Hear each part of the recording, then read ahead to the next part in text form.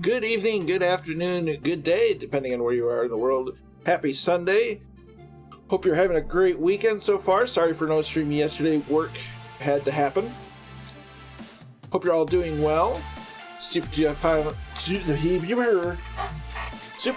in the chat already. Good to see you, my friend. Hope you're doing well. So today we have 2 flights for the price of 1. We're taking out the P-8 Poseidon, which at first it looks like a Boeing 737-700, when in fact that's basically what it is.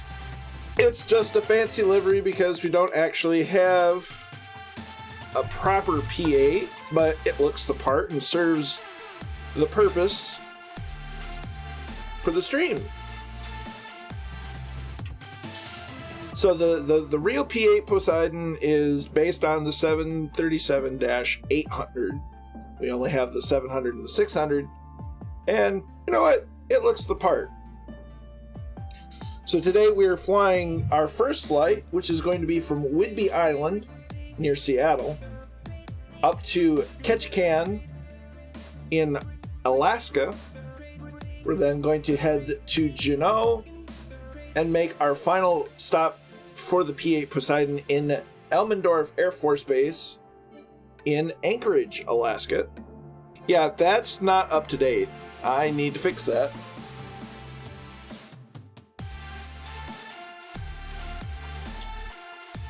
Give me 1 minute and I'll fix that. The route is described in the Discord.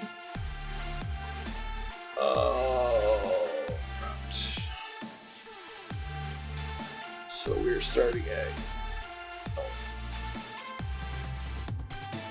KNUW PAKT PATN.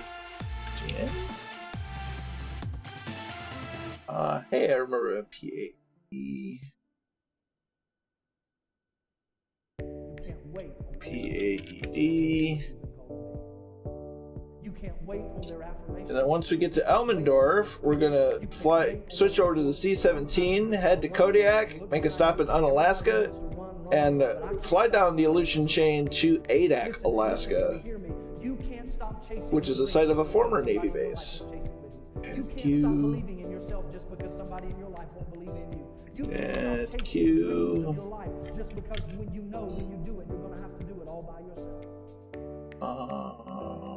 Add U. And then P-8.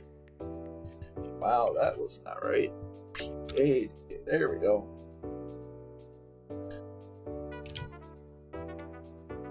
Alright, that should save.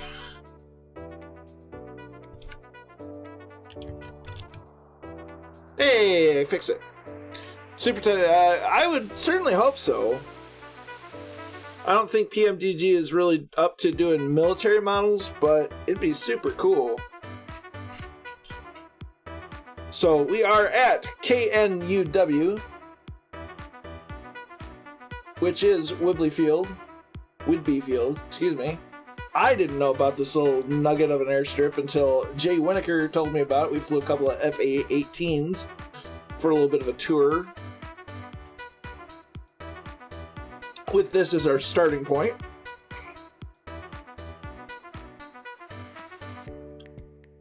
And the livery is by Steve Draw, which I will put a link to. Steve Draw. He's part of the PMDG team. Oh, I gotta find.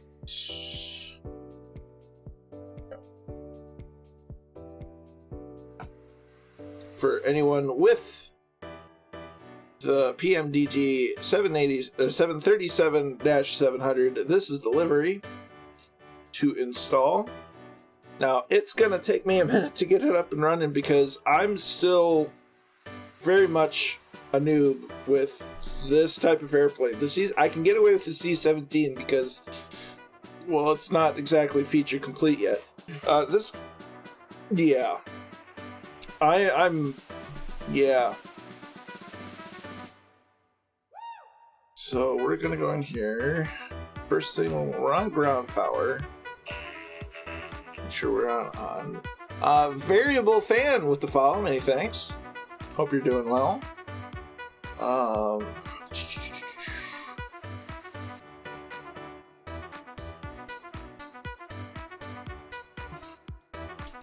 We are indeed on the East US server. That's the wrong way. I do that every time.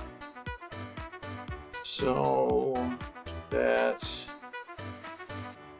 emergency lights are on. Hydraulic pumps.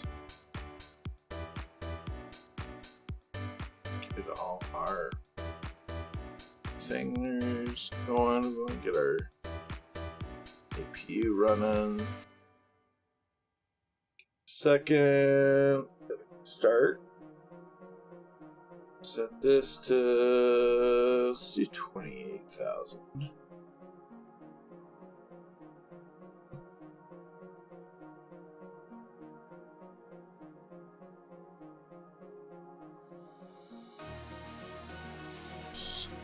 Rolling through the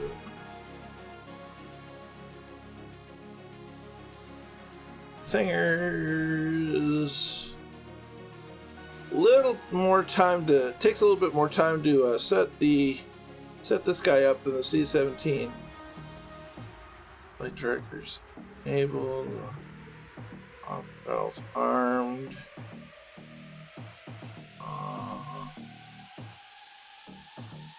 There we go. Now we can start seeing stuff. We want our position lights steady for now. Logo comes on. How we look?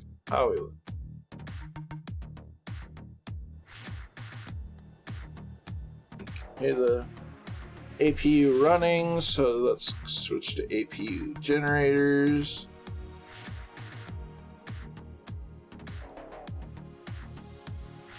Go ahead and dismiss ground power.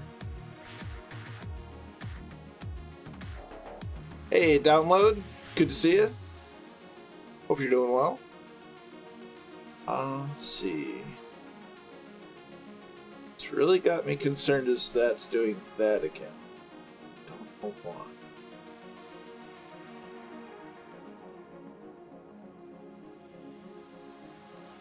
Alright, so use this, enter IRS position, turn, and go FMC, index, position, second page, that, there, that's why that was that way, okay. KNUW. Nope. There we go. So the P-8 Poseidon is a anti-submarine warfare aircraft.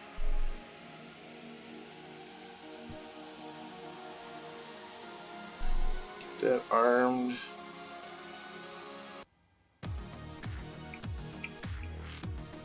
That's set. Oh look, it's another P-8. Awesome. Get that set.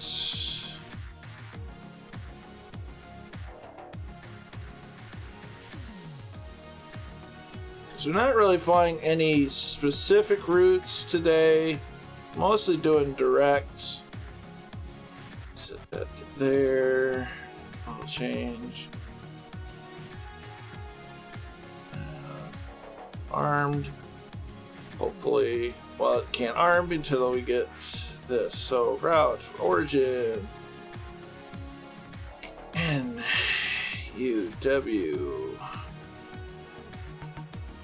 What?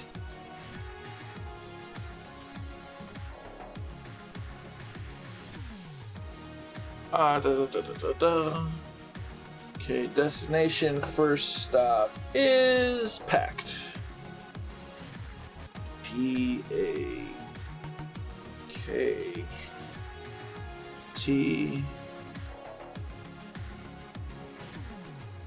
We're gonna take runway 25.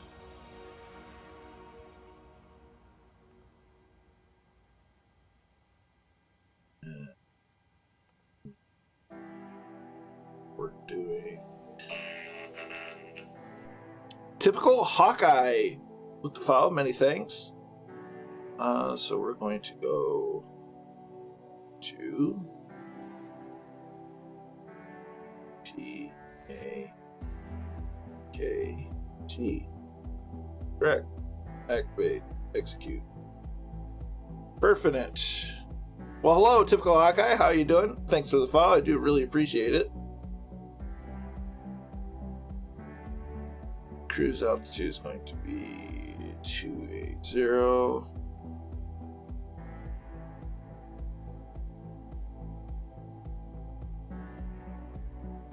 That dude. Hey, Franny, how you doing? Day's going pretty good so far. Can't complain.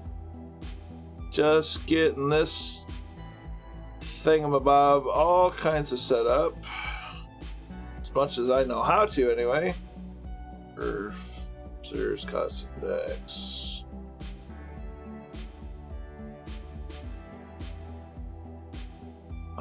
Perfect. Execute. Awesome. Yes. Yeah, I know that feeling all too well. So that's good. Legs. Just gonna be one straight leg. And that should do it, I think. Let's see. Back. Root. Take off. Flaps 5.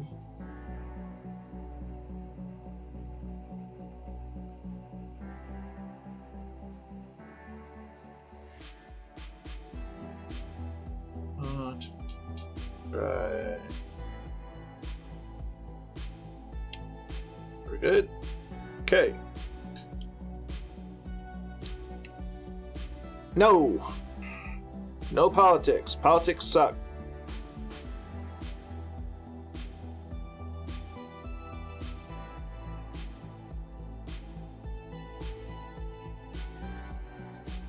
We are here to have fun and fly and focus on that, not any kind of politics. Alright, so we should be clear. We're going to dismiss the stairs. Menu. Sections. Ground services.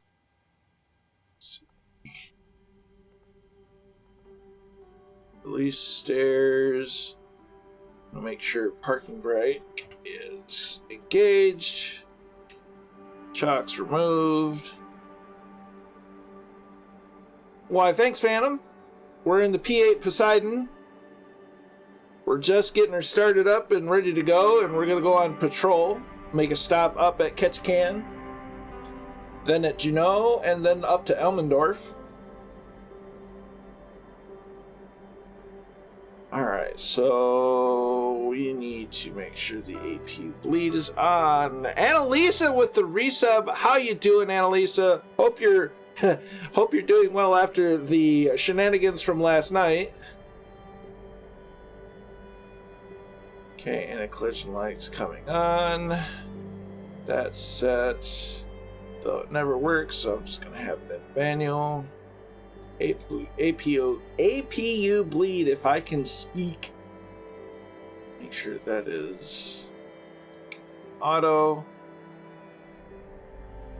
Those are all on. If those are all on, we're going to make sure those are on.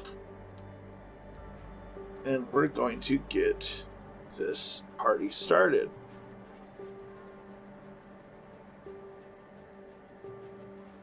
Now we see it rising. Hey, Papa Joe B, how you doing? Good to see you. Just getting the engines going. Well, glad to see you're hanging in there. Hey, Godwin, how you doing? Good to see you.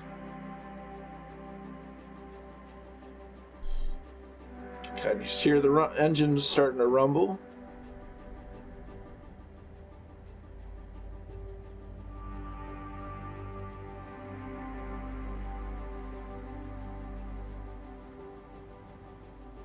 We're at Kilo November Uniform Whiskey, Whidbey Island. We're taking the P-8 Poseidon up for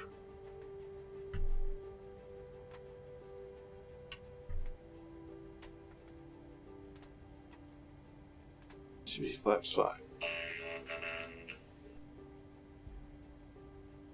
Stag with the follow, many thanks. Sounds like she's going, so put that on the continuous for now. Put engine 2 in the ground. Wait for her to get spooled up before we introduce fuel.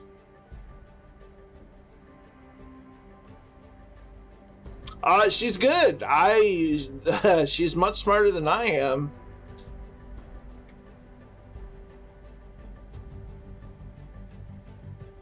Bit out of my general league. It really does. The PMDG, and especially with this setup as a P-8 Poseidon, is pretty darn spectacular.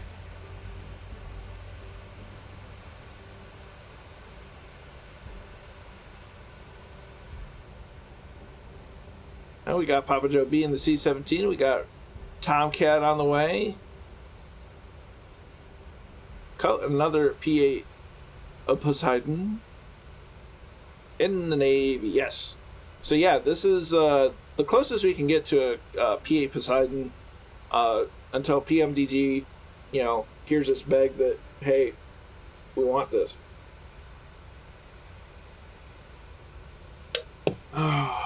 Roger that, Goblin. We're just making sure everything is hunky-dory. So we've got our HUD, bring that down, make sure that's set up good. That's good, that's good. LNAV. Won't worry about that later. Sergeant Staff, how you doing? I'm doing well. We're just getting started and getting rolling here.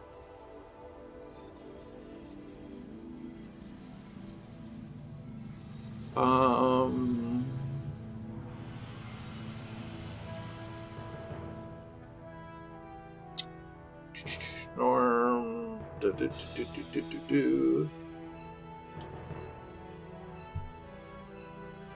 That's awesome, Sergeant Staff. Dougal! How you doing, my friend? Hope you're trying to stay cool at least. Left leg is killing you? Oh dear. Okay, we're gonna make our slow taxi to... That's awesome, dude. B-29 is awesome. I got to go inside the cockpit once many years ago. It's a really neat experience. All right, so depress brake, parking brake released. Add a bit of power to get rolling.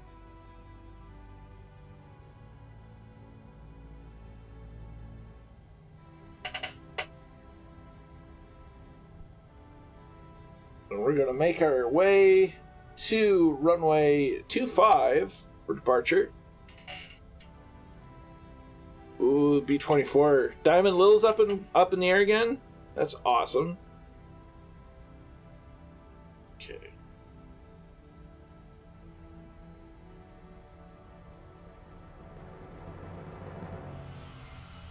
Alright. Slowly make our way. Now, Whidbey Island is the home base for a P-8 Poseidon, P-3 Orion unit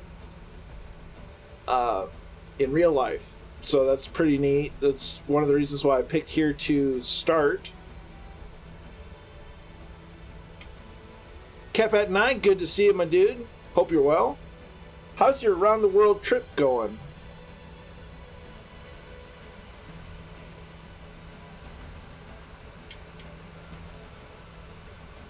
There's Cat on the runway.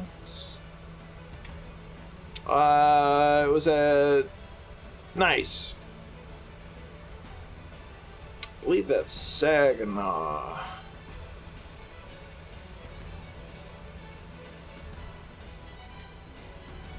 Alright. So we're slowly making our way to runway 25 for our initial departure.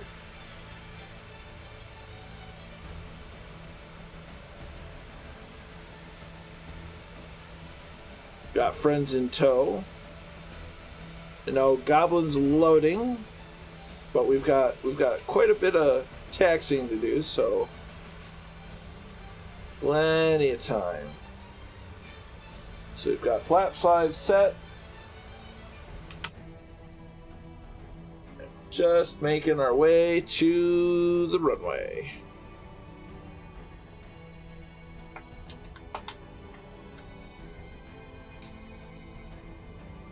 Lots of work, been doing some...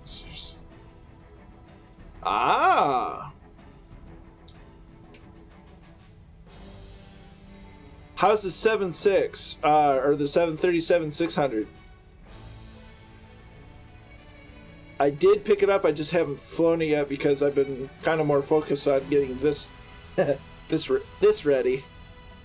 Because this is a kind of a departure. It's similar to the C-17 streams, just because it's a military airliner. I've been thinking about putting a couple of videos together. Jay Winokur put together a fantastic, his top 5 fighter jets, or fast jets in Flight Sim. Been considering doing something similar. If that's something y'all would want to see.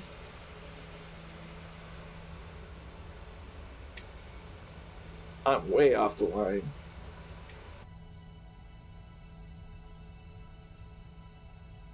That's better.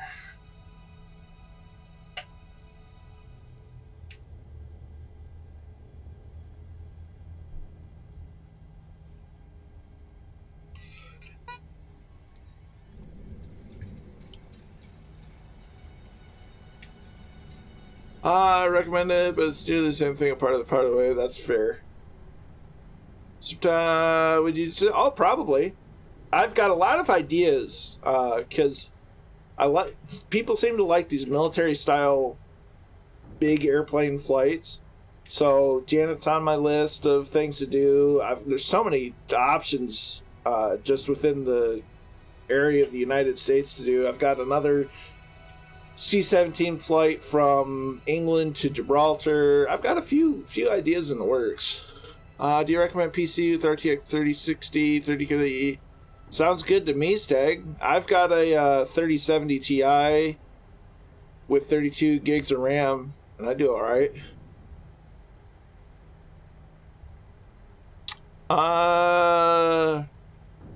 Tom, good to see you. Hope you're well. We're just taxiing to runway 25. We're gonna make a fly north to Ketchikan.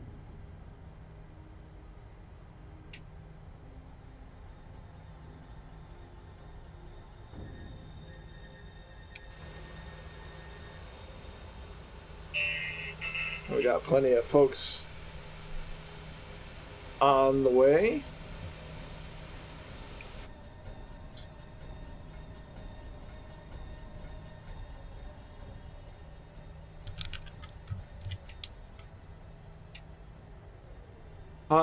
If you've seen the movies, T3.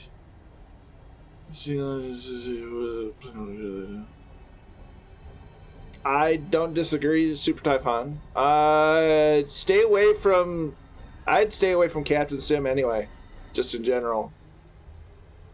They're a giant scam. Tom, we're in the 737-800, or as livery depicts, a P-8 Poseidon of the United States Navy. A sub-hunter. Thanks for the follow, Tom. Really appreciate it.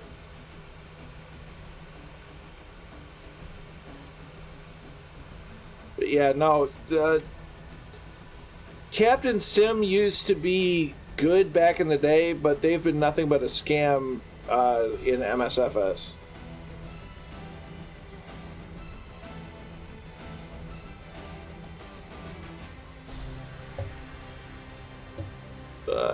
I made that a wide turn.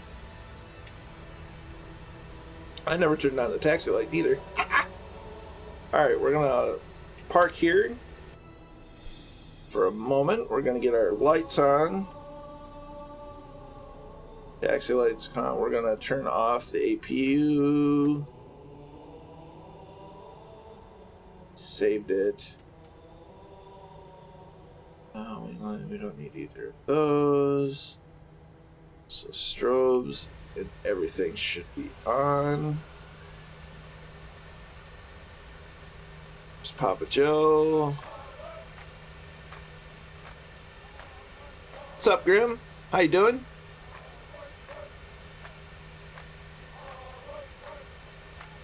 Let's see, we're waiting for Goblin.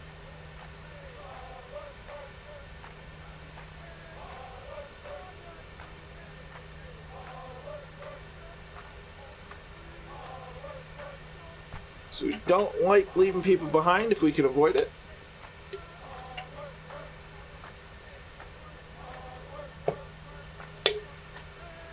For sure. Okay. Got all the lights on. Let's see. Beacons on, strobes on, landing lights are on.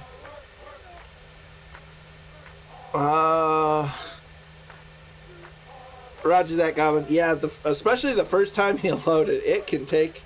They say it can take up to 10 minutes, which is pretty ridiculous. Renting, I'm going to be in the number 2. Roger. Oh, right. Oh, that autocorrect.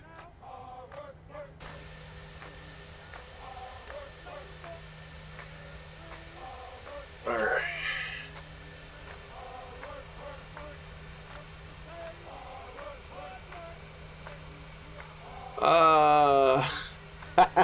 Mr. 90, a little bit. It's military themed, so it kind of fits in with the theme. Did I only set that for?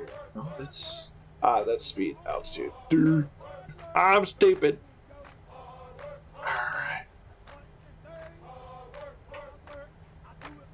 All right. For takeoff, we're gonna restart this song. All right, we're in position. Double checking everything. Good, good, good. From the outside, everything seems to be good in here. Oh, way back. Make sure our TARA. We want to other airport data train. All right.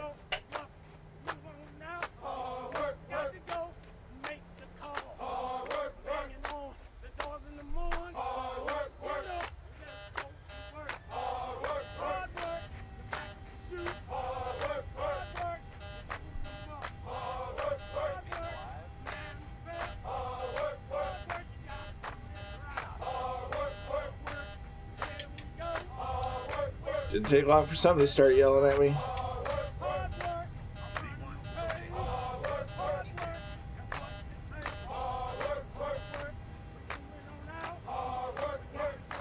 We're up. You're coming up? Oh!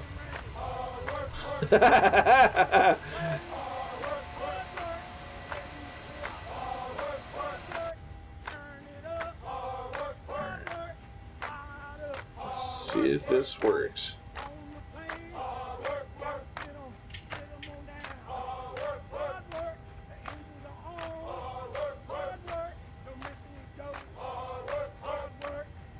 That's coming up. Look at that. That's something you don't see every day.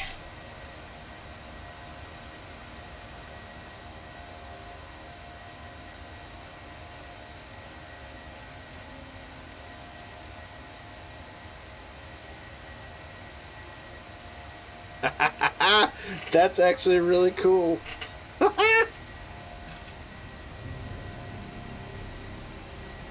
Plus the C-17 coming in the background. That's so cool.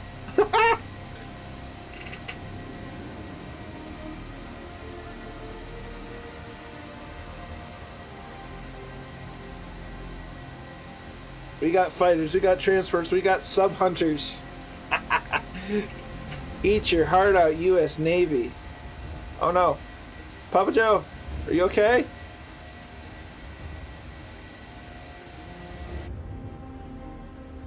Got our hut going.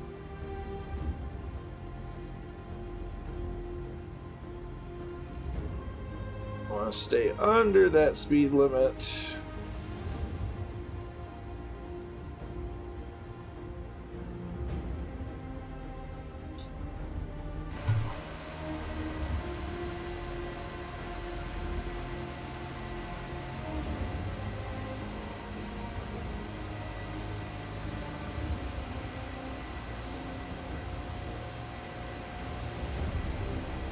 That's what I'm talking about.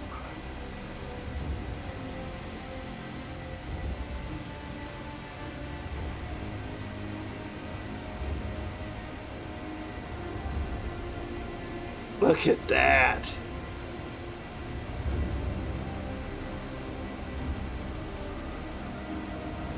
Oh. That's so cool. I'm hiding me. Now, it looks like I was cut off from that picture, but I really wasn't. My monitor is wider than the stream, but there's a good look.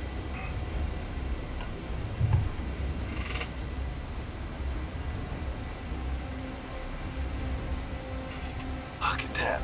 Pair of 22s.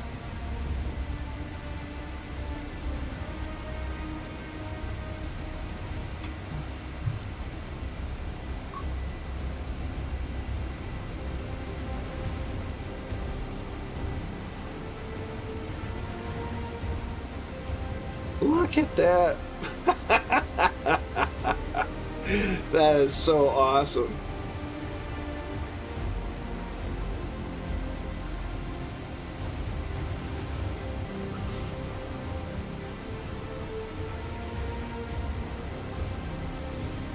Music could not have been more perfect.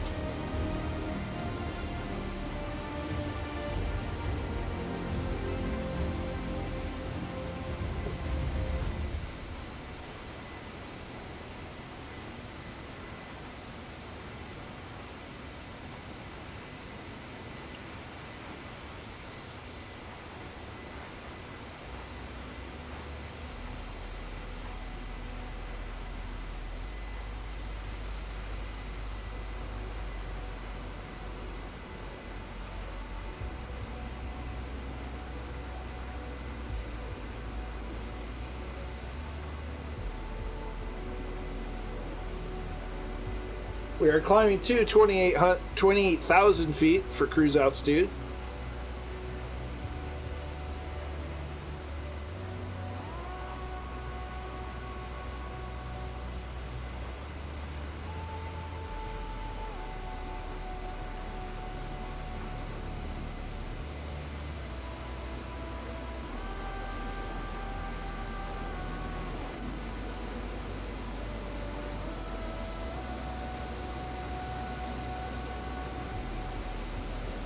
That is insanity.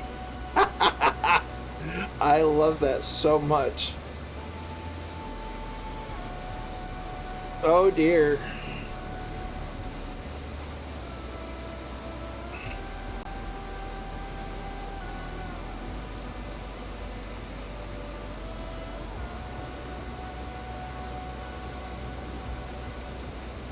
Yeah, the loading times, and I've had to tell this to other people, it's like, this takes a while. I mean, the sim takes a while to load in and of itself, but just loading a flight in for the first time in a variant of one of the 737s, it takes a while.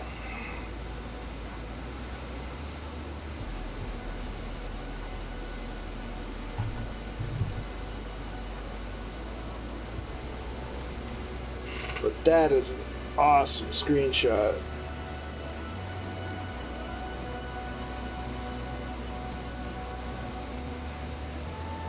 Nice formation flying, guys. That is impeccable.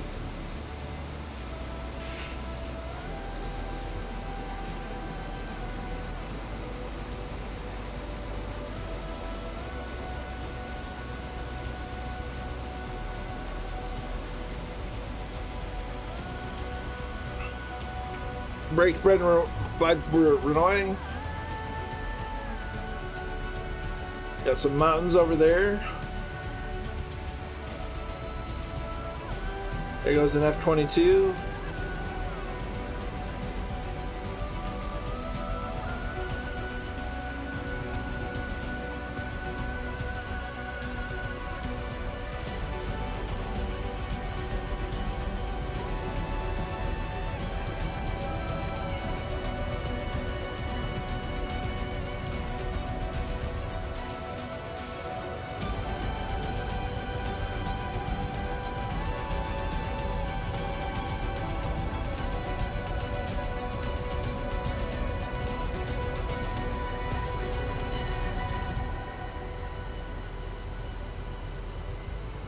Looks like we've got some weather that we're going to be going through.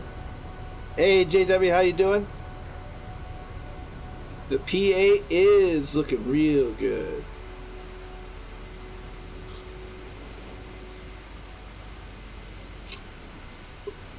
If there's anything I can help you with, Papa Joe, just let me know.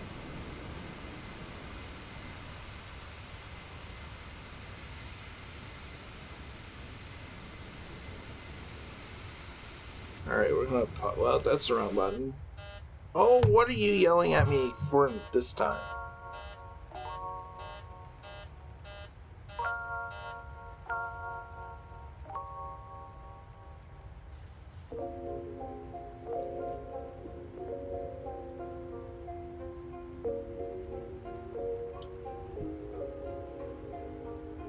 Can never get this thing to work properly.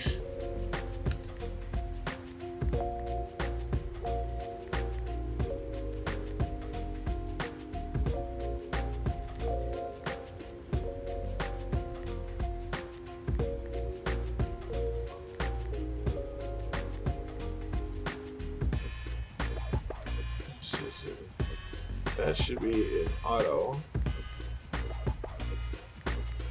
Auto.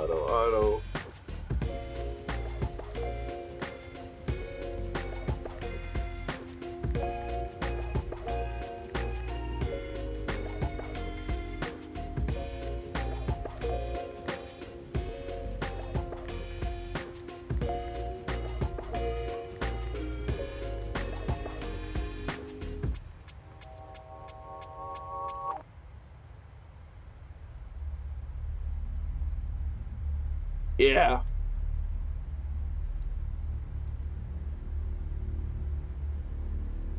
Okay, cabin pressure's now rising. Still not letting me check anything.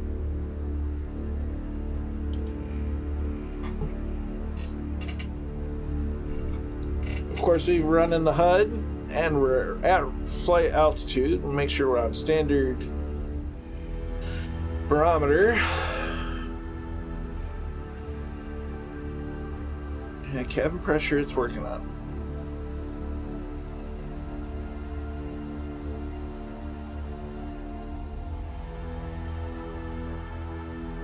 Got auto throttle set, parking brakes off, which it should be. So now we're gonna make sure that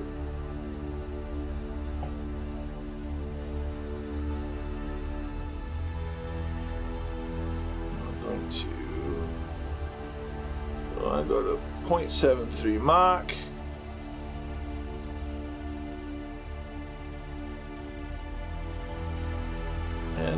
of those should be good to go.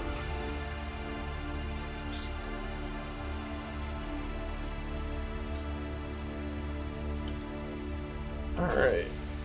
See how we're going out here, and multiplayer issues still are a thing. Okay, it's been pretty bad.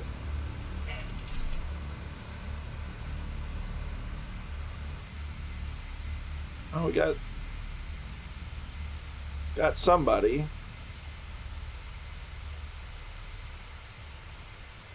Yeah, it always does. And that's the problem, is it always gets worse before it gets better.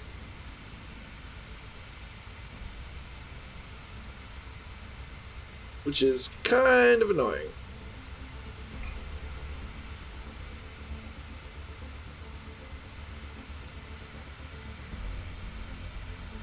It's almost as if they had two server environments, they wouldn't have to worry about it so much. Alright, we've got Janet 67 in an F-22, awesome. There's Kaputstick, Renoy and Catbat 9, Bullet Bandit, Mao. Our friends are coming along. So let's find some information about the P-8 Poseidon. P-8 Pos.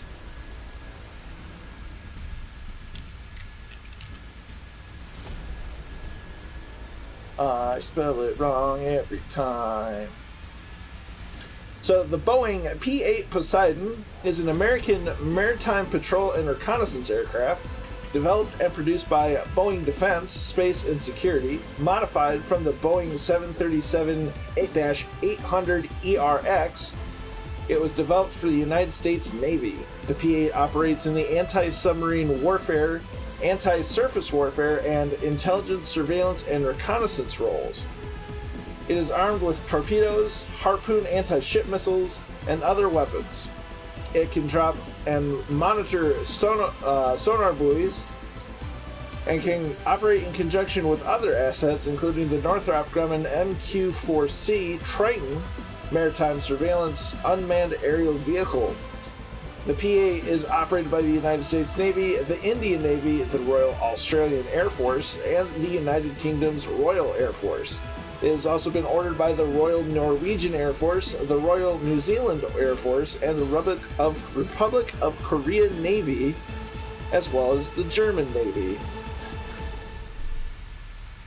So, yeah, I've been watching some videos on the P-8. It's a pretty neat aircraft. It'd be cool to get the proper interior.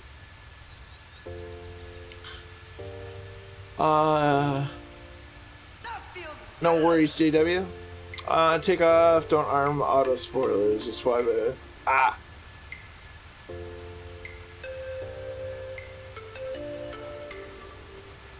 that makes sense. I'm still very much learning this thing. So hop in the cockpit. Yeah, we're doing good. Speed's doing well. Ground speed of 435, that's not too bad.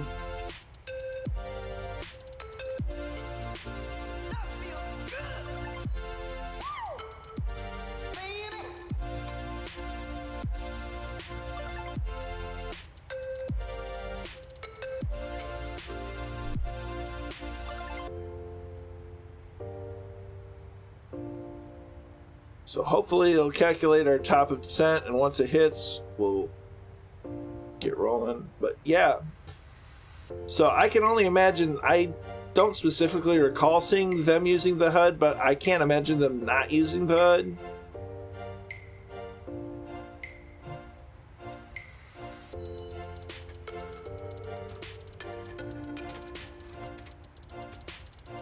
Pop out the old jump seat.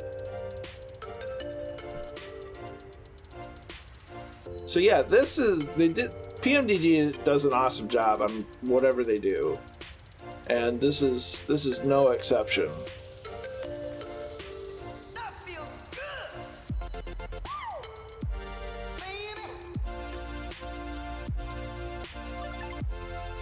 folds up like a laptop.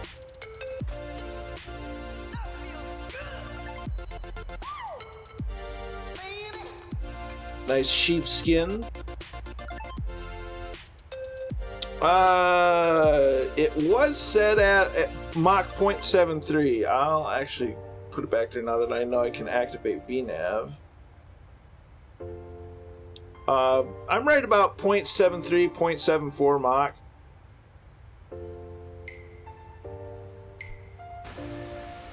Hey, there we go. We got friends back.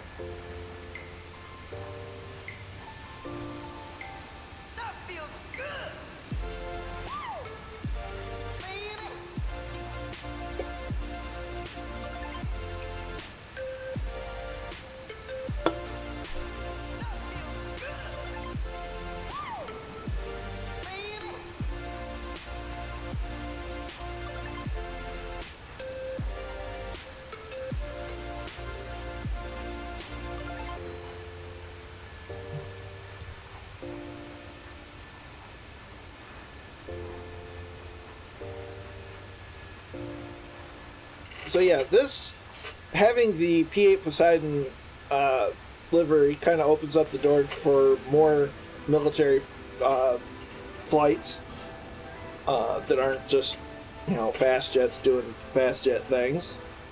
Kind of goes along with flying with C-17.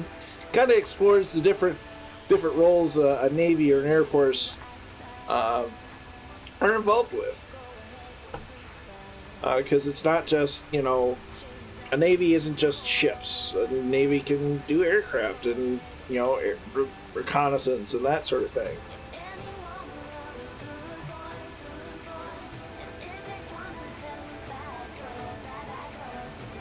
Man, this is cool. It really would be cool to see PMDG do a proper P-8.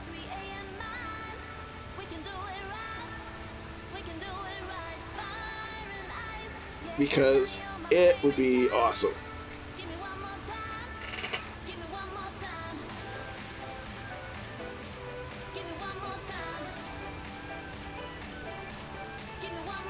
Look at that. 2 P-8s, an F-22, and an F-14 all in formation. That's pretty freaking cool. Ooh, let's see, what's the best yoke to get for someone starting off in this? I think the honeycomb yoke will be... It's kind of on the higher end price-wise, but it's worth it. Otherwise, there's CH Products yoke, the SciTech yoke. If you're not sure how into it you're gonna be, I'd go with like the Logitech yoke.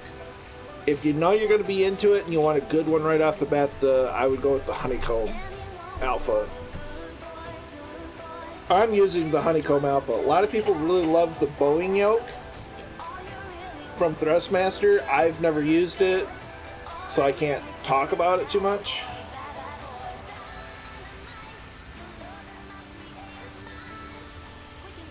Yeah, it depends on your budget. Depends on how into flight sim you're gonna get. But there's plenty of options for any budget.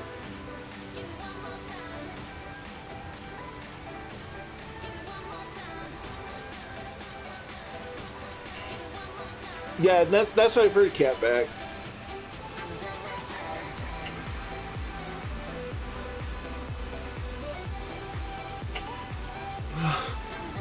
Shit, yeah, honey.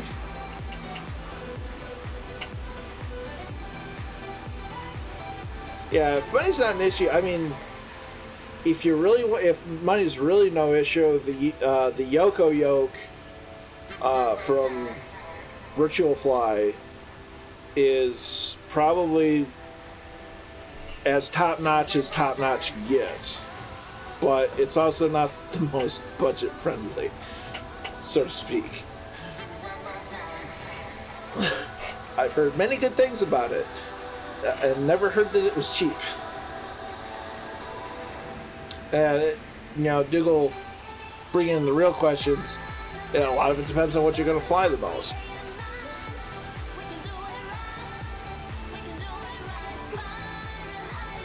Ooh, pardon me. Yes.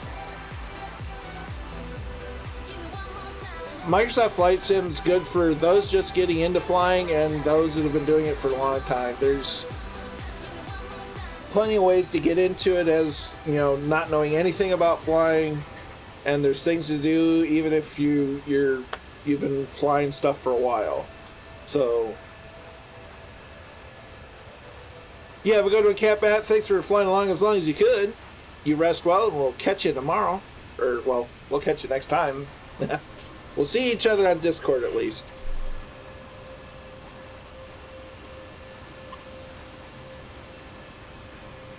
That is a shot and a half.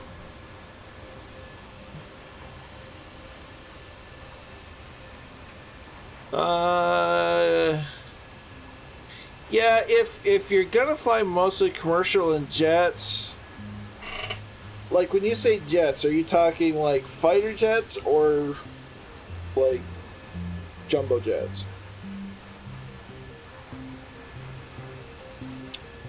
Yeah, it's kind of cramped in there, Sergeant Staff. Like a lot. Yeah, fighter jets.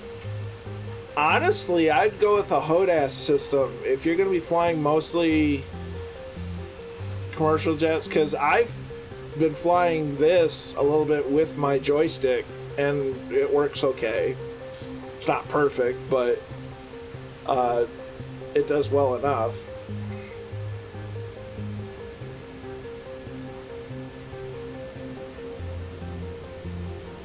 Oh, for sure, Sergeant Staff.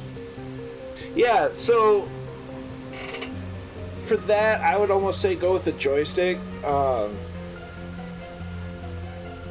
Flying a fighter jet with a yoke is just weird. But flying something like this, because the C-17, which is a similar sort of class aircraft,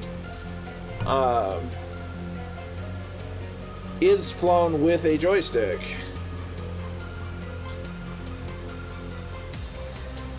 So, in that respect, it makes a lot of sense to get a joystick. But it really can't go either way. I'm going to hide. Well, let's see if I'm panning now. There we go. I'm gonna. Nice. For my understanding, it's not worth what you pay in a few months. I've never messed with the Turtle Beach, so again, I'm not able to really say too much about it. And I just get the camera set up and everything gets moved. Look at that. Isn't that something?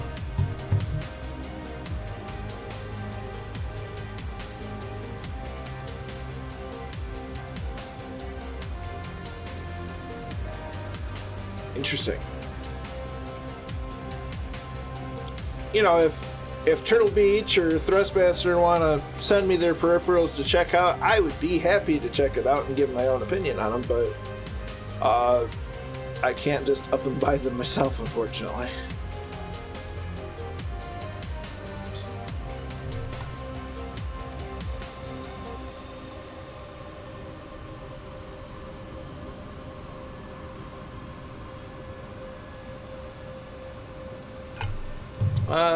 Yokes are well received. Yep, and even their Airbus joystick's pretty good from what I hear. Their throttle quadrants are kind of pretty well single purpose type jobs, but it kind of makes sense. I need to see how far out we are. Oh, we are still a ways to go. Okay. Good. Good. I hate... Oh, there we go. There's that shot.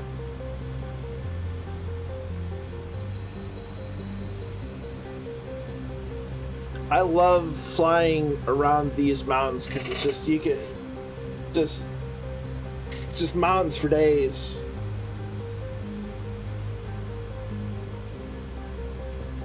From what I hear, Two-Tone Murphy's going to be back up around this area, revisiting the logs. You rest well, Sergeant Staff. Take care of yourself, and we'll catch you next time.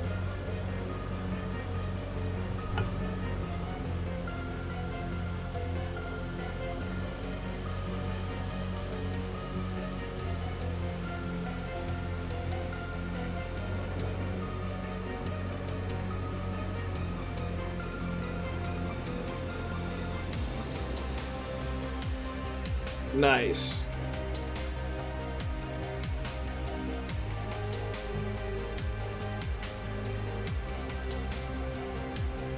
Anybody that says you can't formation fly in an airliner doesn't know what I'm talking about, because you totally can.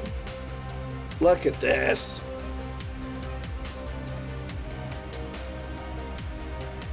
Get the wing flex and everything.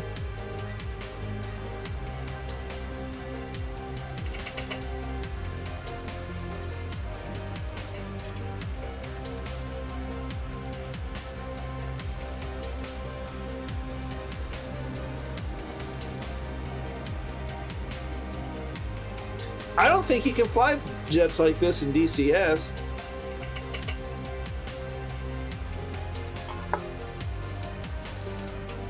And then again, I don't know a whole lot about DCS, so maybe you can.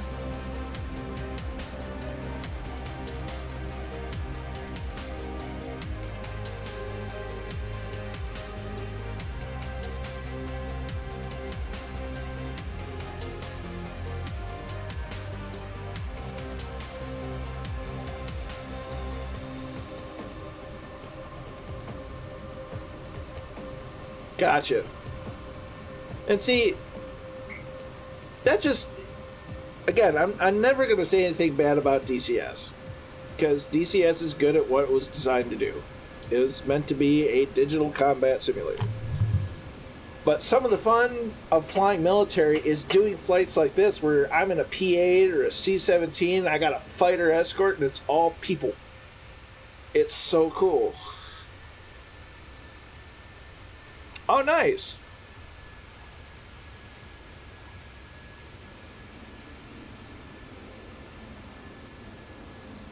That's a screenshot.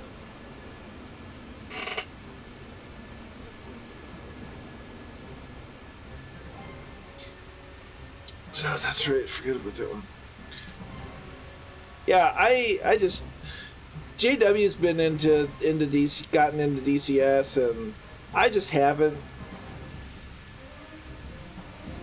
You know, I like this kind of flying, group flying. When it comes to, you know, aerial warfare, World War II is kind of the pinnacle. You know, into Korea.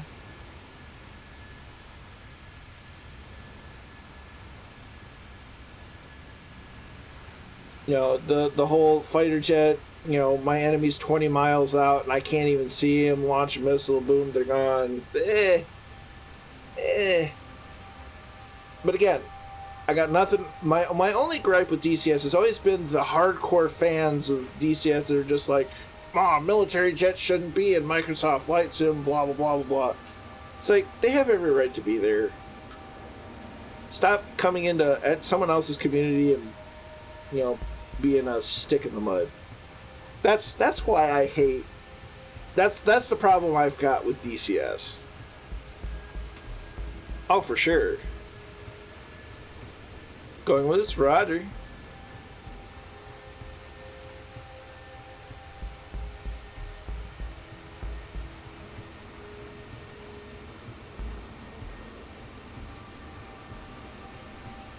But, you know, I'll never, like I said, I won't dog DCS, because the program is the program, and the program does its thing very well. It's just some of the fan base of DCS are what would kill me.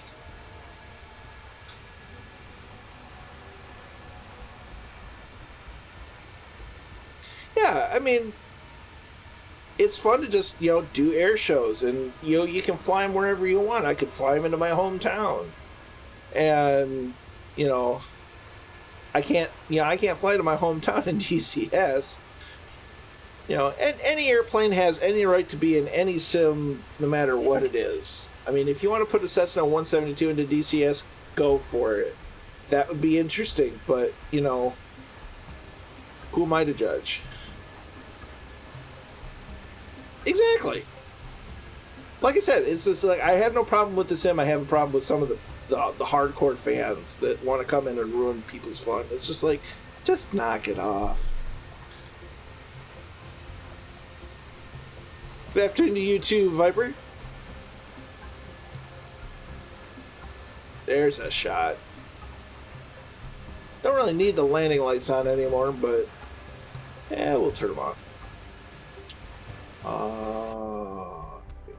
That. So landing lights off. Look at this. Don't anybody move. I need to get another angle of this with the mountains. Gotta get the mountains in view.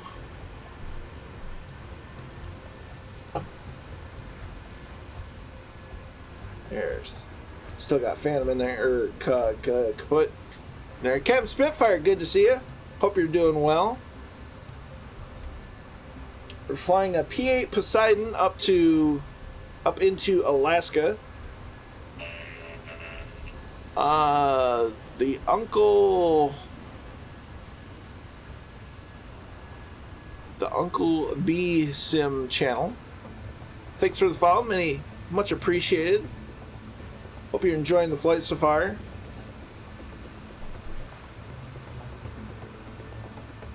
Look at that. I mean, isn't that just crazy?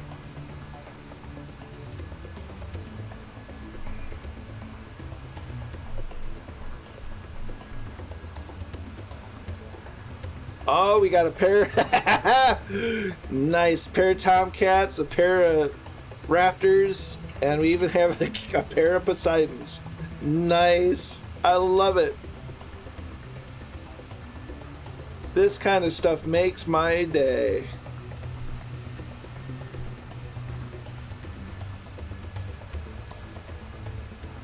Look at that. Getting a Raptor escort, Tomcat escort. It's so good. Oh, is that an 18?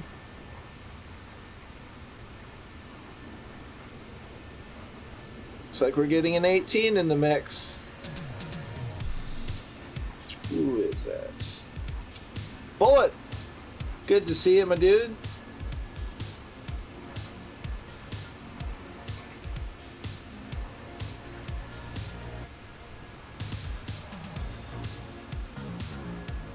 This is so cool.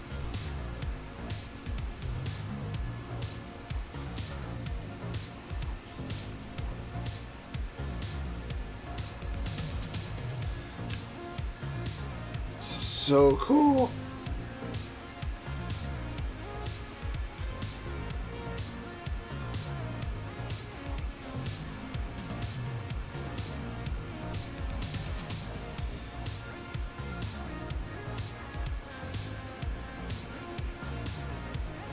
Of course, I will be uploading screenshots to, well, frankly, many different Discord servers, but primarily my own and Two-Toed Murphys, and even the Flying Fabios.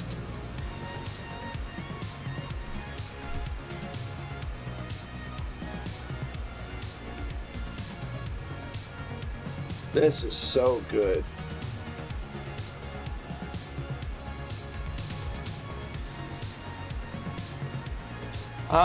Flip behind, choose use. No worries. Got you up there. There's kaput. Kapustic. Kaput. I'm gonna just call you kaput because my brain. Look at that. Isn't that something fierce?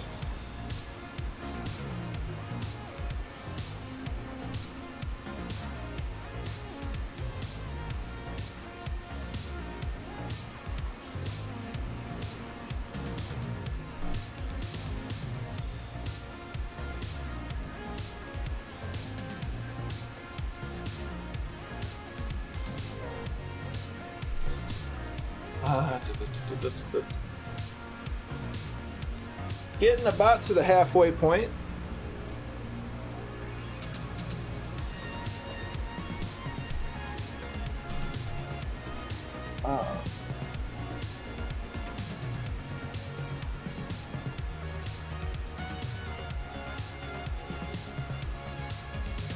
So it's a short hop from Ketchikan to Juneau.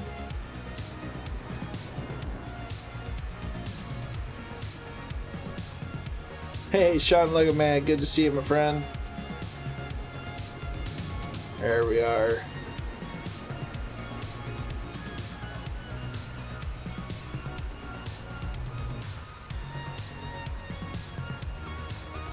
What livery are we in tonight?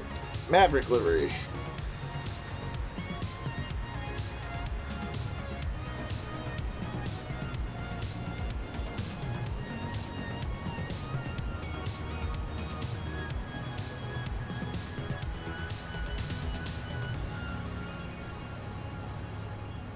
Definitely got more and more cloud coverage. You can kind of still see the mountains below us.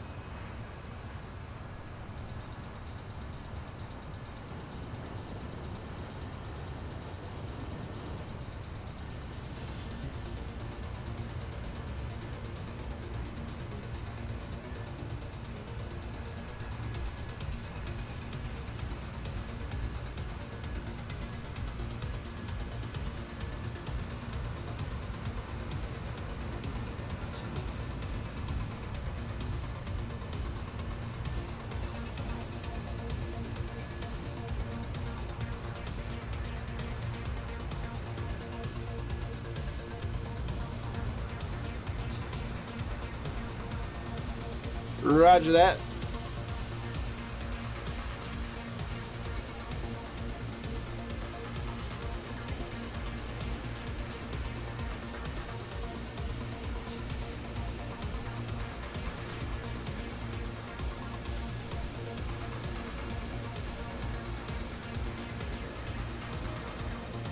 This is incredible.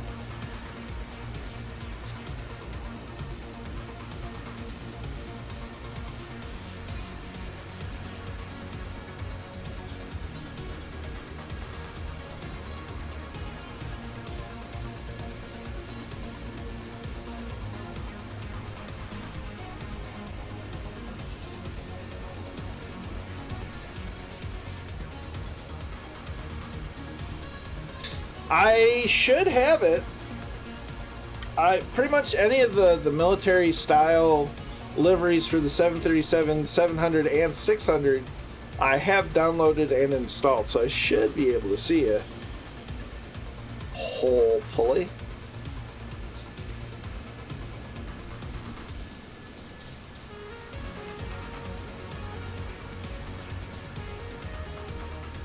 Check inside. That's the wrong button.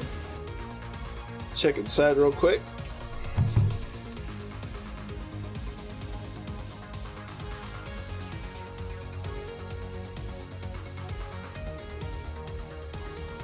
Things looking good, indicating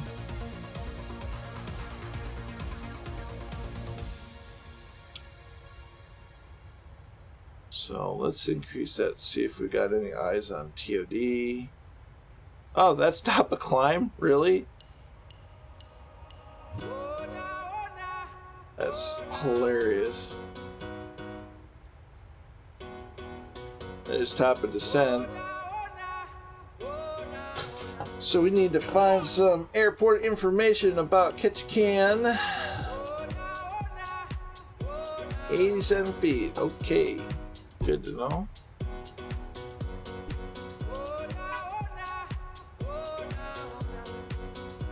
That's not the window I needed to press that button in.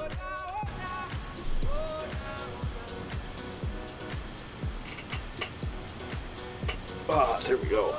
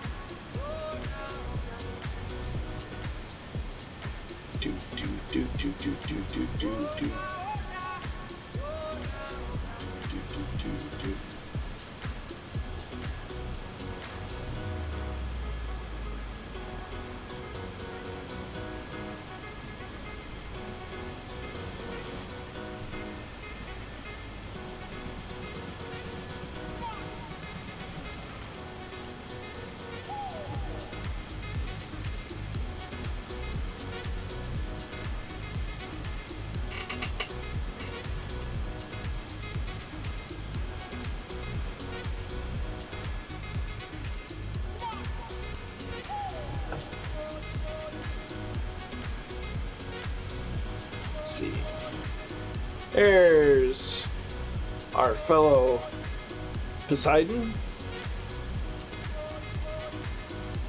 So we got 3 of them. We had a C-17, but they experienced some technical issues and had to return to Whidbey Island.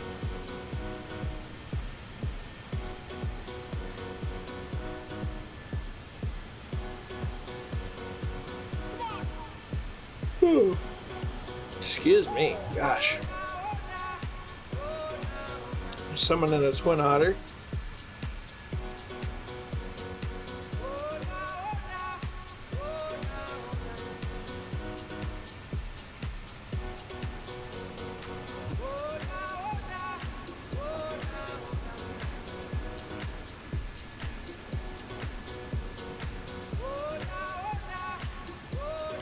Ooh, Janet Airlines.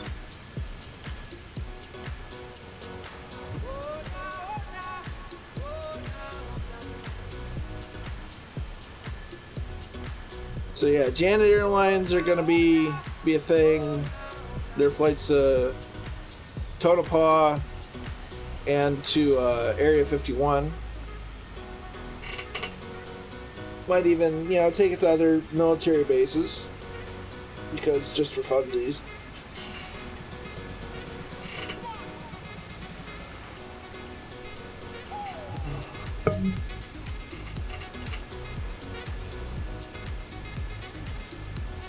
Of course, Janet Airlines being not really an airline.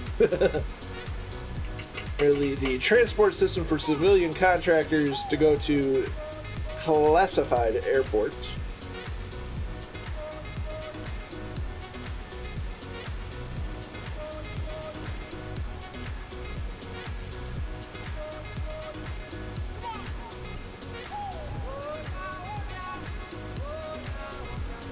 There we go.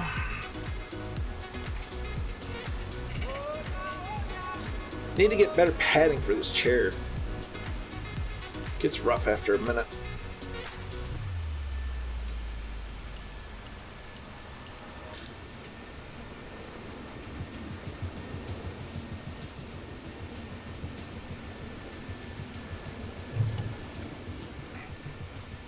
Nice.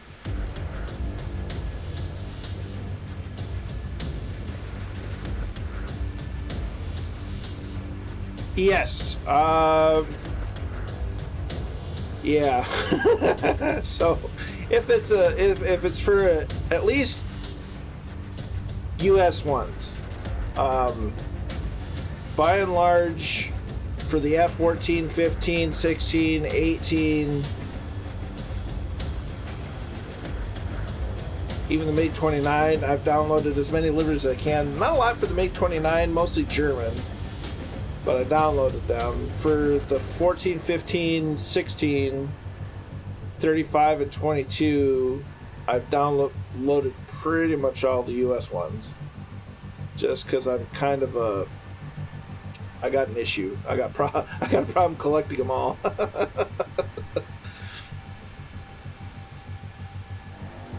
MiG-21, nice. MiG-21's underrated. I think the GU-91's underrated as well.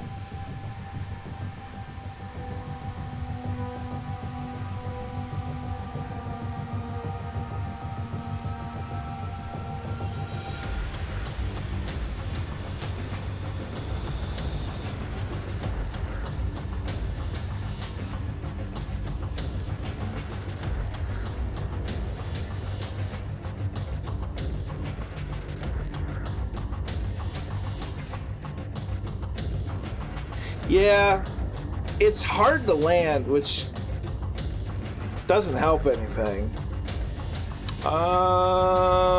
That is not an RAF livery. I thought I had it installed. I might need to go back and check.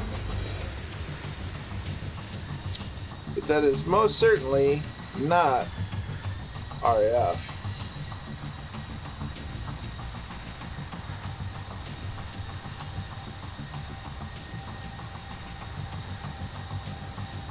Interesting.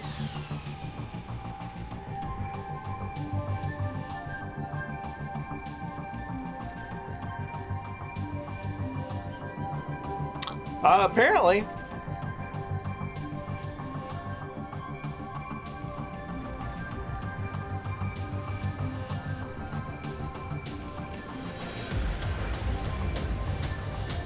I'll have to double check to see if that's actually installed.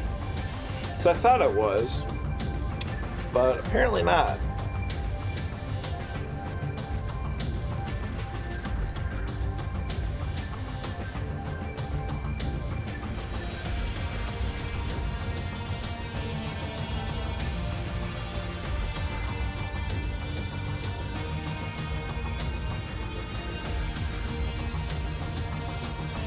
Watch, it'll be a totally different livery by the time we land.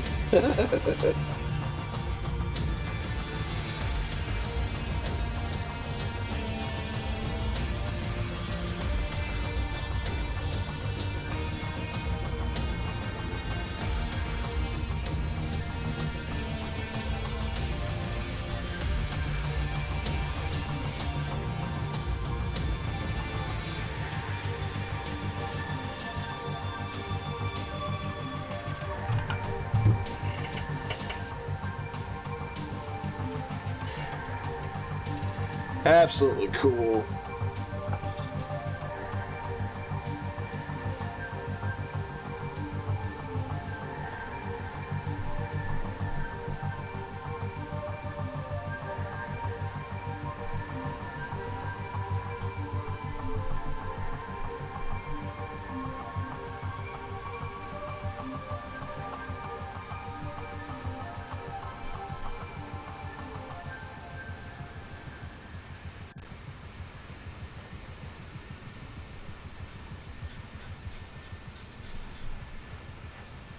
Kingsman, good to see you, my friend. Hope you're doing well. How's Liverpool treating you?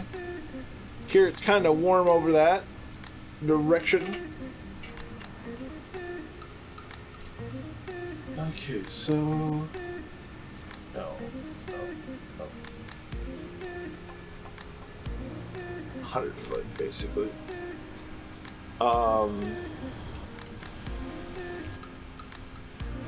Let me in. The heck happened to my altitude?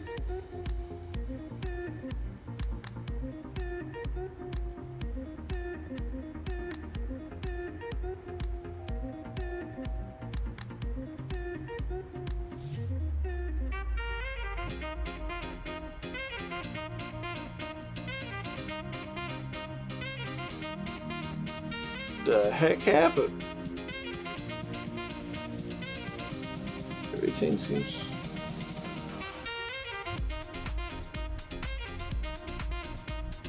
Alright, we're gonna start top of descent.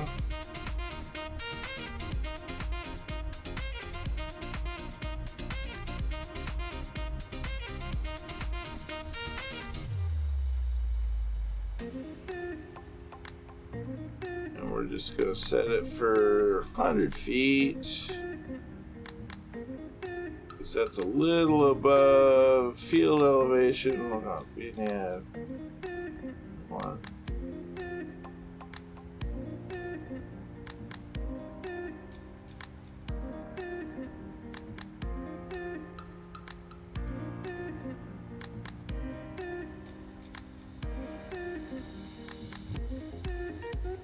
Down 3,000 foot a minute.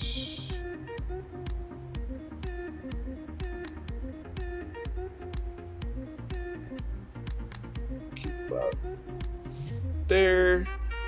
Let's see what happens. It's Kapoo? Okay. Ah, gotcha. Good to know. Appreciate that.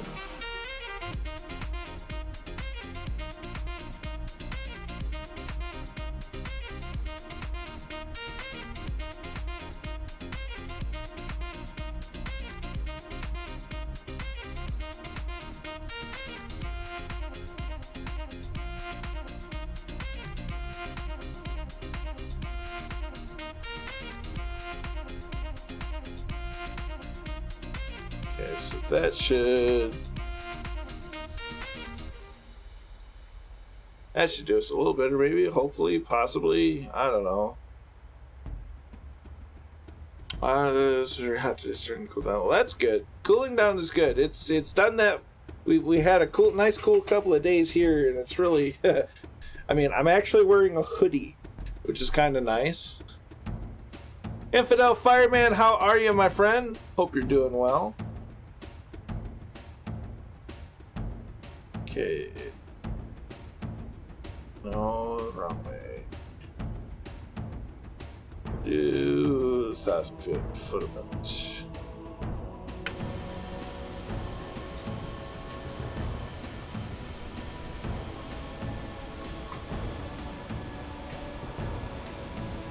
So we're making our way up from Whidbey Island up to Ketchikan.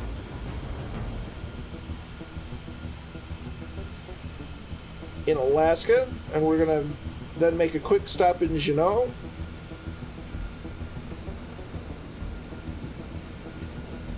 And then from there we're gonna head up to Elmendorf Air Force Base, where we'll switch planes back into the C-17 and then make our way down the Aleutian chain to Adak.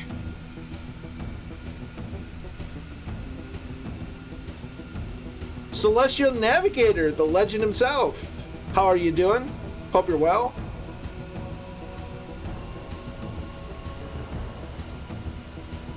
And we're flying the P-8 Poseidon, which is just a fancy 737.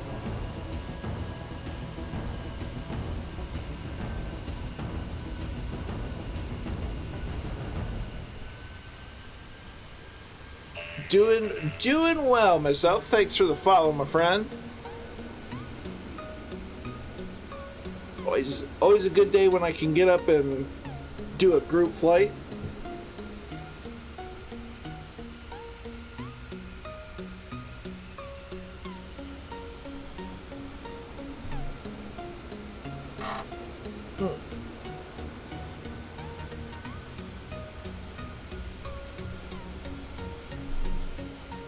And once we get up to Elmendorf, what we're going to do is we're going to take about a 5 to 10 minute break, get up, stretch legs, have a snack, get a drink, use the Infidel. It is East US.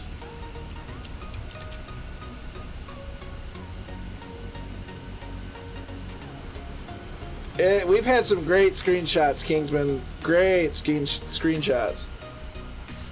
We've had a pair of Tomcats, a pair of Raptors, a pair of Poseidons. I think we're up to 3 Poseidons-ish. We've got an F-18. We had a C-17 for a minute. Okay, Kozaki, you're right indeed. Best livery for the 737.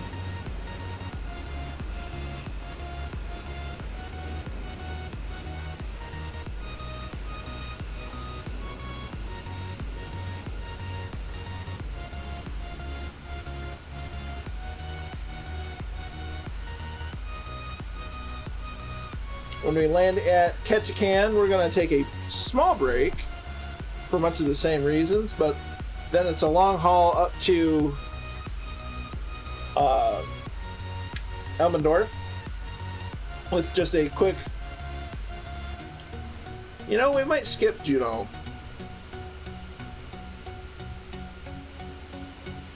Yeah, we'll stop at Juneau. It's a short flight, half hour.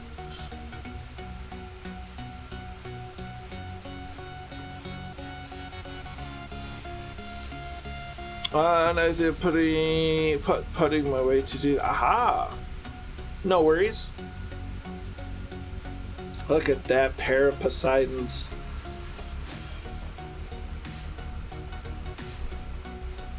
You know what, U.S. Navy, you can hire me for promo shots like this any day you want.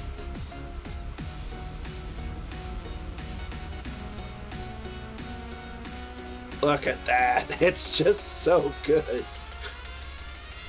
I mean, it's neat to see 2 big jets like this not that the 737 is necessarily big, but jets of this type in close formation, it's just really cool.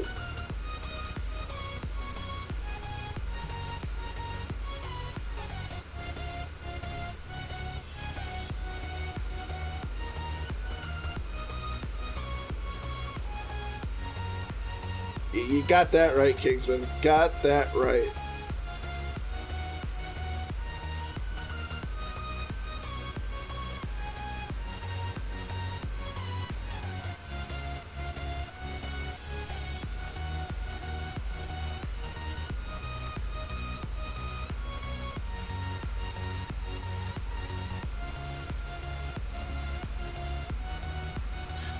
So I knocked some rust off of flying this. I've done a couple of quick flights last night and a few nights ago.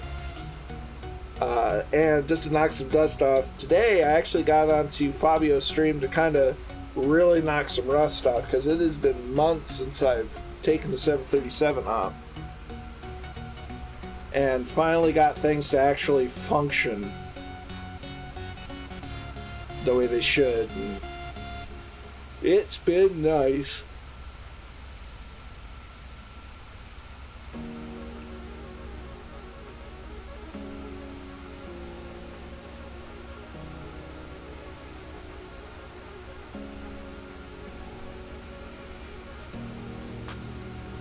There we go. That's a nice shot with all three of the different fighters: the F-18, the F-20, F-18, F-22, and the F-14.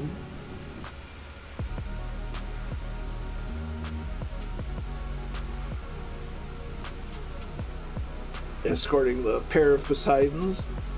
And that's a tongue twister, pair of Poseidons.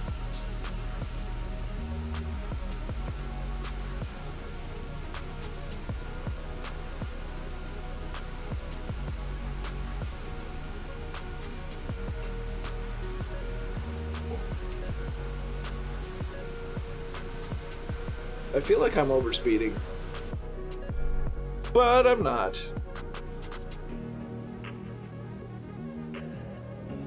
Excellent. Look at that.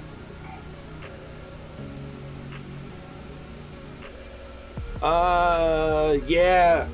I'm sure someone's going to be working on it. I know that the group called Aerodynamics are working on a KC-10. And I know there are development groups working on aerial combat for Microsoft Flight Sim. So it's not unreasonable to think that at some stage they'll create some sort of mid-air refueling sort of thing. I think a lot of it's just a matter of just coding it to work, which would be cool.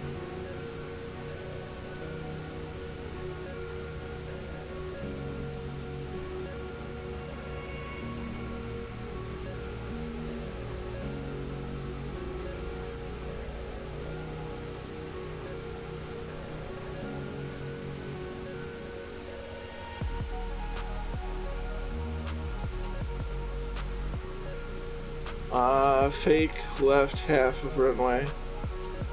What?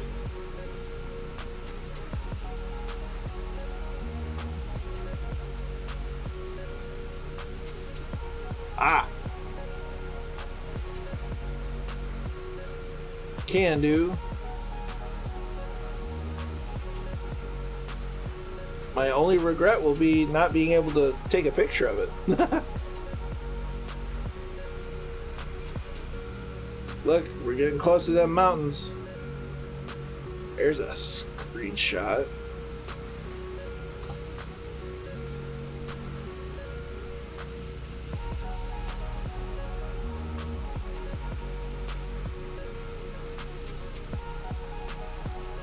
So we're getting down, getting close to it.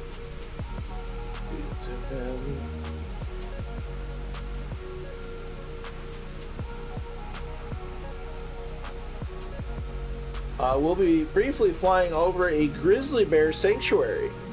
Isn't that exciting?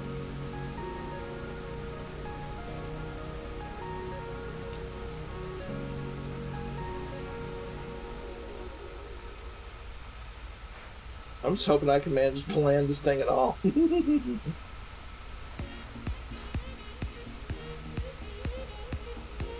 That's a shot. A pair of Tomcats, a pair of Poseidons, an F-18. That's just cool. Alright, we gotta get inside and start making sure we're ready for the landing. So, got auto brake set to 3. Our auto spoiler is armed. We're definitely gonna need to refuel.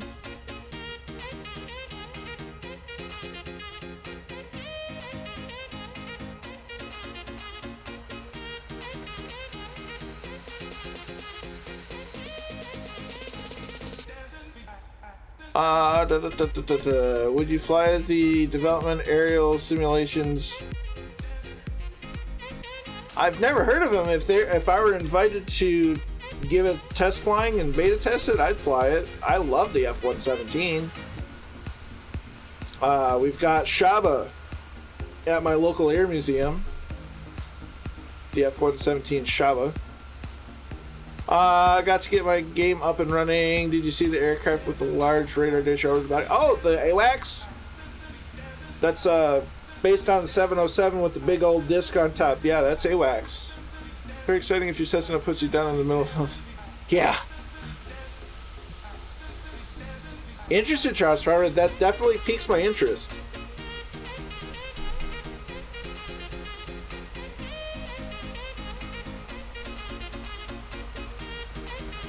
I would dare say it's probably the one jet designated F that I would like more than the F-22, and I love the F-22. Devil Dude 1 with the follow, many thanks. Look at that. Look at that. It's so good.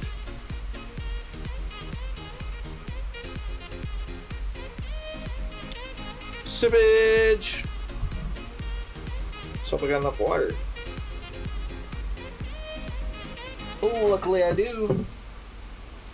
I need to stop wearing black or light up my background more.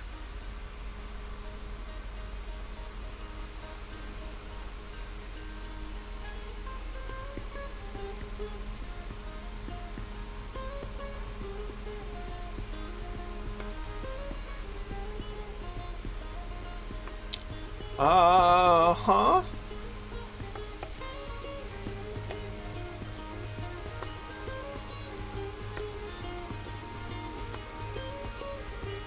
Ooh.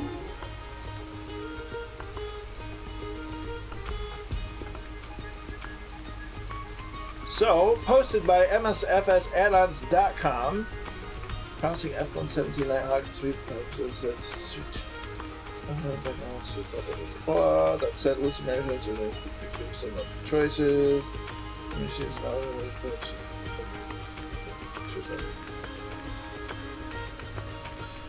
Yes, please. Yes, I like it. I like it a lot. It's portable to the solo F-18 term simulation, or isn't it? I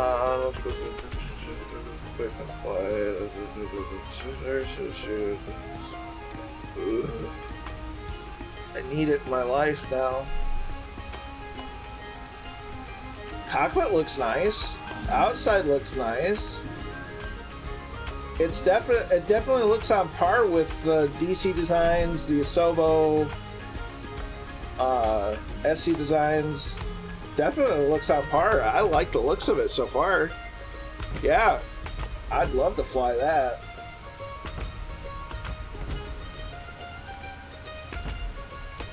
Love to have an AWACS too.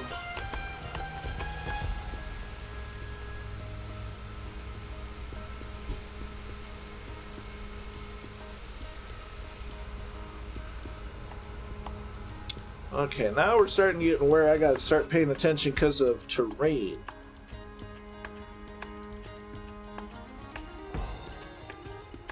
B1 would be awesome. See, I would take a B1 before I'd take a B2.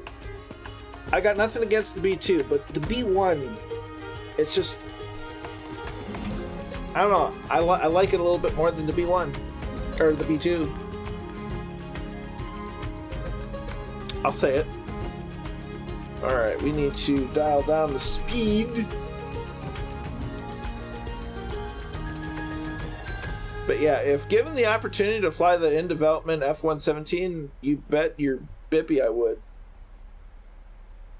Yeah, the bone, because that would give me a good reason to fly out of Ellsworth Air Force Base. Back a number of years ago, my family took a vacation out there, and our hotel room, its window literally overlooked the approach to Ellsworth.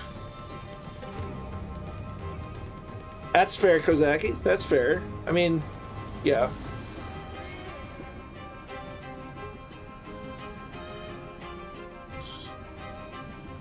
Yeah.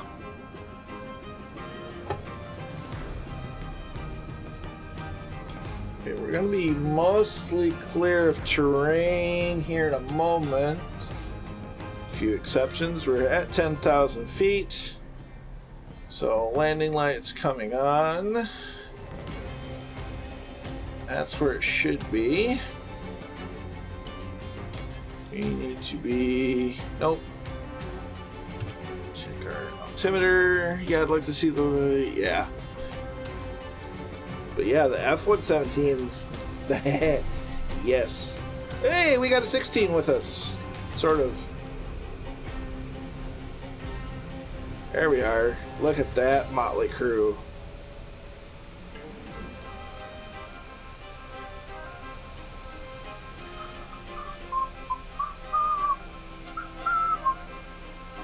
Really enjoy this tune.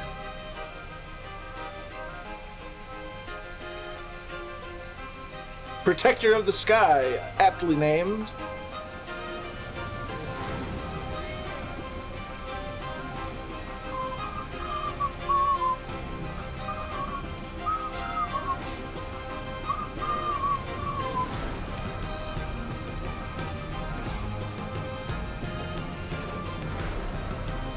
Look at that.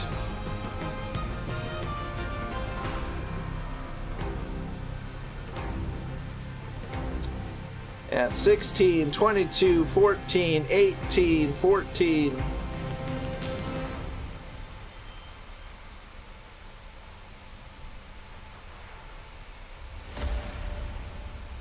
And epic song after epic song.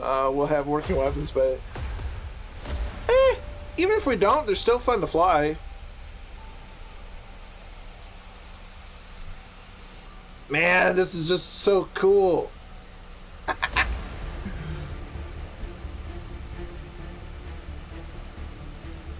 I'd like to see a formation like this diverse in DCS. I really would. I would, if I could see a formation like this in DCS, I would download and fly in DCS. I've heard it's also very wobbly.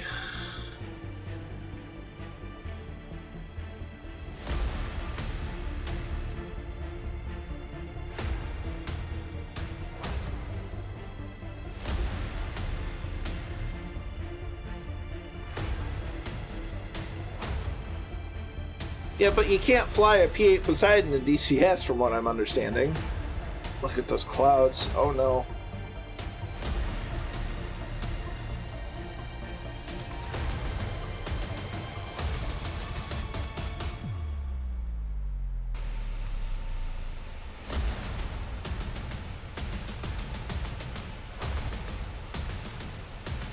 Jeez.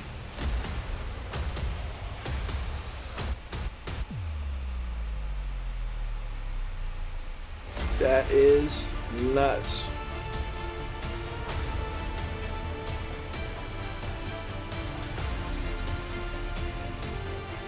Absolutely crazy. Will do.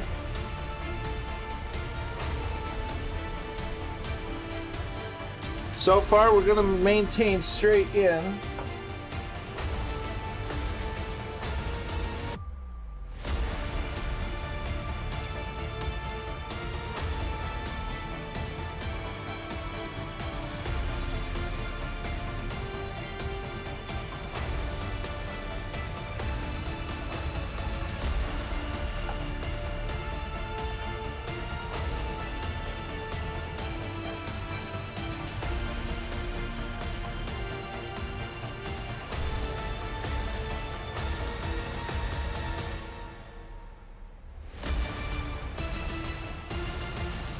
Roger. From Roger that, Charles. I haven't. There's an AWACS available for Flight Sim? Watch the full after taking on an F-15 wasn't. Yeah. I mean, it's got. Oh, yeah, that's IMC right there.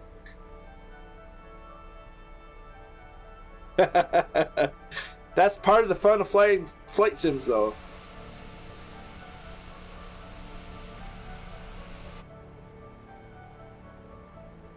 Oops, wrong way.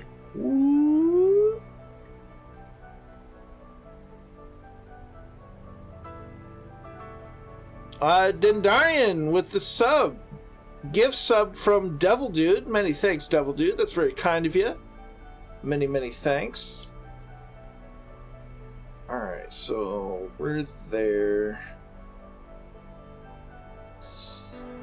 So right after Duke Island, it's going to be at 100 foot. Okay, I'm decreasing vertical speed to 500 foot a minute.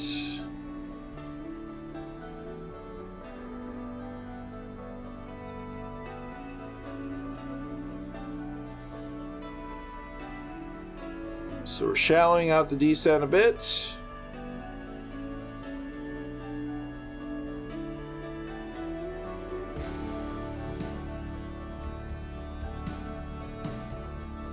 And we've got rain.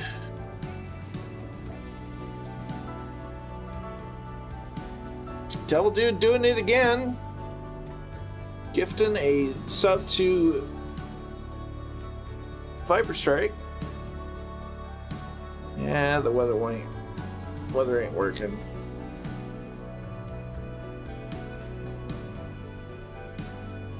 Would like terrain, please.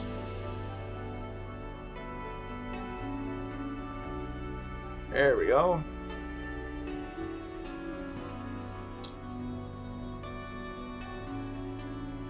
Really appreciate that, Devil Dude. That's very, very kind of you. Cheers. Alright, we're still at 244.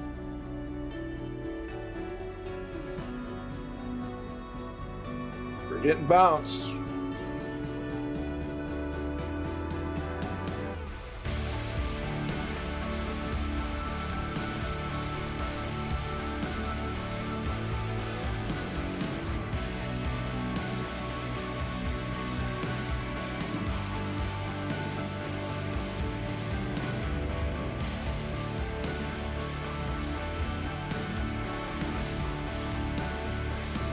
Let's hope the gently get my feet on the rudder pedals. Or 4,500 and falling.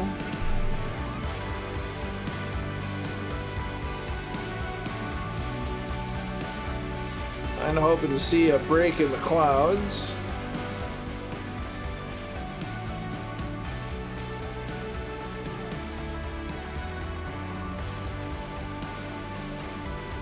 Still maintaining straight. Terrain doesn't seem to be quite an issue yet. But we're keeping a close eye on it.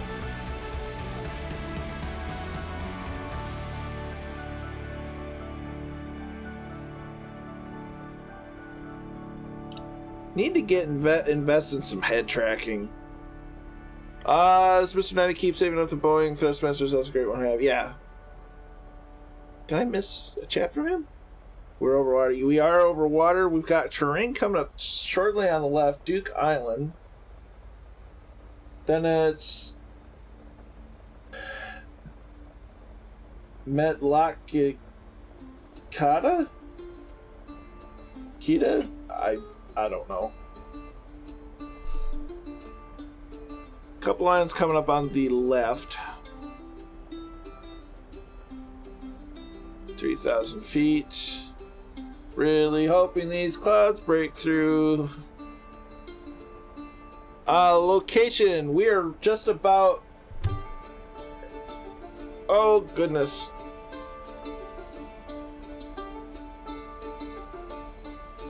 About 30 nautical miles southeast of Papa Alpha Kilo Tango.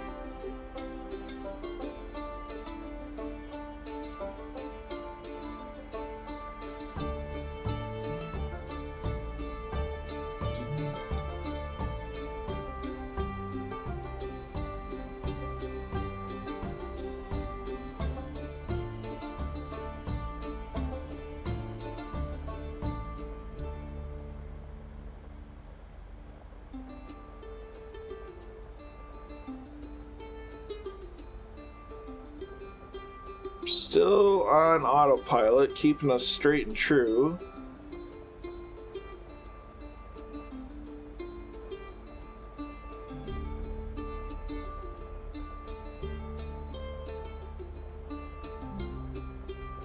This is going to get real interesting real quick. 0817.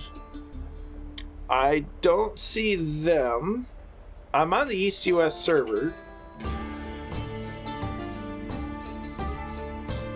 The posts were biggie I used to sim a lot of. It was T95. Isn't that the... Yeah. Or am I thinking of the Tupolev 195? The bear.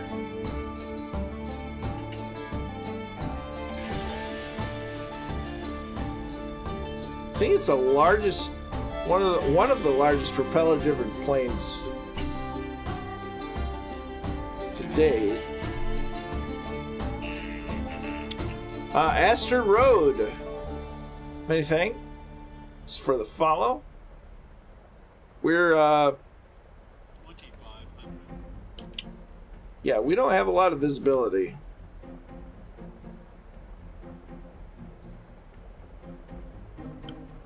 Hope you're doing well. We're landing in Ketchikan, or trying to. It's a little dark and a little cloudy and rainy. Cruise missiles, yeah. Go see T-95 and find that. Yeah, I wouldn't say unlikely. Oh, that's not good. Okay, disabling autopilot and going to manual. Making a slight right-hand turn.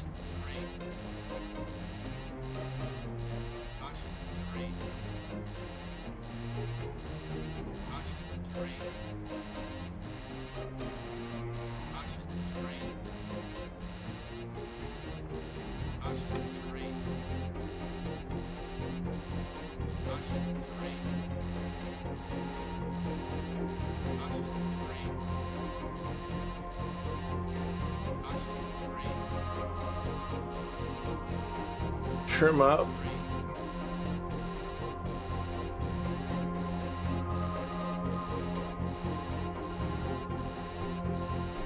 Yeah, I don't think I'm gonna get my wish of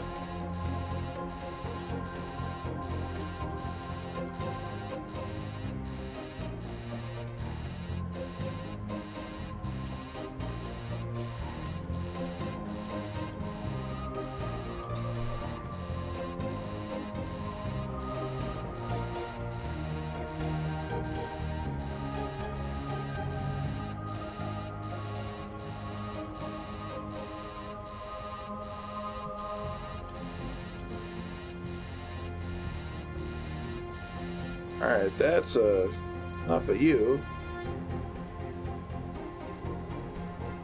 Come on, get that nose down.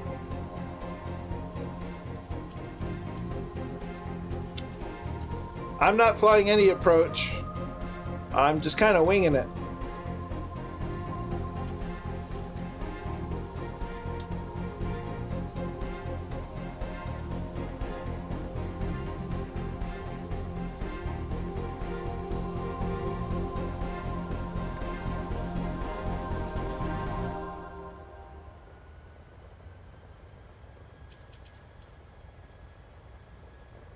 It is Papa Alpha Kilo Tango. Papa Alpha Kilo Tango. The weather is not getting any better. So we are at full guess mode.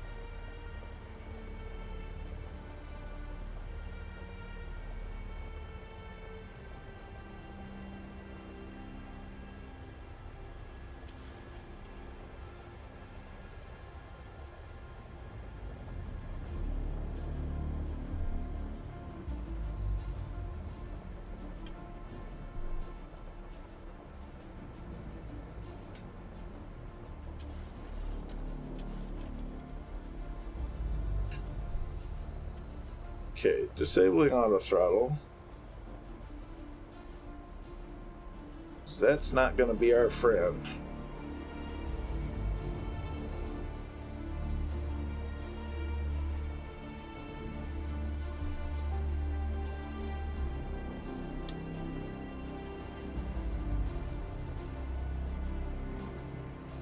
Yeah. Would it really be a me stream if I did things the easy way, though?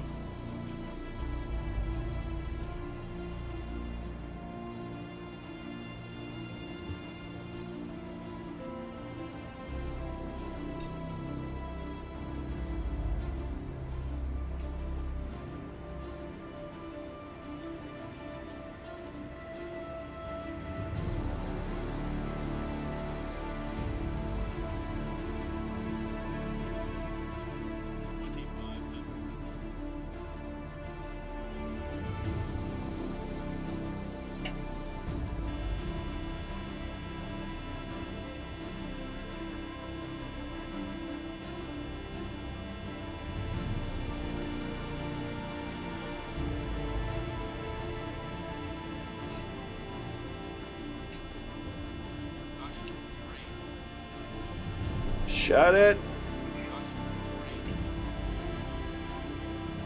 Found the field.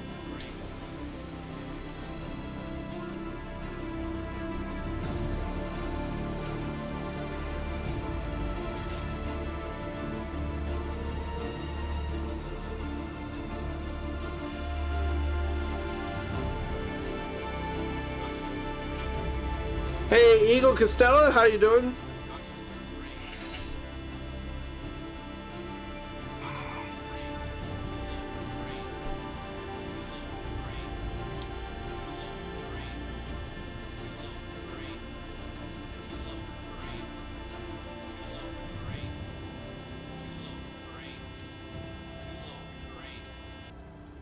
There we go. Finally got that. Lifestar say it's off by 650 miles. Was that? Oh dear.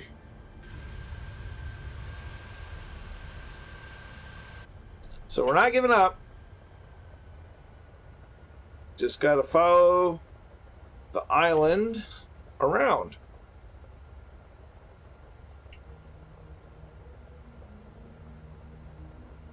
Hope you're doing, Eagle. Hope you're doing well, Eagle.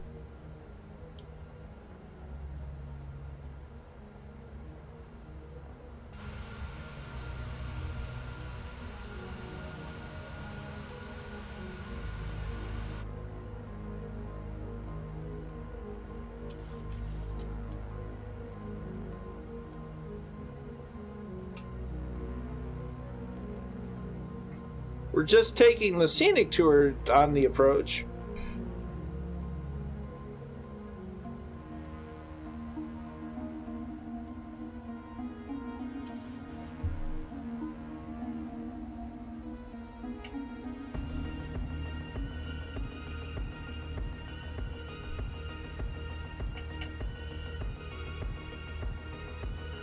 It's more fun this way.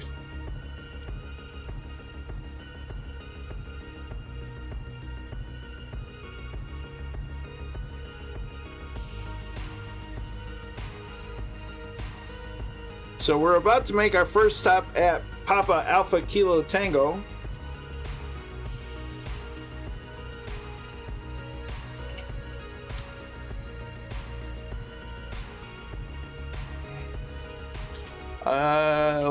Roger. Okay, speed, auto brakes are set.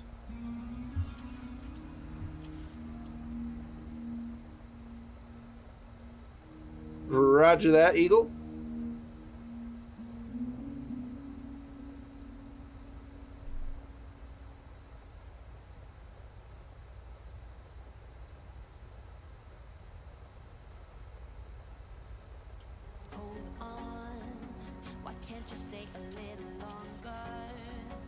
Yeah, not that song right now. Or that one. That'll work.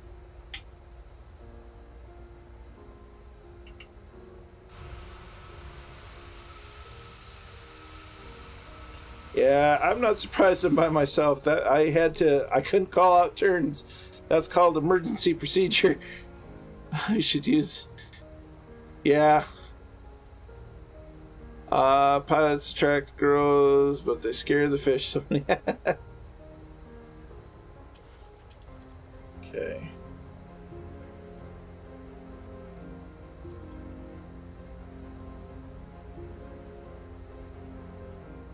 Dip back out.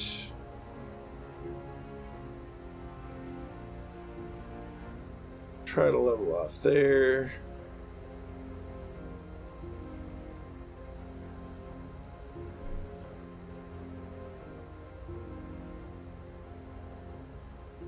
Caution, terrain.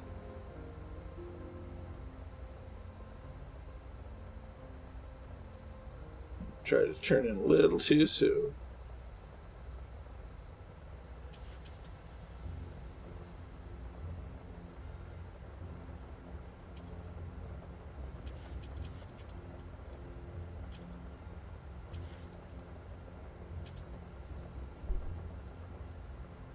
What's the fun if there isn't a little bit of danger?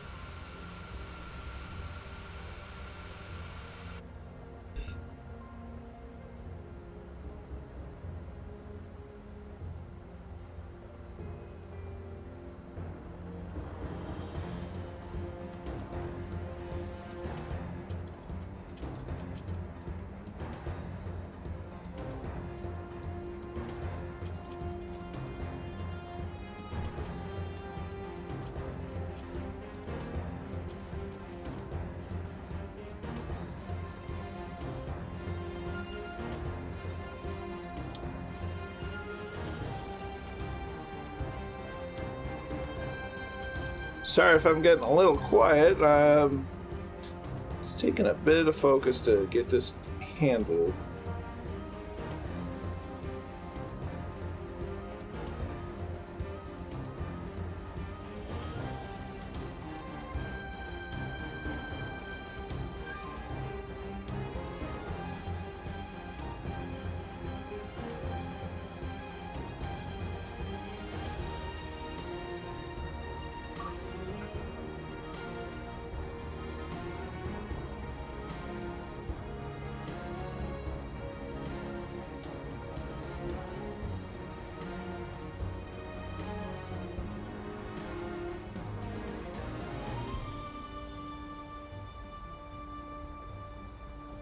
Hey, there's some terrain. Don't you know it? Oh dear. Terrain. Too low. Gear. Too low. Gear. Too low. Gear. Just about missed that one.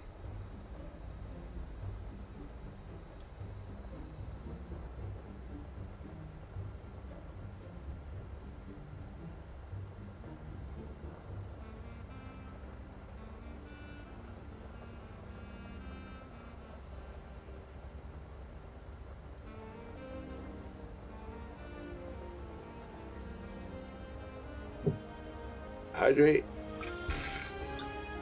I need water.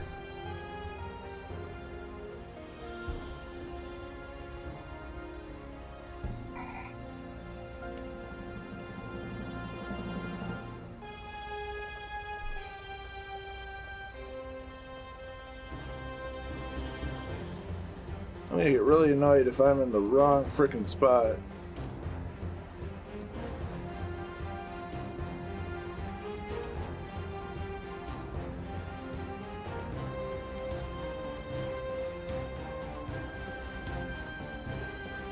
Okay, I'm in the right spot.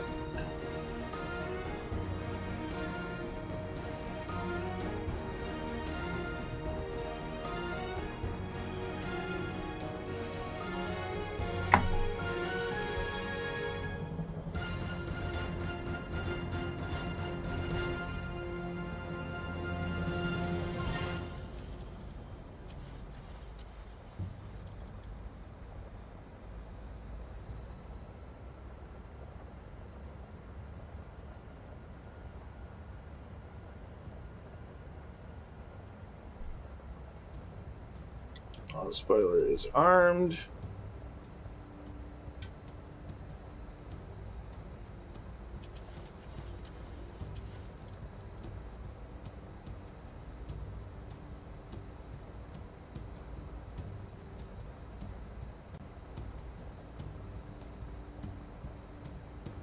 Roger that, Eagle. Hey, that helps.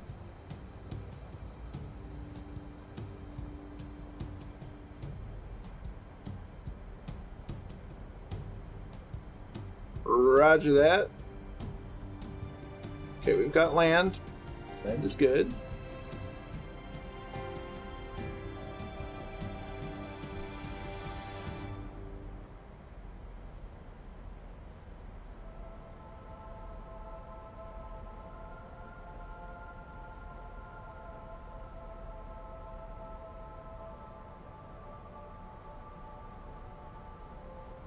It would be helpful if I could see the runway. Terrain.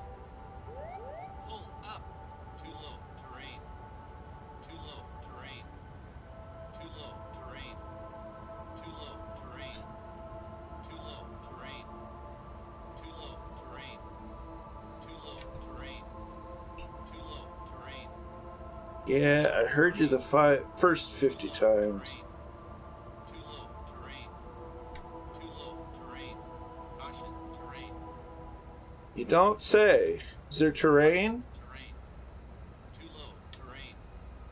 Too low. Terrain. Too low. Terrain. Too low. See, kids, this is why they publish approaches.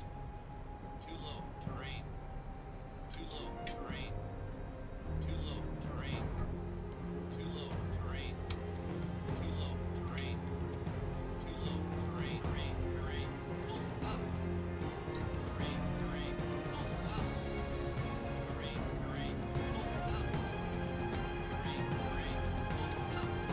up. You know, I don't know if he said it or not. I haven't heard anything out of that guy in a while. Up. Too low. Terrain. Too low. Terrain. Too low. Terrain. Too low. Terrain. Too low. Terrain. Too rain. Terrain. Pull up. Terrain. Terrain. Pull up. Terrain. Terrain. Pull up. All right, I've got to change the weather because I got to be able to see. This is little. Yeah, we gave her 2 tries.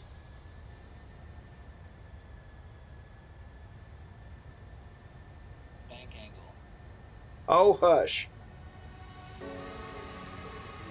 Caution. Terrain. Yeah, I know about the terrain. I can actually see it this time. Caution. Terrain. Terrain. Terrain. Pull up. Terrain. Terrain. Pull up. Terrain. Terrain. Pull up. Sink rate. Pull up. Pull up. Pull up.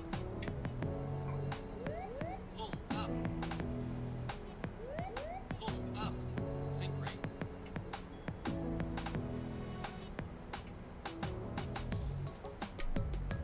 Sink rate. Sink rate. 50, 40, 30, 20, 10.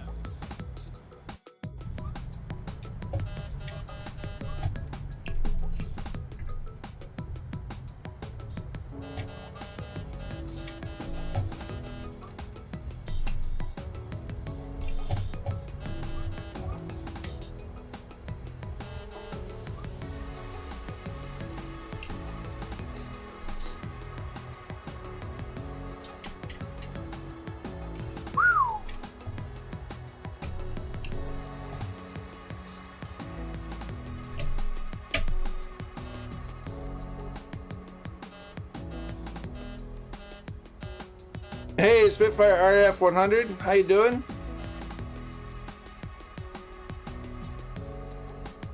And like that,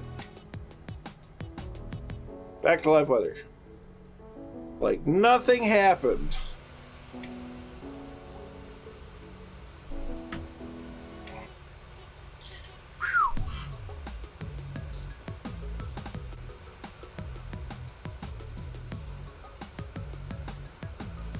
Yeah, after that landing, I kind of need a little water. The Admiral wants to see me.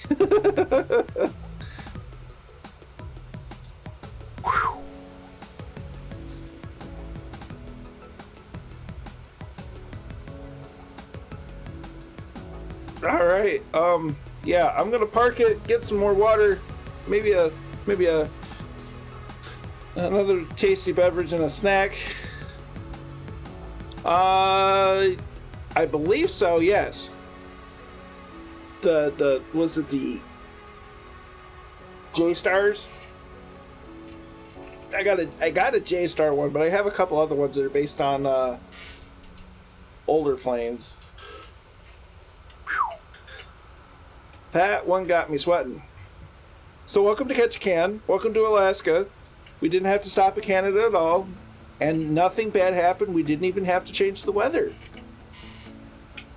It's my story. I'm sticking to it. Thanks, Eagle. I don't know how great that was. Let's see. What does FS Hub say that was? What did that say?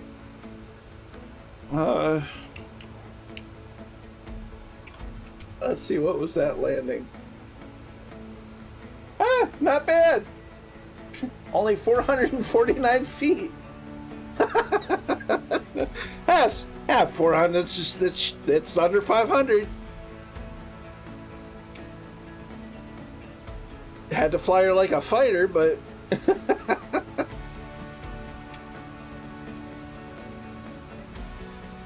woo. Well, we got Druid in on an RAF P-8.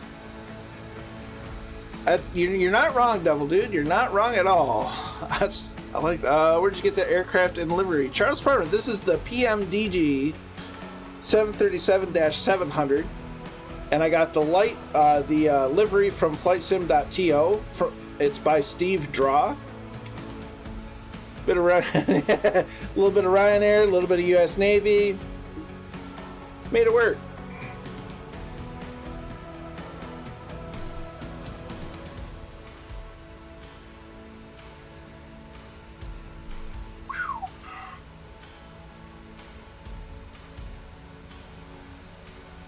All right, like I said, I'm gonna park it here in a moment, get some water, and then we'll be on our way to make a stop in Juneau.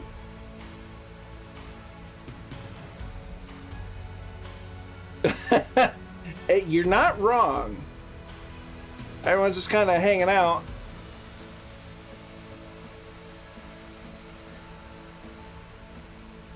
And Elise is still here. Yay. That makes me happy. Alright, so we're not gonna park at the terminal because, well, we don't need to park at the terminal. We're just gonna park in front of the terminal. What? It's because you don't have the Orbix scenery for Ketchikan.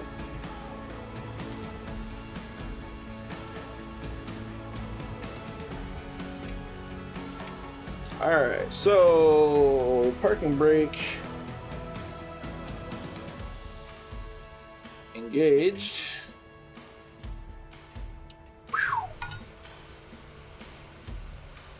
Give me a couple of minutes to get some water and another beverage, and I'll be right back and we'll get on our way to Juneau.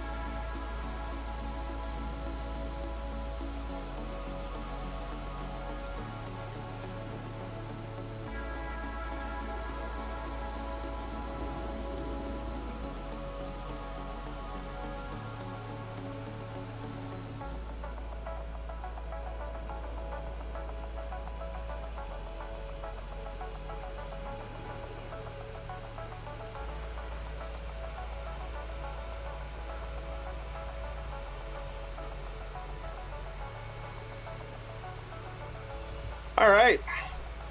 Also had to take the hoodie off. That got a little sweaty. All right, so let's get. That's not what I want to do. That's better. All right, so those chucks. We're going to. Well, we don't need those. Turn fuel. Let's see, fuel level. Now, let's just do ground services.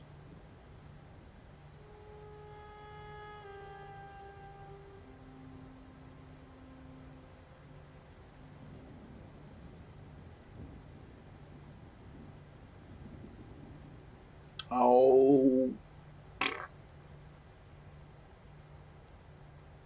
So, to taxi light on. On. Let's get this APU started so we can fuel.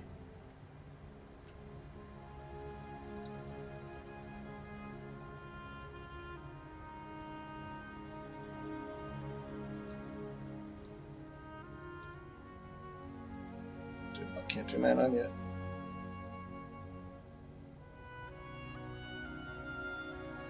Okay, APU's going.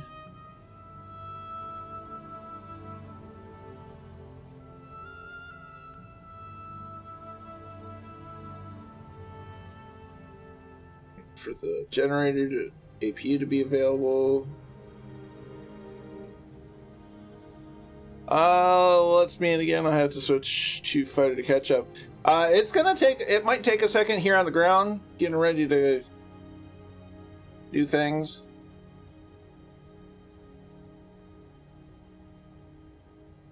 Okay, so on APU, shut down mains. For the engines. Okay, so we want 17000.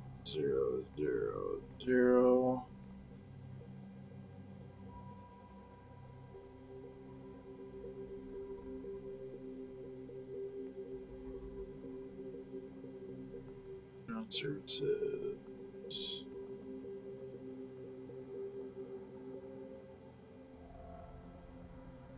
Still spooling down.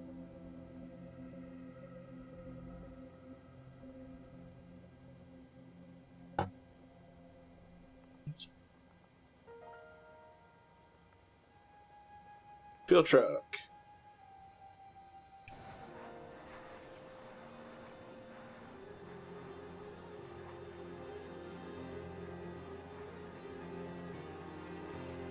There's our fuel truck.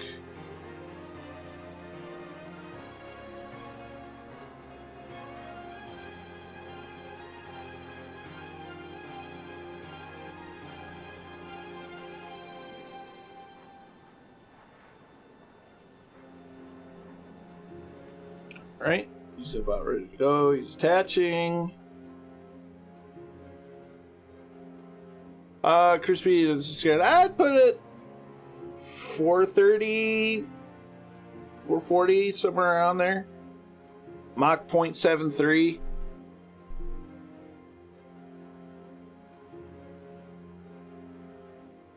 At altitude, anyway. Still attaching. There we go. Fueling start.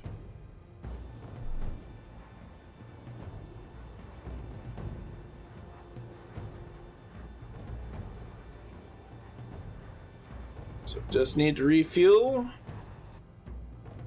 That's going to give us time to go in here. MC. See, route. We're going to start at P-8. KT, and our destination is PAJN. PAJN.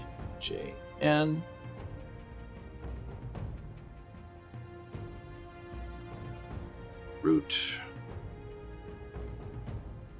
going to P-8 and activate, execute.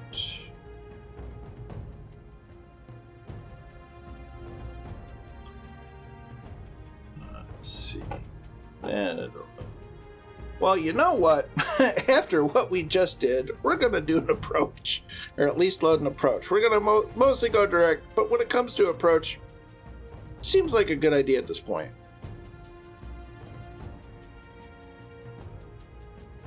So, we want to go to flights.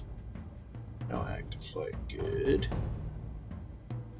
So, PAJN. Juno.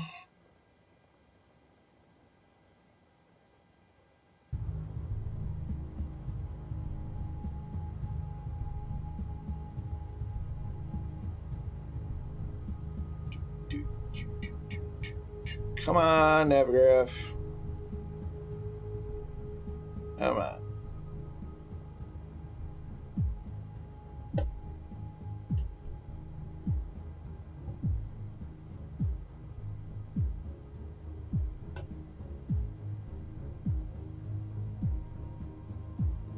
AJ. Thank you. Let's see.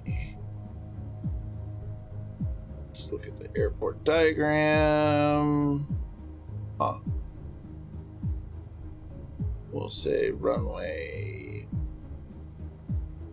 8. Approach.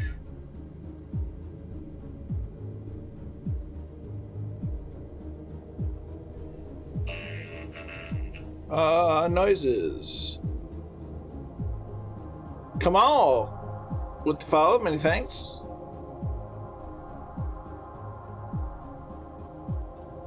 Okay, so we want the RNAV Victor. Because I don't see a Tango. Runway 8. NIM, are we F or S or EF? EF. Execute.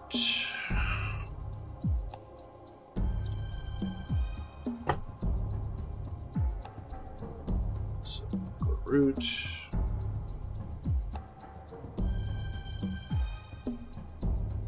Execute. And I'll go this back to 3200 or 2800, excuse me. What are you doing, mouse?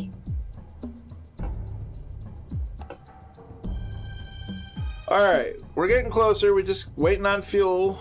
So we're gonna get close enough. Actually, we're probably gonna only go to about 24 because this is a short trip, just under, yeah, it's only 203 nautical miles, so we don't need to go high. Go up to 24. Scrolling through the wheels. Whee! 4.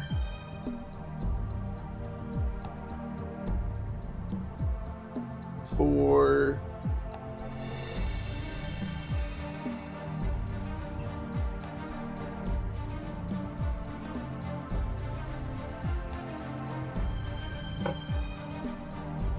I need to go up there.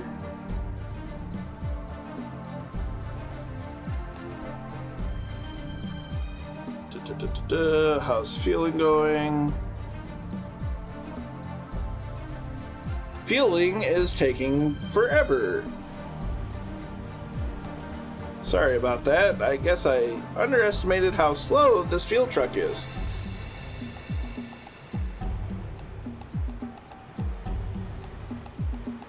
Fantastic weather, though. I mean, it's great. Perfect landing.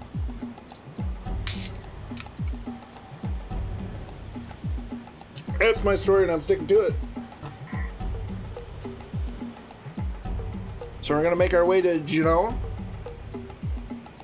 Once we're done getting this guy fueling us. 600. Charles Farmer, our current leg is Papa Alpha Kilo Tango to Papa Alpha Juliet November. Little nav map is showing me 203. And then it's another 490 to Elmendorf.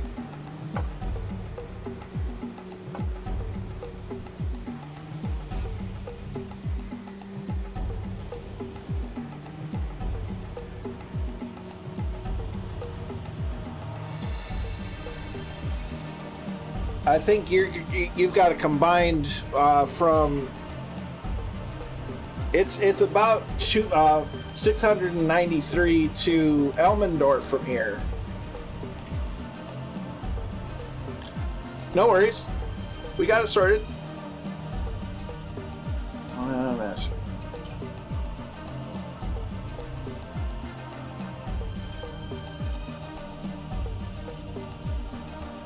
Alright, we're gonna go over here. We're going to go to menu, FS actions, no, menu, FMC, dang it, root,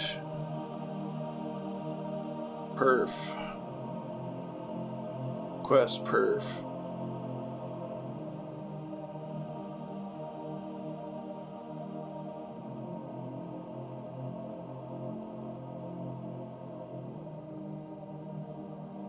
Load.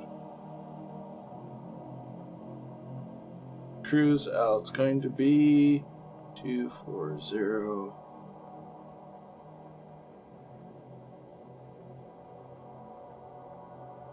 Okay.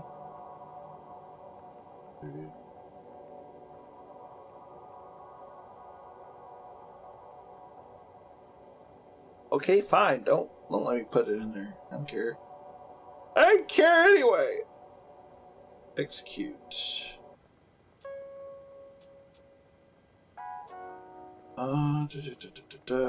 Index. Pick off. Flaps. Probably 10.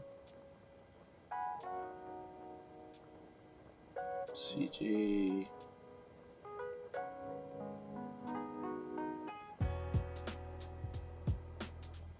On next page. Wet.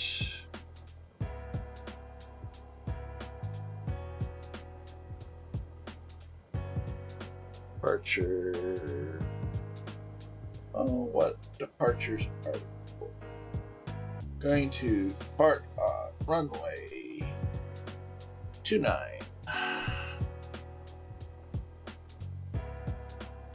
Execute.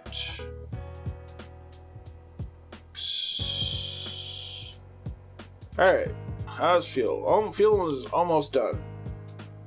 My gosh. Everybody has left. Not really, but man, you fuel guys need to go faster. I got places to go.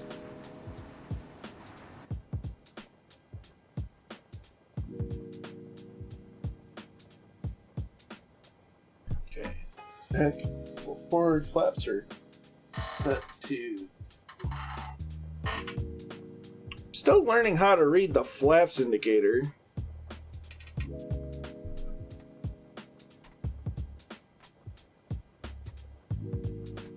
Oh, there we go.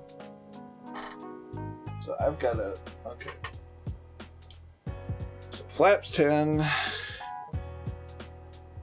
You have a great night, Annalisa. Thank you for stopping by and hanging around and watching. It really does mean a lot to me. You rest well and recoup from last night, and we shall catch you on Discord. Okay, he's almost done. Just a little bit to go.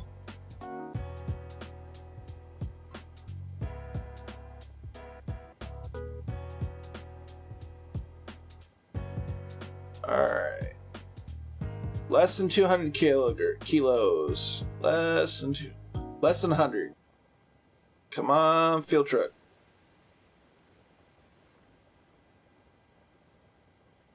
Alright.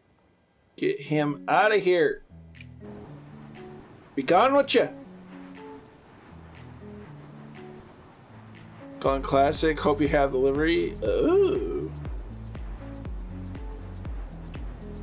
Well, color me intrigued.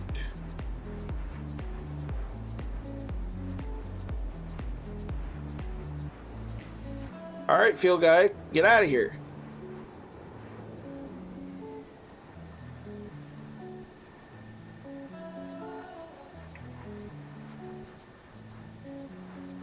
There he is. All right. So chalk's removed. It's good. APU bleed is on. Packs off. So we're going to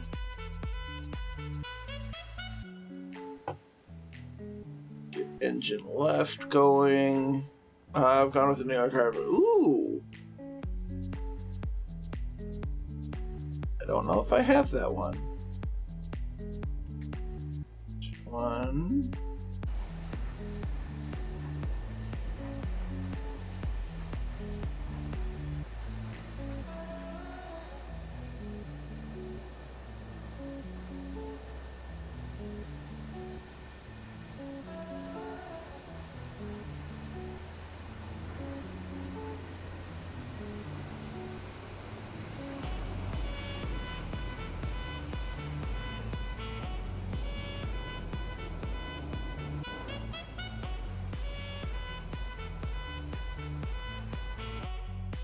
Okay.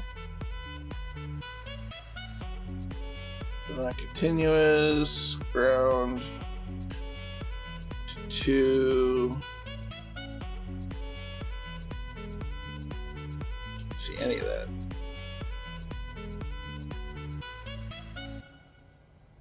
And 20 fuel.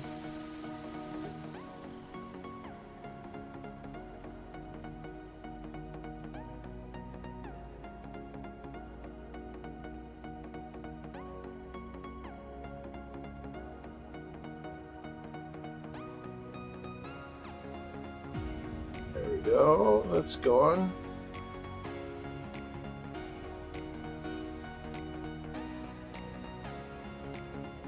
Alright, so taxi lights on, turn offs are on, put you in continuous.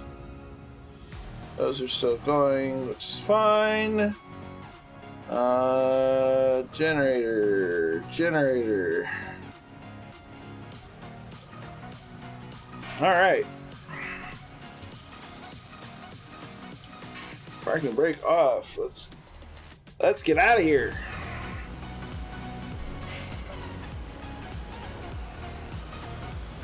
Nice. AK livery. That's good. There's nice. Another F-15. All right.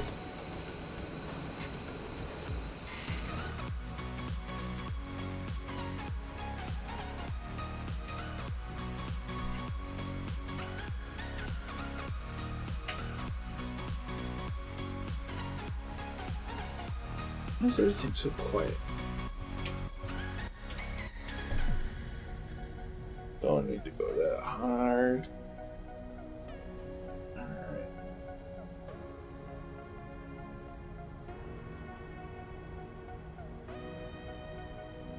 Flight directors are still on.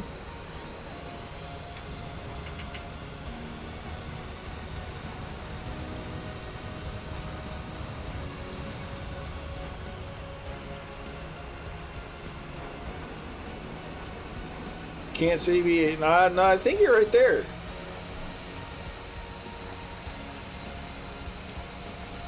thought you were. Yeah, you're right there. You're in Alaska livery.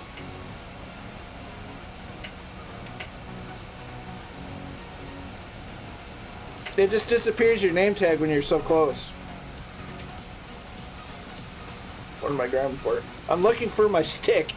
Because it's usually right about here, and I'm like, where'd it go? Where is it? Fire hands 9. With the follow, many thanks. They didn't need that signed anyway.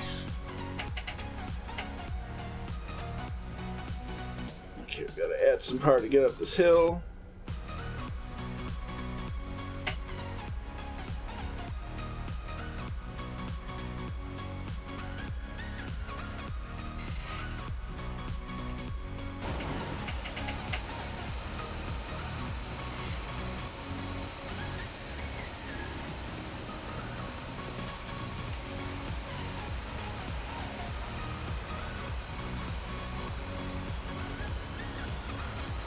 There's a nice C-17 rearing to go.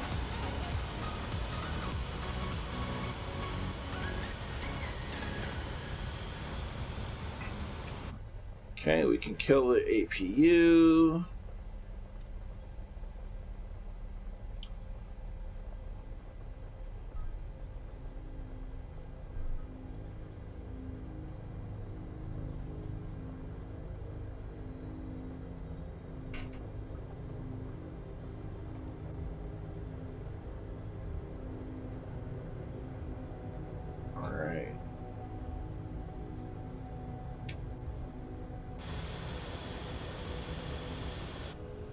Go ahead and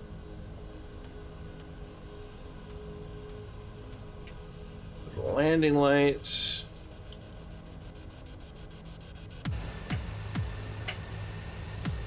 After you, Switzerland, we're gonna taxi to the right, turn around, and use all the runway. We paid for the whole runway, we're gonna use the whole runway. Oh, oh no.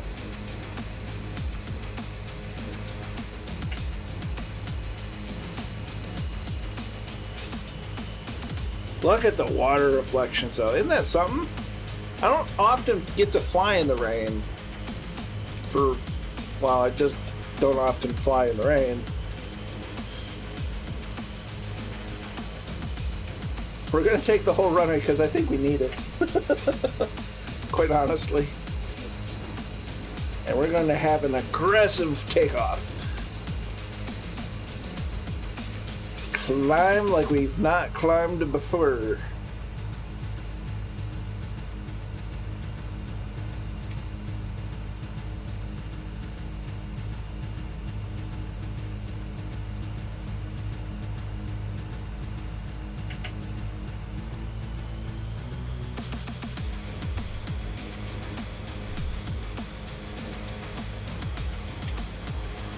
That's displaced threshold, and technically we're not supposed to use it for takeoff, but yeah, we called ahead.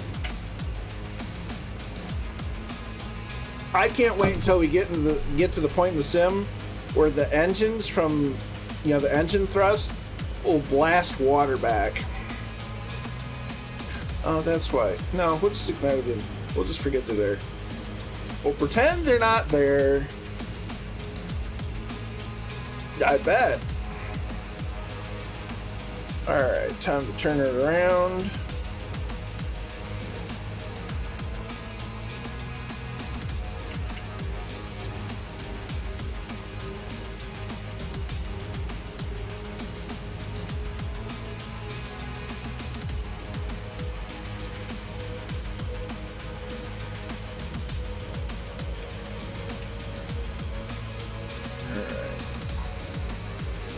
Love the F-15. I can't wait until it gets the update to where the new sounds are in multiplayer as well. There's Jay Winokur with the low fly past. Alright, so we can get in the cockpit.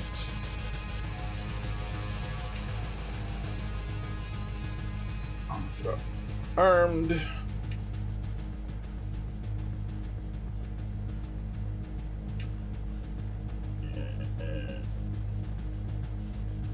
Runway.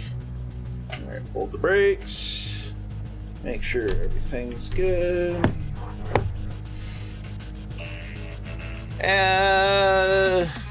Bendo. Many thanks for the follow.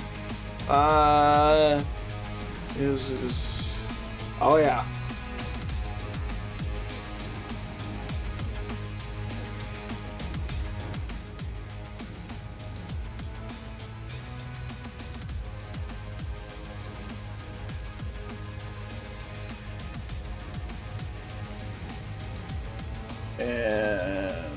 Toga?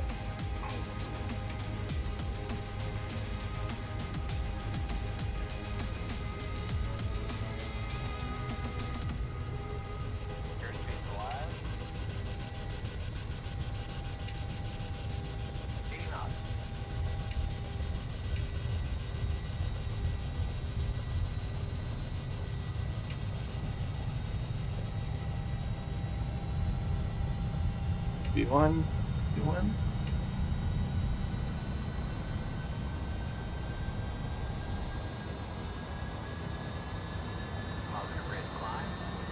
Gear coming up.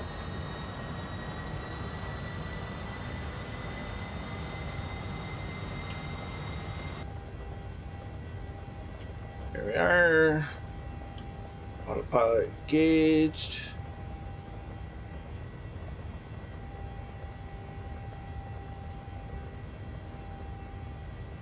Flaps coming up.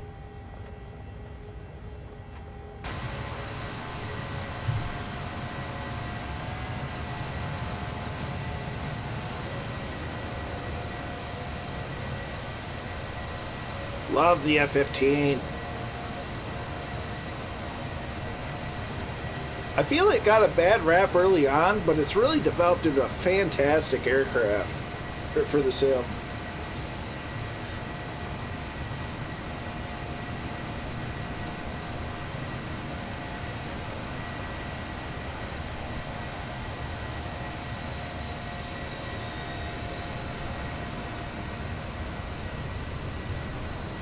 Love the look of that.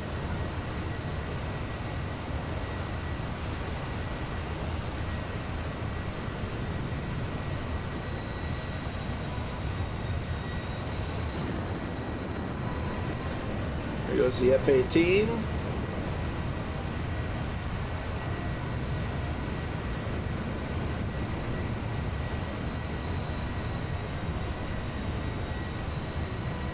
Love it.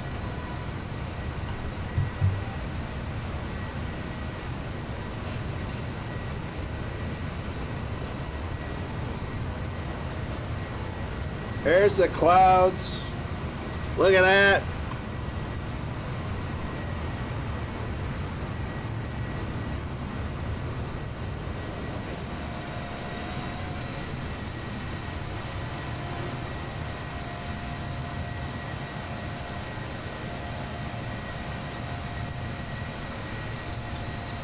Look at that.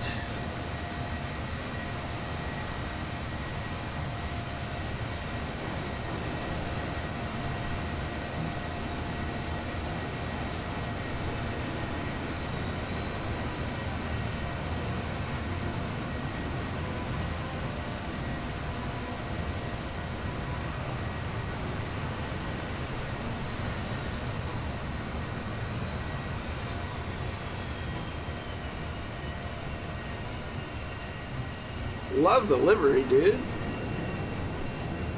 Look at that.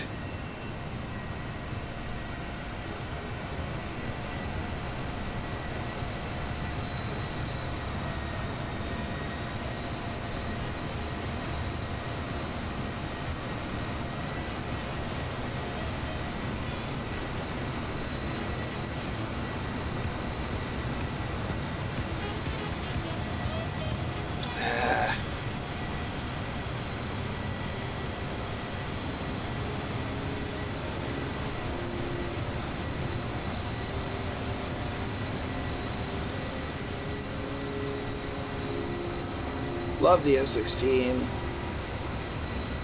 And now the clouds break up. Nice. And there's big storms up there. That's awesome. But look at this. That. Eat your heart out.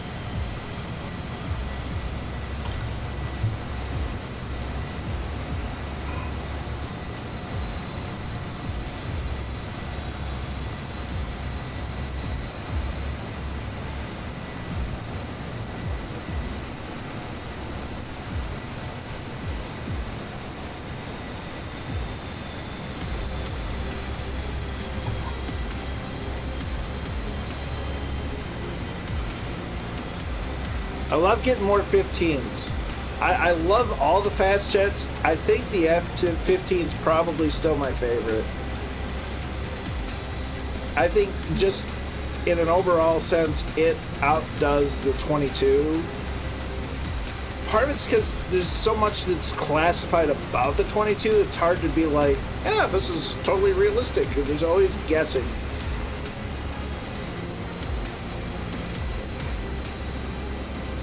But, you know, I love the capability of the F-22. It looks amazing. It can do things that break physics.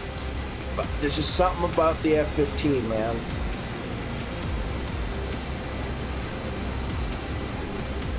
This looks like a painting that would be on the wall of an air museum. I mean, you get my mug out of the way, you take away my graphics, and it looks like something you'd see on the Smithsonian wall or something. Or is that just me?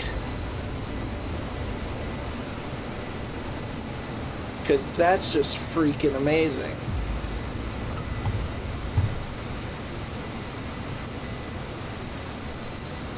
Looks like we're getting close to leveling off. We got about 9,000 feet to go.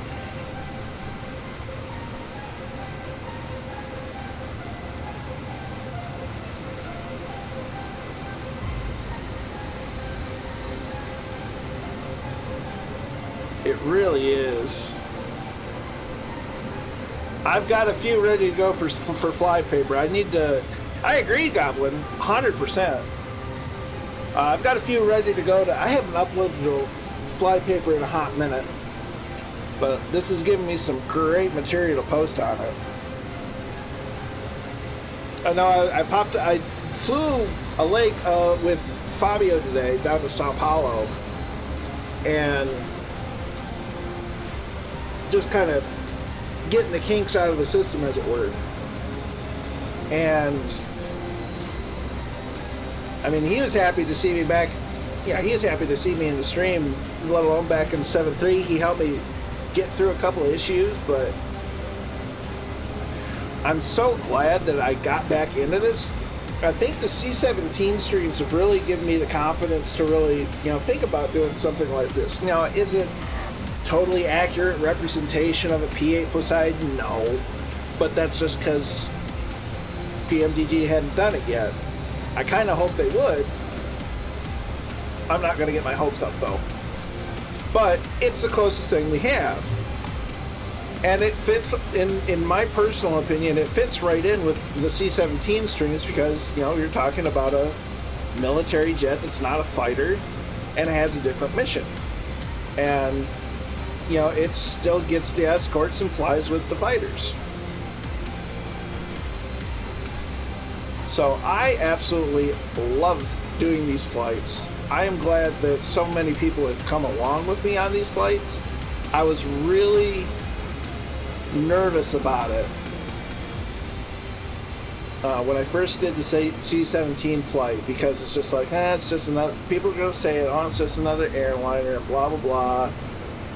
But you guys have really made my day with coming along with me on these flights, because it, in my opinion, and I've talked with Jay Winokur about this from time to time, it's really kind of hit a niche in the flight sim community that have wanted to do flights like these.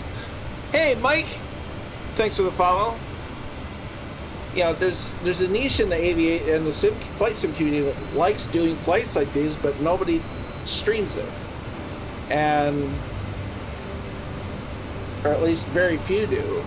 You know, a lot of people that fly fighter jets on stream, they do it, you know, wacky and this and that, and that's great for them, but this is, I'm so thankful for everybody supporting the stream in general, but especially with the C-17 and now the P-8, because that's opening up a whole library of things that I can do, and it allows me to show that this sort of thing is possible in flight sim. You know, you can fly an airliner and have a fighter escort and it'd be fun and that sort of thing. I don't know if I'm making any sense anymore. Which is I did a coastal patrol from PDX in the F-15, got all in 15 for... Nice. So do I, Mike. This is the PMDG 737-700 in a Navy P-8 Poseidon livery. And we're flying up to... We flew out of Whidbey Island. And we're making our way in Alaska. I stream every Sunday and every other Saturday, thanks to work. And lately I've been doing these military streams, and people really seem to enjoy it, and it makes me really happy.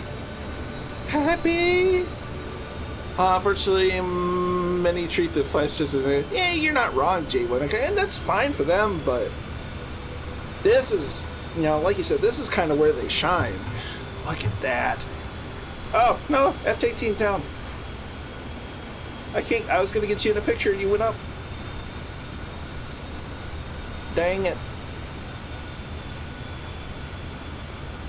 There you are. Whoa! Almost had a midair.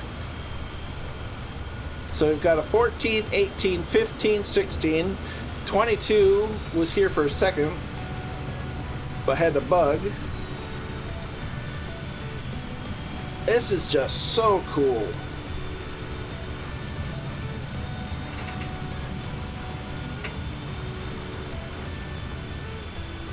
Like I said, this is all thanks to you guys. That's out of camp post-mention because of your channel mod settings. It can be weird. I know I have GCS banned in the chat. I'm tired of everyone thinking this is GA commercials. Yeah, 100%, Mike. And that's really what I've been starting to do. Jay Whittaker does the same thing. Last Thursday, or this past Thursday, we did an F-35 patrol in Norway, Norway. And, you know, this sim can do this sort of thing. You know, you can fly a P-8 Poseidon. You can, you know, we're going to get a KC-10. We're going to get AWACS. We're going to get an F-117. We can do these types of missions in flight sim.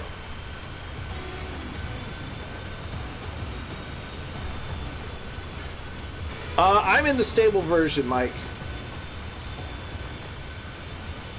I don't mess with betas too awful much.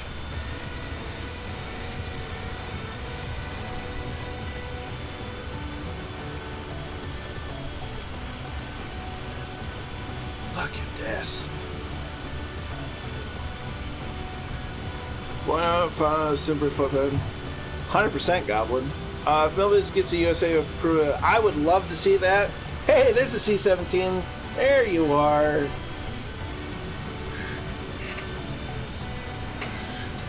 Reinstall the save version. Come join me. Whatever you feel comfortable in, Mike. You want to get in a P-8, get in a P-8. You want to be in an F-14, get in an F-14. I got them all. Sid with the follow. Many thanks, my dude. You too, Eagle. Thanks for coming along as much as you could, and thanks for being a part of the stream. Glad to have you. Not yet, Infidel. Cannot wait for that, because talk about an impressive piece of engineering. And to you from the U.S., Eagle.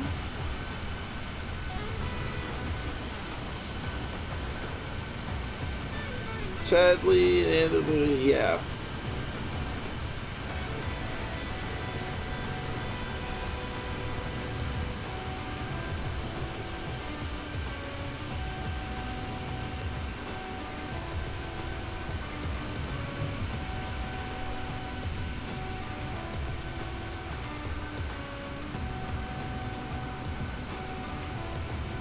Need the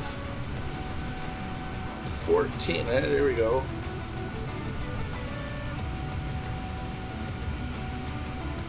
Look at that. So, yeah. I'd like to see the T-38C that apparently Milvez has done in Flight Sim.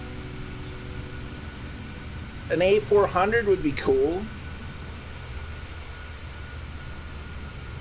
No worries, JW.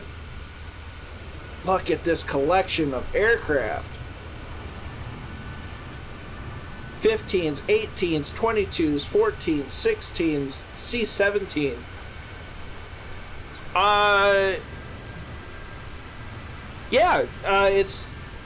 We're on the East US server. We're flying towards Papa Alpha Juliet November Airport.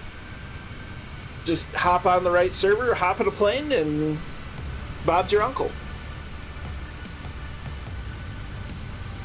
Can you post a link to the P-8 I'm using? I sure can.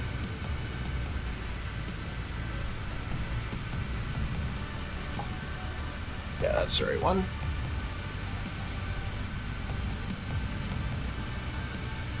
No worries, Goblin.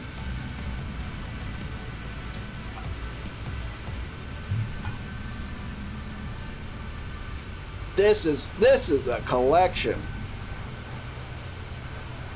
Eat your heart out. See, this is so great. And Sigma, oh no.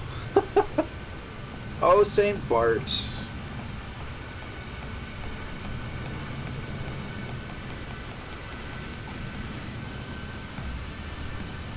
Man, I love the sim.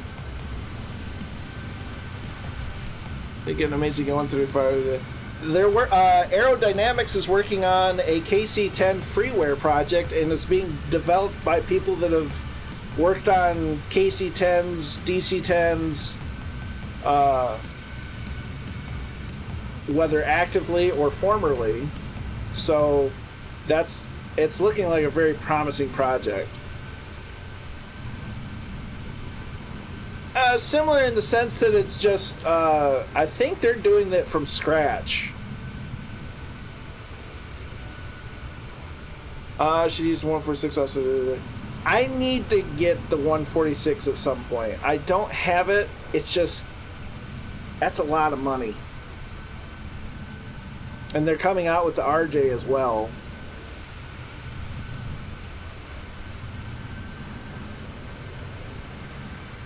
Look at that. Look, isn't this just awesome? If I've said it once, I've said it a million times. DCS is great at what it does, but this is Flight Sim's strong point right here. You got fighters, you got the C-17, you got a P-8, all in the same flight seamlessly.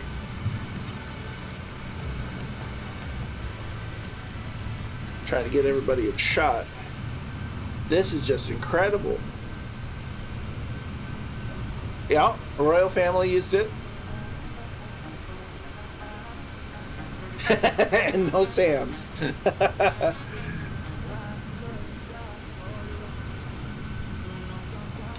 This is just incredible.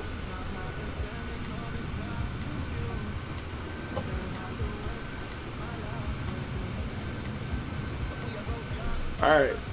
I gotta do a quick cockpit check. That's not it. There we go. So let's see. How's the flight going? We're not even following that. Oh, why?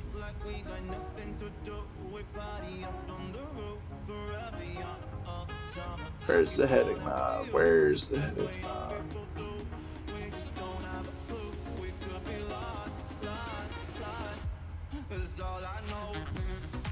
I don't understand why there isn't a heading mode. Do I need to execute it, dude? Not on intercept heading. Well, I'm working on it. Sim. Airplane. Alright, heading. Making a turn. I was just wondering that same question. Thought I was on LNAV, and apparently I wasn't.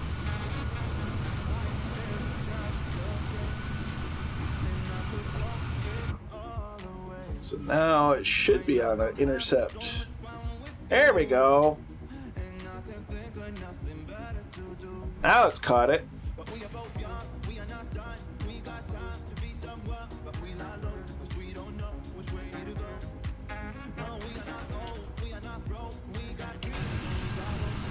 Sorry.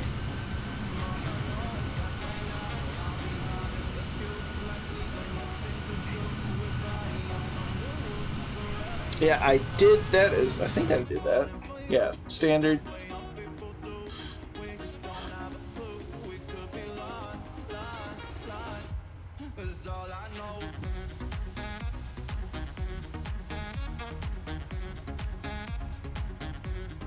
A little faster.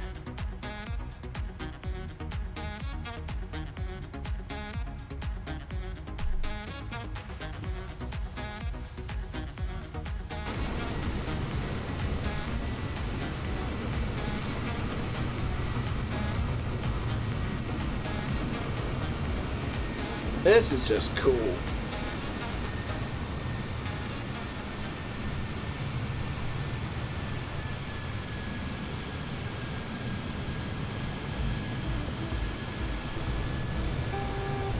Our our ever faithful wingman Renoy in the F-14.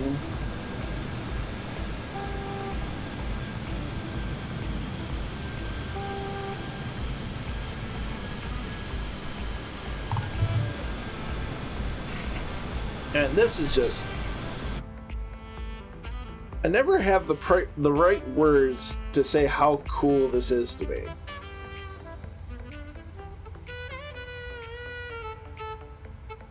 Okay, we're almost at the top of descent. Let's check that chart out.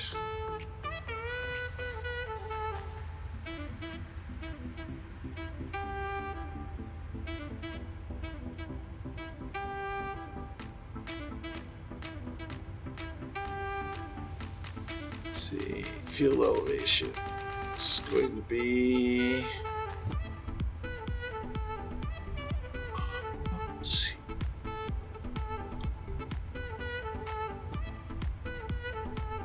Okay, so we're going to want 2700 set. Appreciate it, Infidel. So, what's your nearest airport? Trying to find you on the world map. We're just about to pass over Papa Alpha Foxtrot Echo. Papa Alpha Foxtrot Echo. Just about halfway.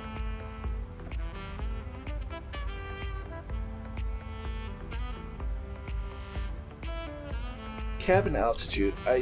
Ooh, that's annoying. Gets me every freaking time. Autofail.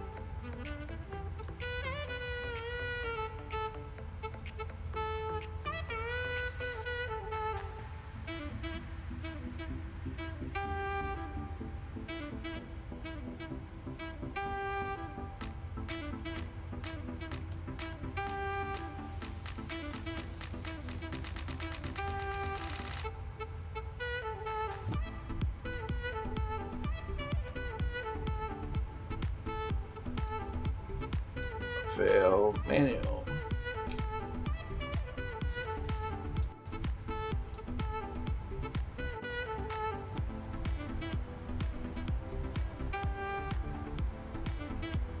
Is that what it was?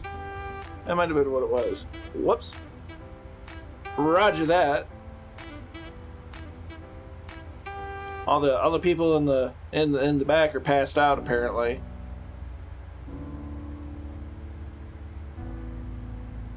What's up, Mr. 90?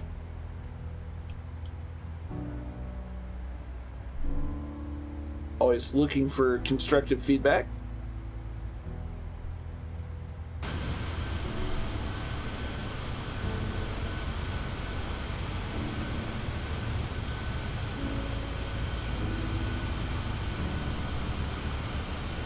Ah!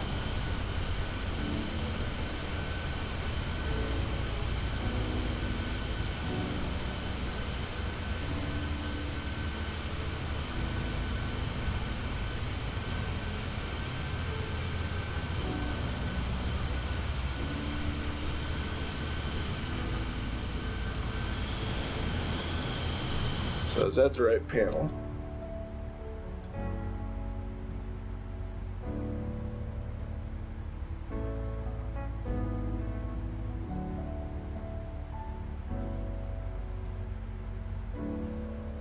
I'm all ears. Well, I'm mostly all head and fat, but that doesn't affect the airplane too much.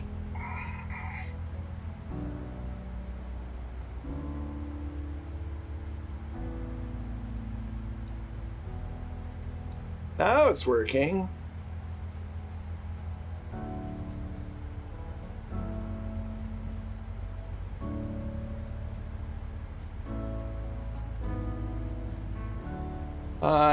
Here's altitude in the flight alt box. Yeah, it wasn't letting me with it on fail. I think what it was, it had something to do with the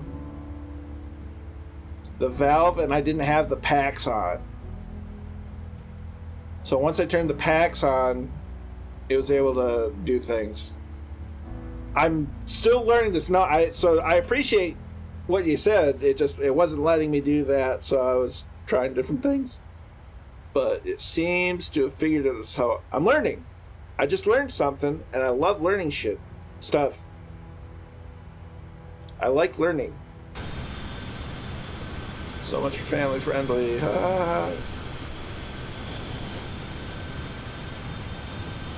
There we go. We got 18, 16, 14, 15. That's another 16. I love it. 22.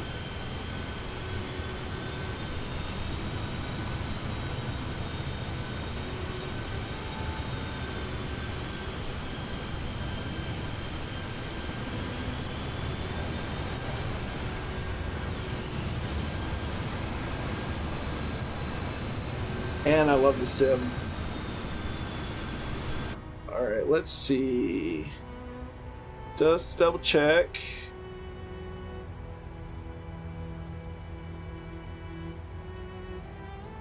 Let's see, let's do. We need to do 2700.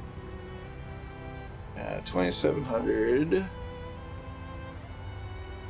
Whee! So much scrolling.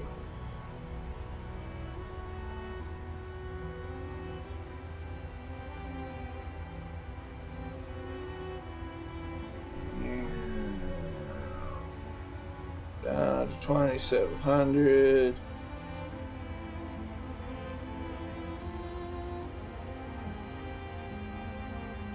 Seven.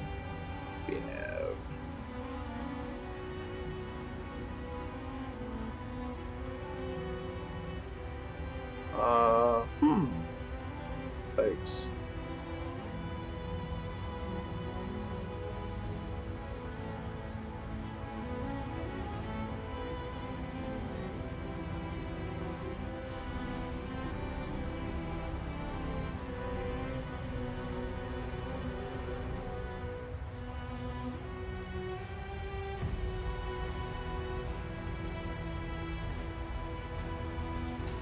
Huh. Interesting.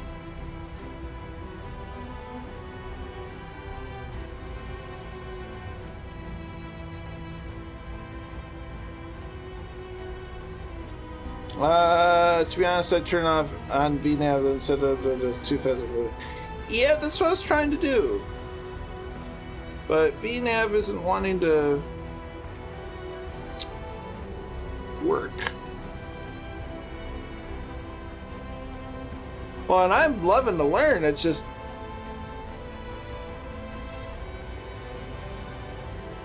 why won't VNav work?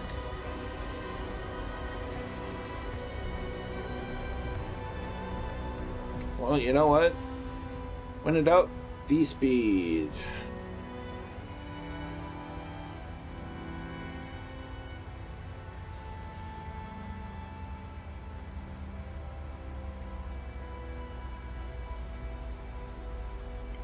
If you wanted to send now, you have to manually click to send time. Yeah, click to send SMS and send setting code.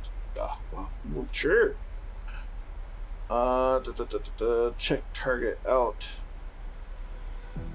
Unable to cruise. I don't know. I don't know what's going on. So, route data. Wait, no, I want to set.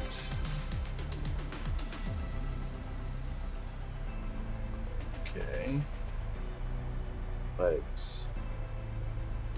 No. Need.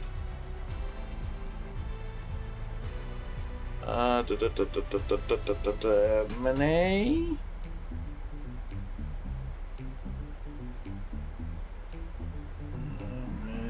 Oops. Okay. Slash 2700.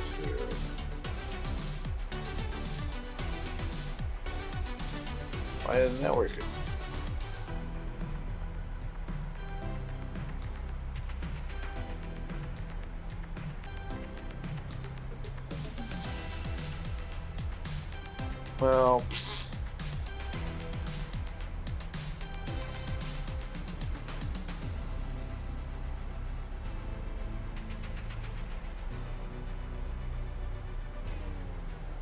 Well, grungular.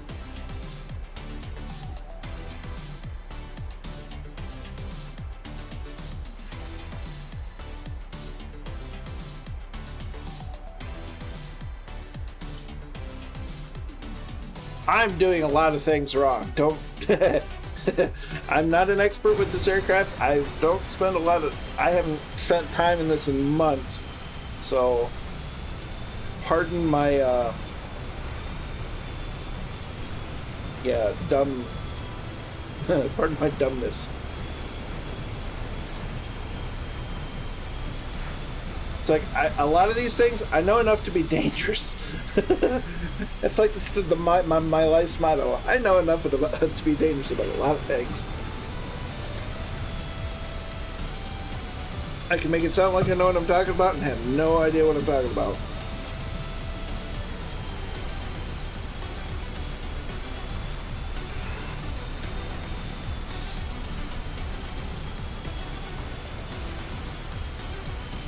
That's fair, JW, but we got to teach you at least enough to, not do that. That is a nice F-18. These are that's a great F-14, 16, 15, 22 bugged out. There's a 22. It's like, hey, did I hear somebody talking about me? Here I am.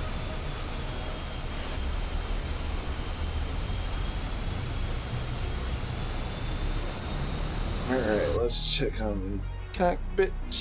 Very precise. I'm going to walk you through a lot of this. Yeah, I've got like the SimBrief downloader. Like I said, it's just a lot of it's that I hadn't flown it in months. Shortly after release of the 700, I flew it probably for a week straight. The big problem is I just don't have, because I work second shift, and by the time I'm done working, most of my flying is either really quick or, basically I don't get a ton of time like I unfortunately wish I could.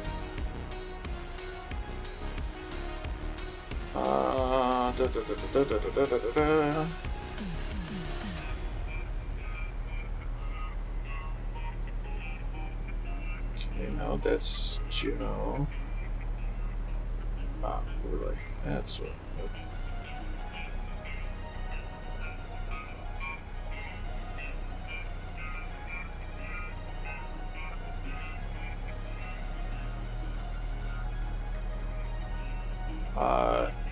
I'll definitely keep that in mind, though.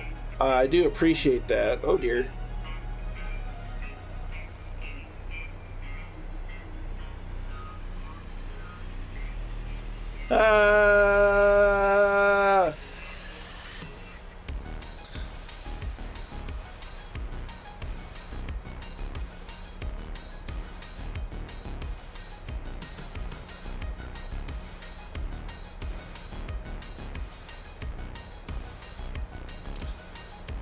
Just a matter of having time anymore.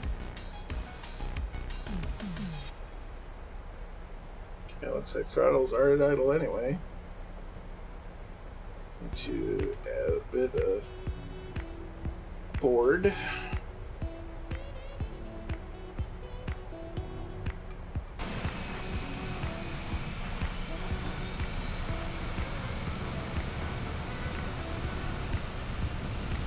So the visibility here is a little bit better.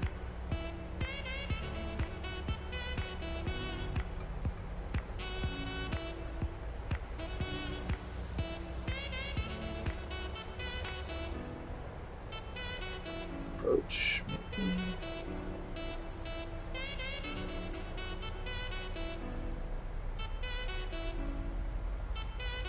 No, what did happen? What happened?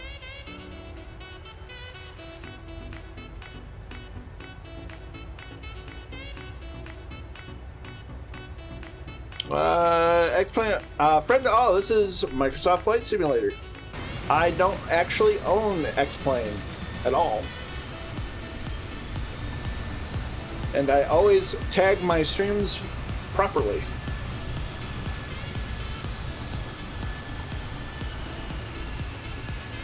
There's a 22.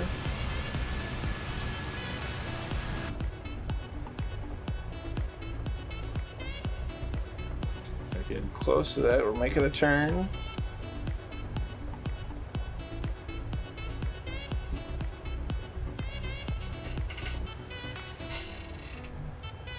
When you heard the weird noises coming from outside.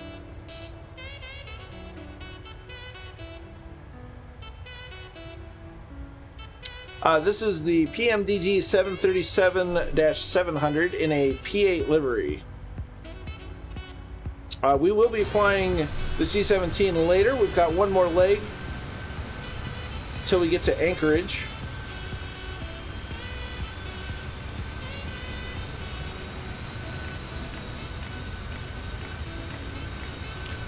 What if I had to do it perf?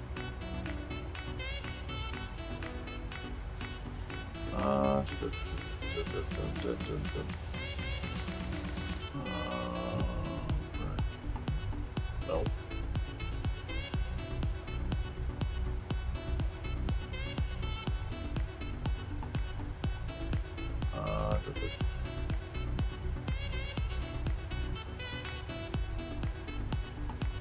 Perfect.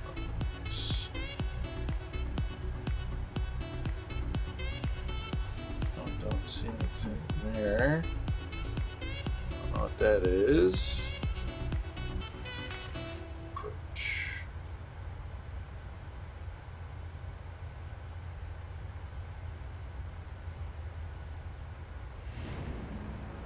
Okay, it's having me sound a little unexpected.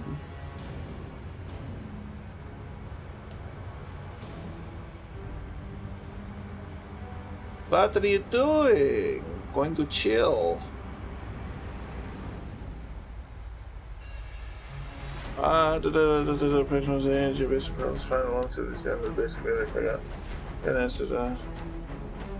Nice. Okay, landing lights are still on. Oops. There's Drew Zeus.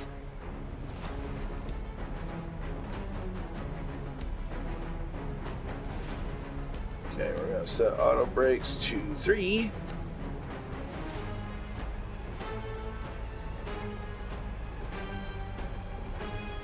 We're on that. Right arrow. Oh, spoilers armed.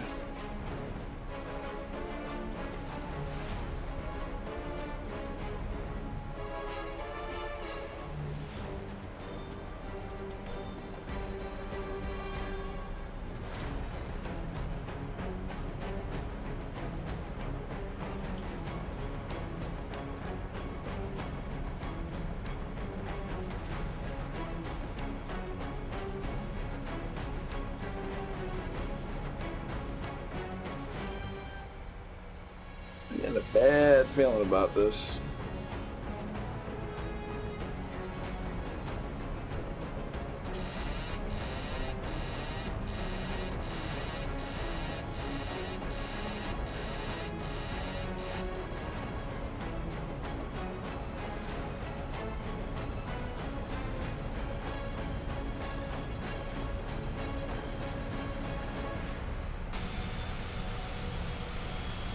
going way too doggone fast.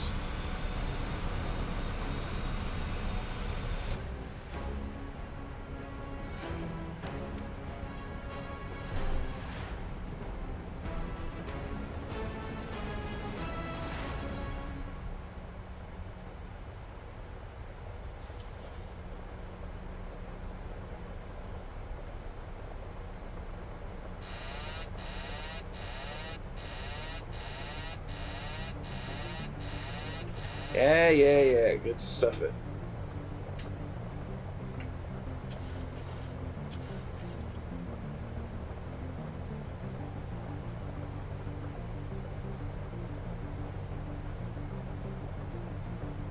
Yeah, I'm, why aren't you going all the way? Why aren't you going all the way?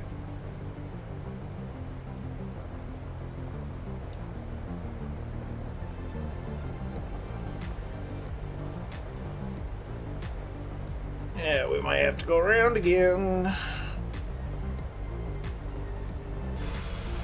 Yeah.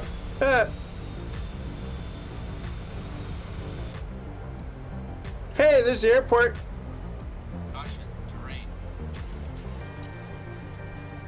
Caution, terrain. Caution, terrain. Caution, terrain.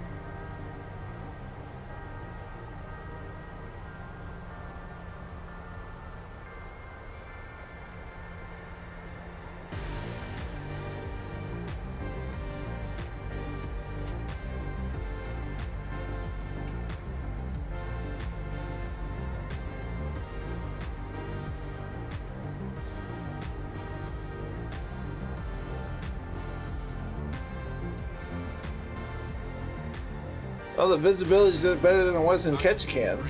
Oh, hush. Caution, terrain. Caution, terrain. Caution, terrain. You don't say. Caution, terrain. Caution, terrain. Caution, terrain. Caution, terrain. Caution, terrain. Yeah, I get it. There's terrain. Caution, terrain.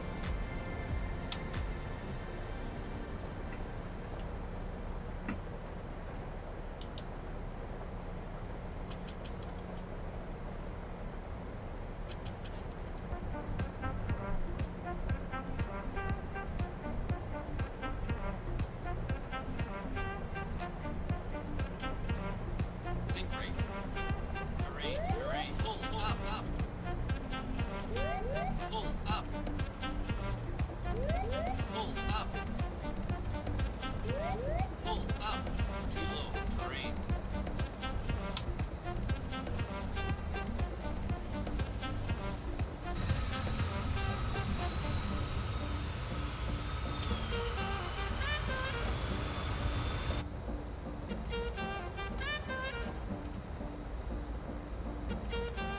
One pound.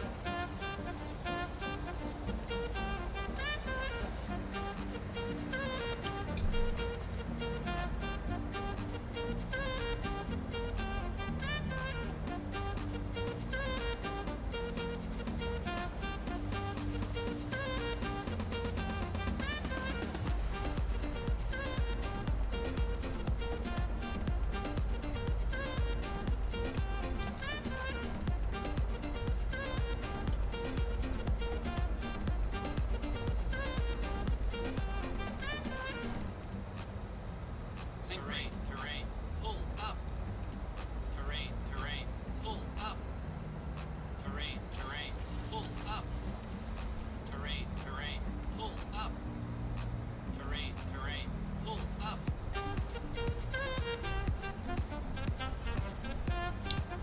You're not wrong, Typhon. I'm also very stubborn, though.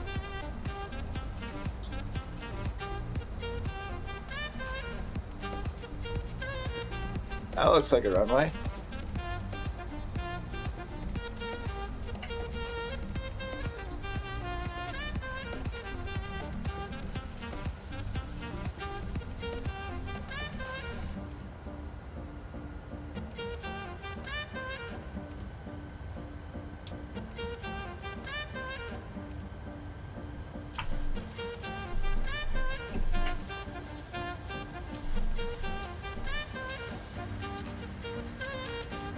It is, if you go to pmdg.com, that will get you right to it. I don't currently have the ability to give you a link. If JW, if you're available to do that, that'd be great. I'm just a little busy. Should be flaps 30. Hey, now that visibility opens up, that's great. Thanks.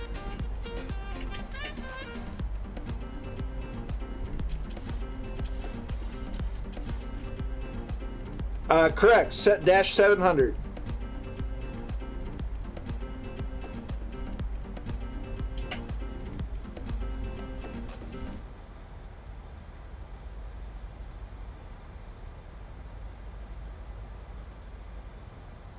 Terrain.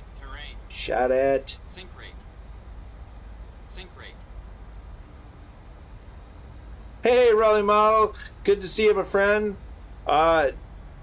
Having fun with the weather in Alaska. Trying not to, you know, bend it into the ground and create a crater. 100. 50. 40. 30. 20. 10.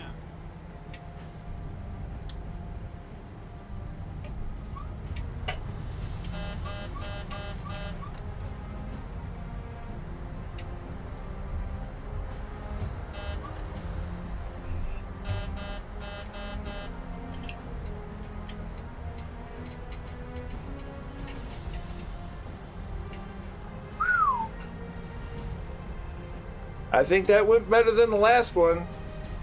And I didn't have to change the weather. Not that I changed the weather before. I totally didn't change the weather. No, I need...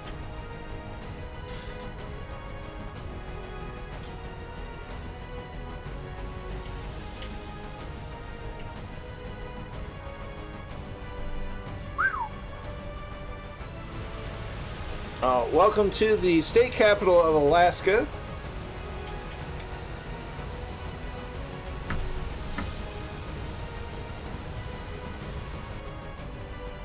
Clean up the airplane.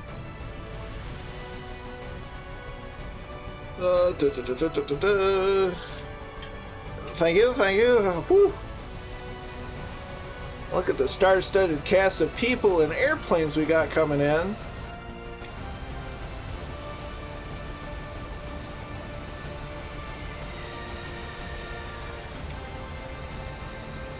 There's Mike. Janet's. Ooh, here comes the C-17.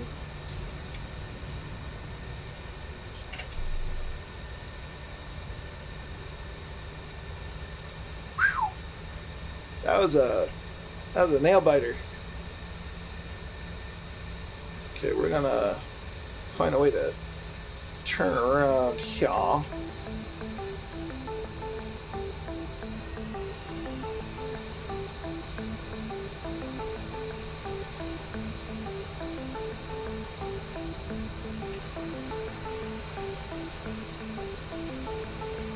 Nice job in the 17.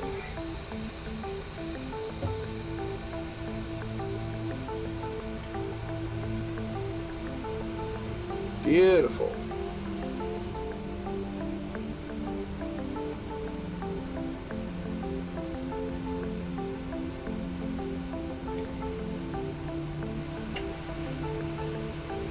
All right.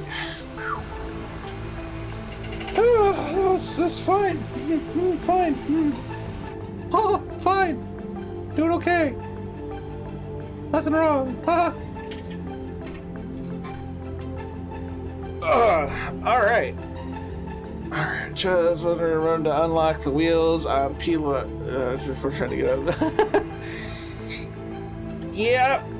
I wish I could say I don't know what that feels like, but I know what that feels like. Okay, so quick turnaround this time because it's a long trip to the next. Okay, so menu, FLC, we're going to go to You want flight level 260.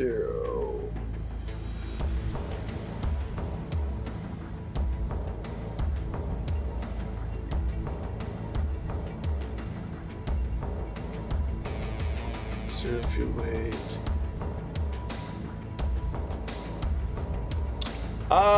The next leg should be about 490 nautical miles.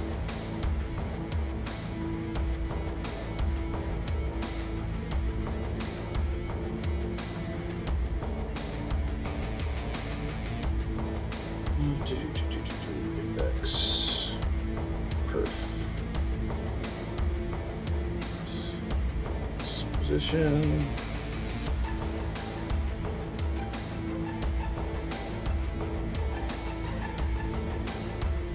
Status. Alright. Oops, where did it go? Oh dear.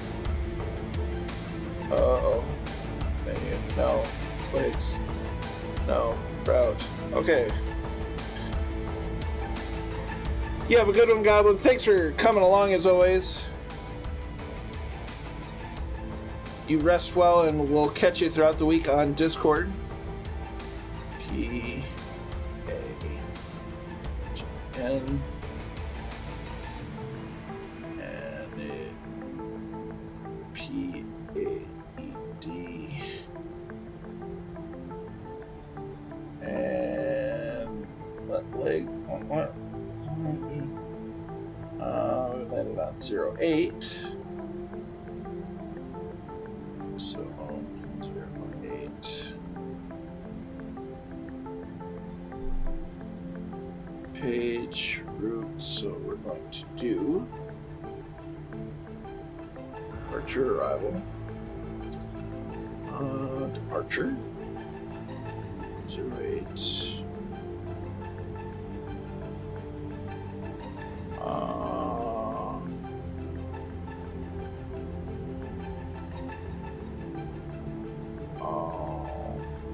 Show overview. Oh.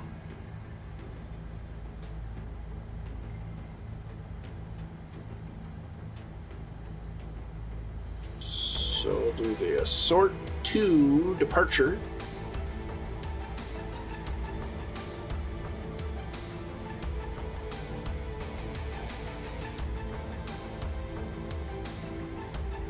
Execute.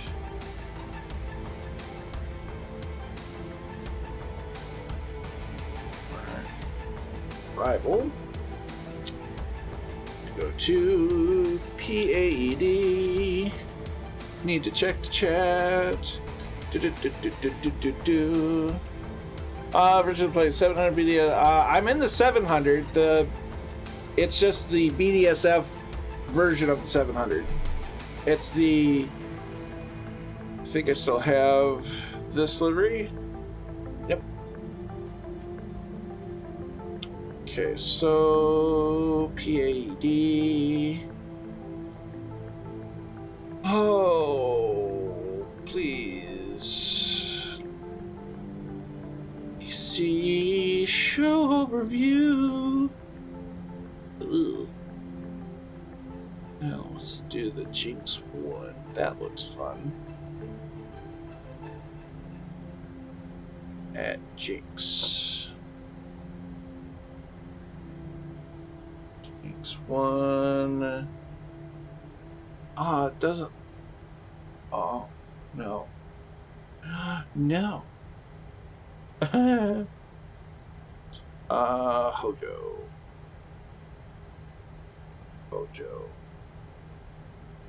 And that's going to be for runway 6. Show 6. Let's see.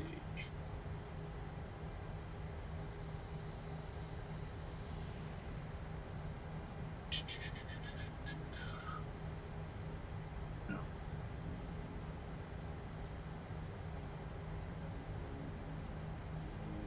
No, stab it.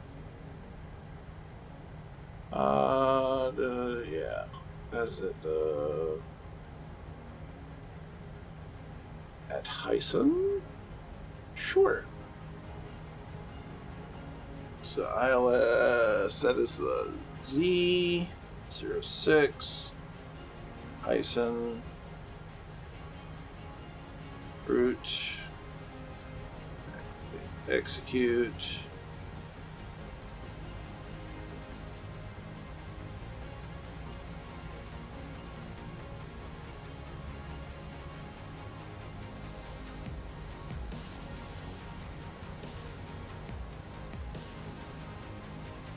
Let's see.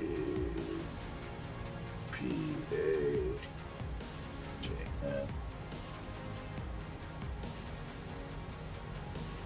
A little off. Approach.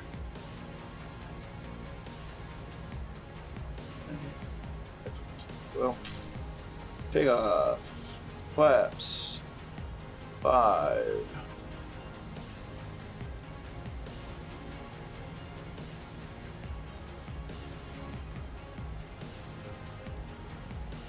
Index.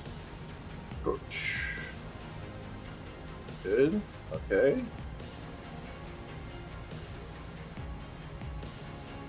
Alright. So, legs.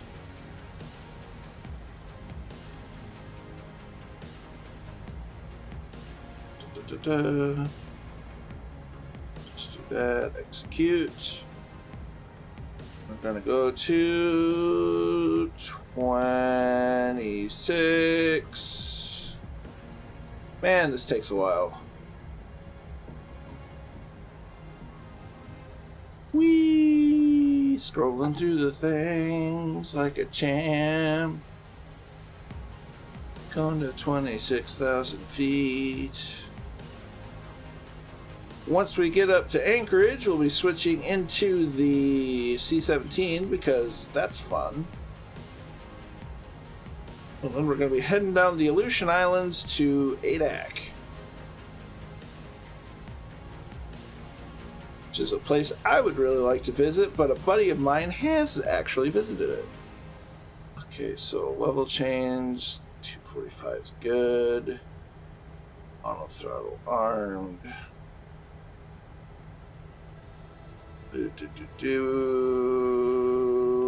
RTO set.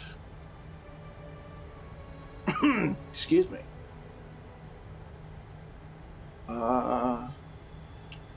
Should be good to go. Unless anybody has any objections or needs a minute for a breakage. Ugh.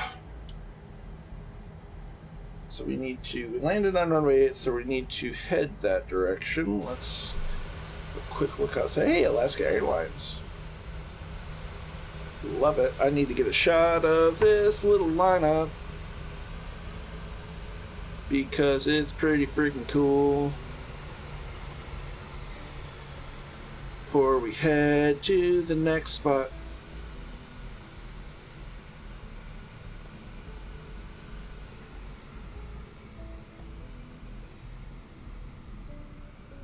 That's a lot of different airplanes in one little area. Alright, let's go. That's the wrong button. There we go. Alright, so parking brake off. Let's start rolling to runway 8. We're going to do flaps 5.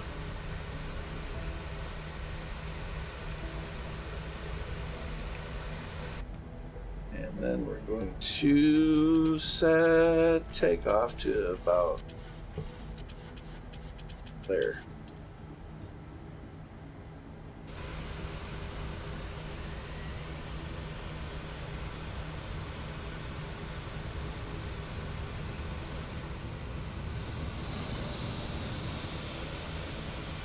And come to think of it, we should probably put some anti-ice on. If I can find it. Yeah, wing and...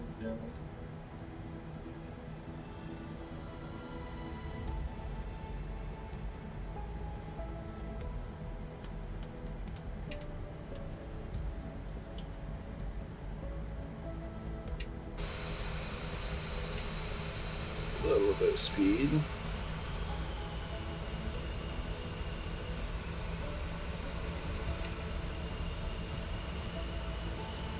We got summon an AI aircraft in for landing.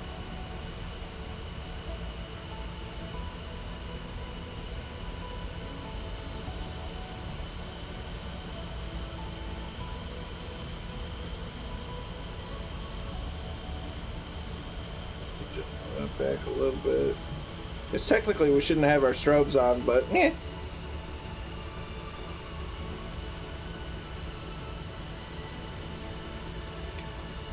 There's Charles Farmer and Janet 6, C7, C-17s.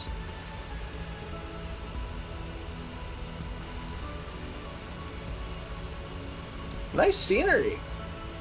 This is custom scenery. I didn't think I had a Juno scenery installed. It might be default.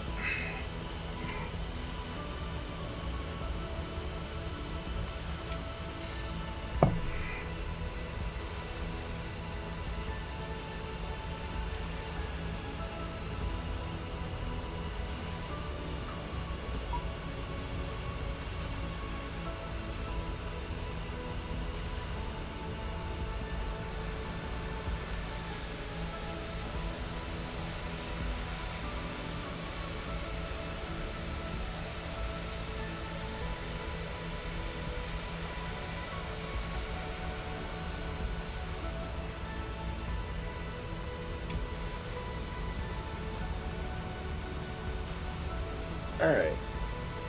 Get to the end of the runway. Landing lights come on. Taxi lights. Other lights come off. Got every other light that we need.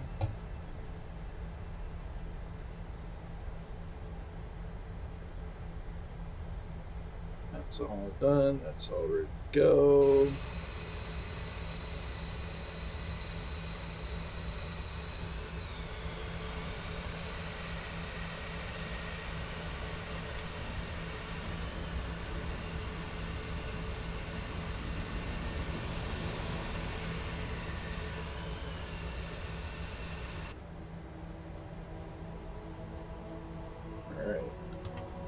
Barometer, altimeter, barrel setting. Okay, get lined up. Okay. Stop. It looks like more people are heading down the runway or making their way back to the runway, so we'll wait. Give them a couple of seconds before we blast off.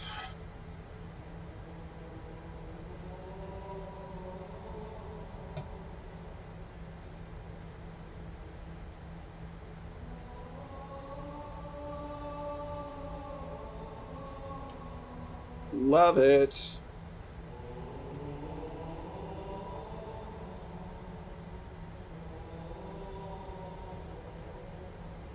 All right.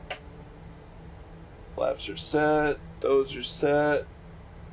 That's ready to go.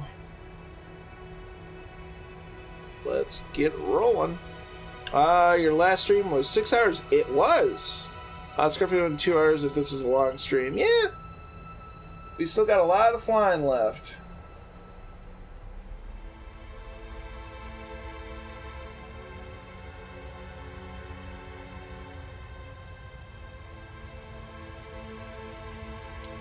Not entirely sure what you're meaning. Is it different displays have different informations? Here we go. We're rolling. Toga.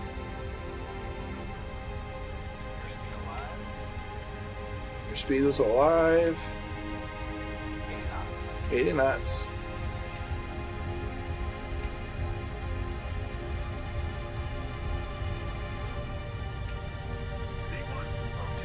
Rotate.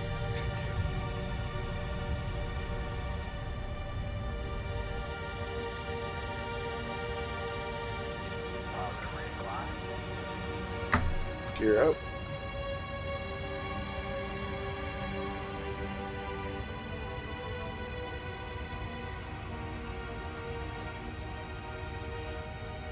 There we go.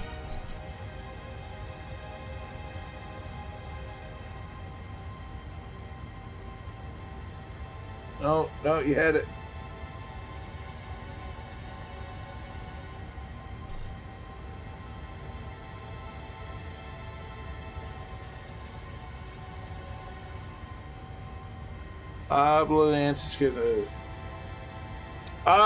It was in the settings for displays. I don't remember specifically, but it said something about side by side.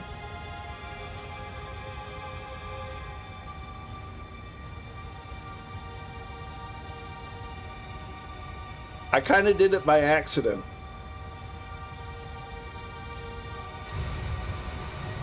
Flaps coming up.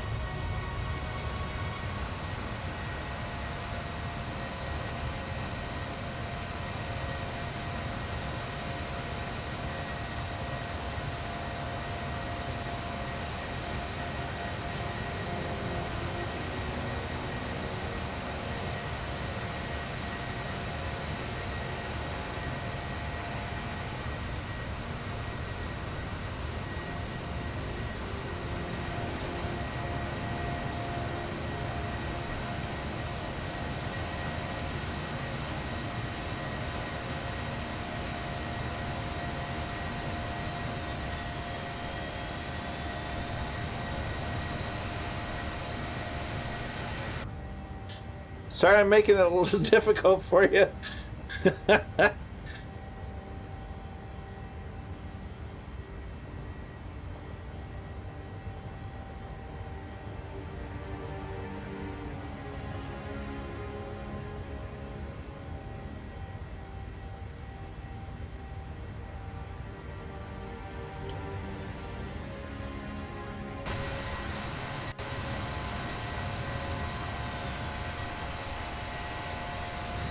Back into the clouds.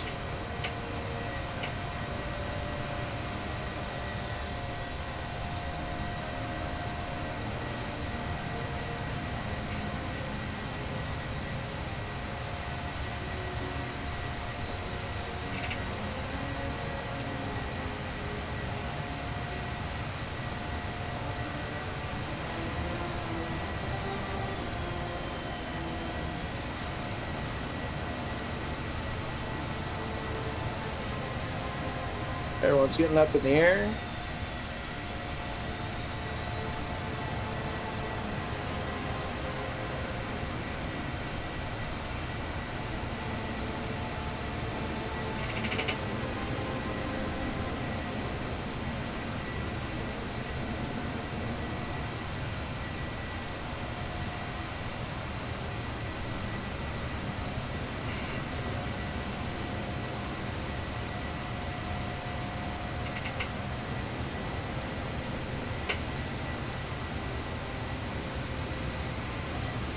Getting through them clouds.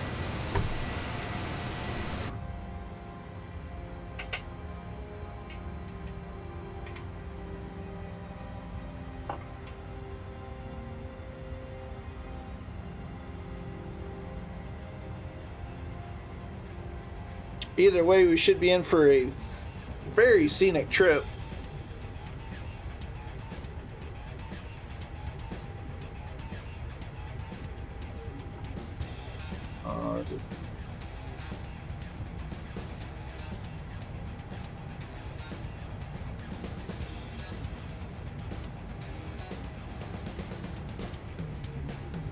Okay, we're over 10,000 feet. Landing lights come off.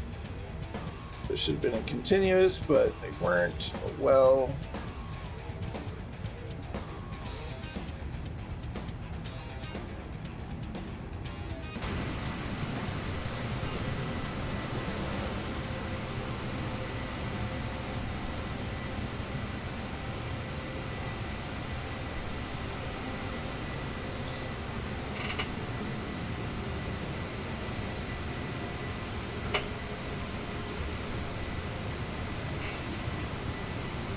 Here we're starting to break out of the clouds.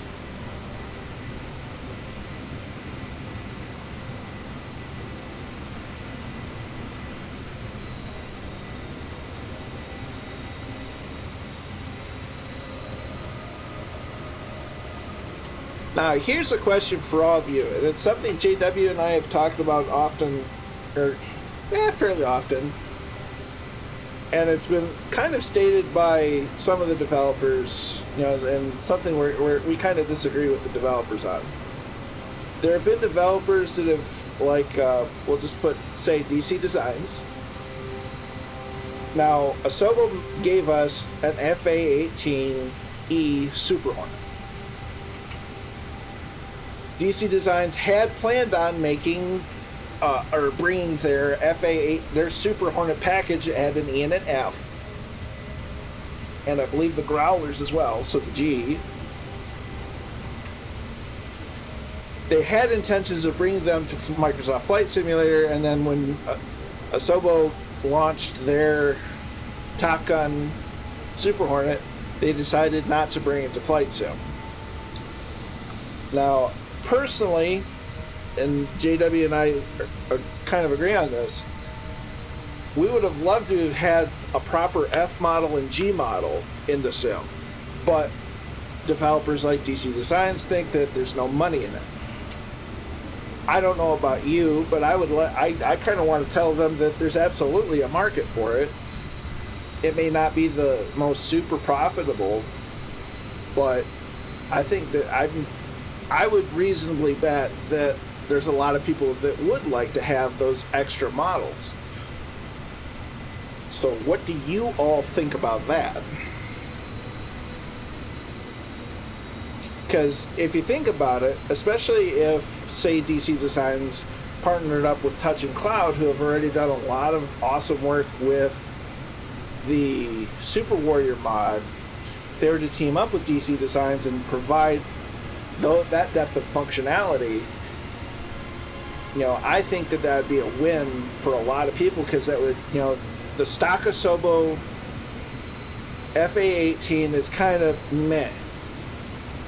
The Super Warrior mod for the F-18 is a game changer when it comes to the F-18. So I've been kind of thinking that either need to form a petition or some sort of have some feedback campaign to folks like DC Designs and say, hey, we would really love to have your Super Warrior package or your Super Hornet package in Flight Sim, because I would gladly pay money for a package that has more depth and detail and whatnot than the default F-18. Not to mention a proper F model, a proper G model. So if all of you want that sort of thing, I would strongly encourage you to contact those developers and say, hey, we'd love to see this, because the stock Asobo one's kind of meh. With the Super Warrior mod, it's great, but without it, it's just kind of meh. Asobo really left a lot on the table when it came to the F-18, in my opinion.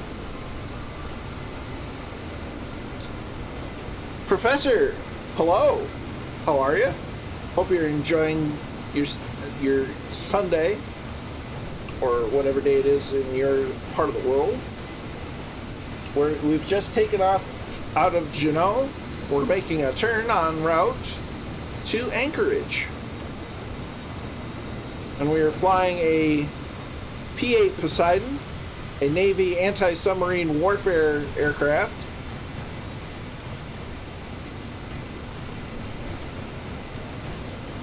With friends.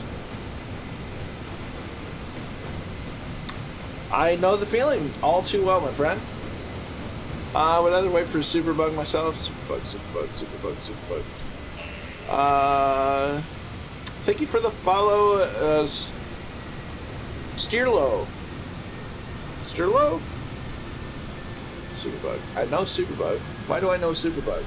Why do I not remember Superbug?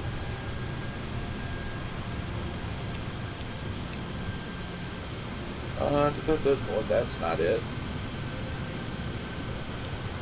Jet.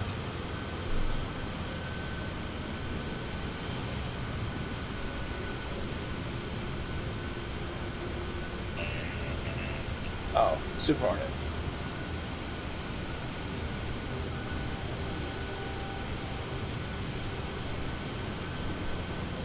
Yeah, and you know, some people have even been developing the legacy Hornets, and I would love to see proper legacy Hornets.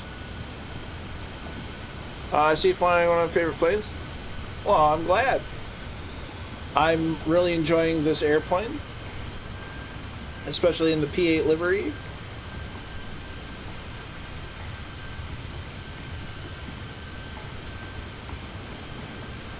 And thank you for the follow, Professor. Yes, Professor, thank you for the follow. Much appreciated. So, yep, we're in Alaska. We're heading to Anchorage now. When we get to... Ooh, the landing at Juneau is only 287 feet per minute. Nice. I'm keeping that up. Sure. I had a thought. It was a good thought. Aeronautics students. Oh, that's awesome. Hope your studying is going well. Oh, but yeah, Legacy Hornets. You know, I'd love to see a pack of Legacy Hornets. You know, the single seat, the 2-seat.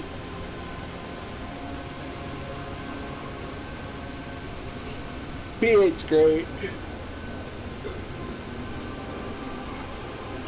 I mean, unfortunately for us in the sim, it's only the cargo 737, but it fits it fills the shoes.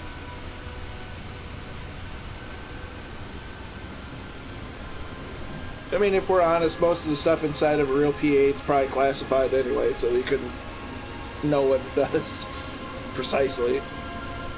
But it would be nice. It would be cool to see PMDG develop, you know, a P-8 variant.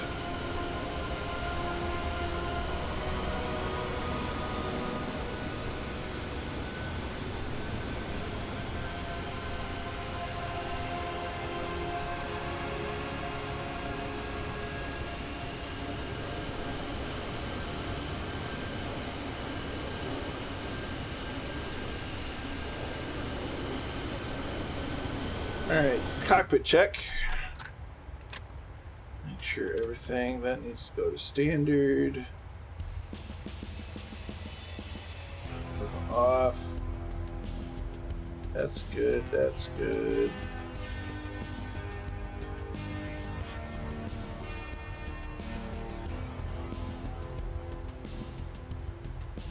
And go a little bit faster because this is a longer leg.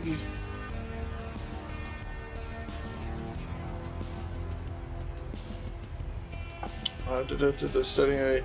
Yeah, I can imagine. That's a lot of numbers to crunch. 100%. If you're passionate about it, you'll do whatever it takes to achieve your goal.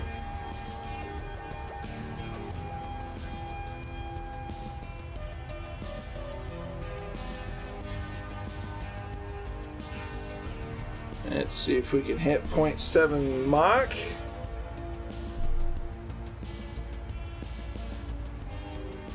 We're bouncing. She bouncy. Bounce, bounce, bouncy.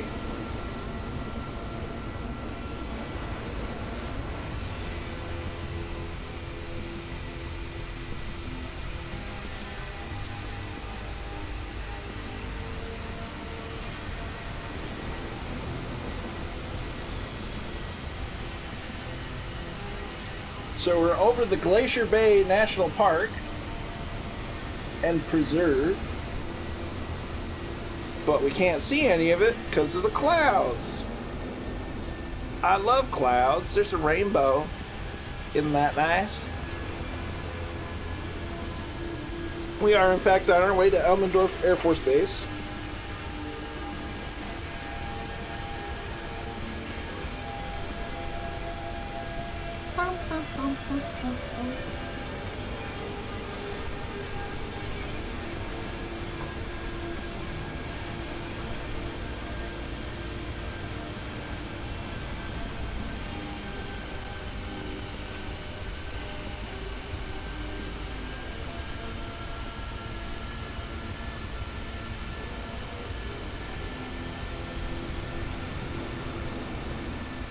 There's a break from the Tomcat.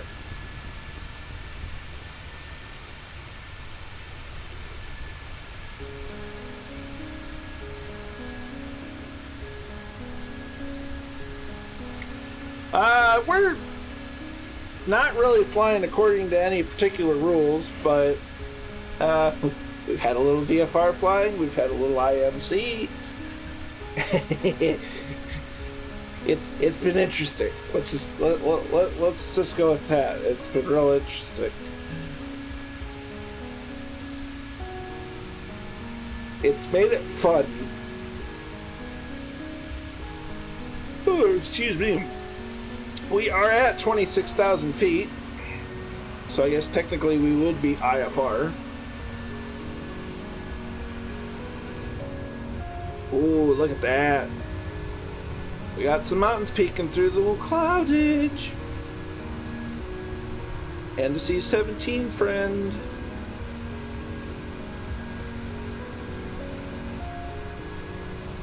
Oh, nice. That's awesome. Oh, dear.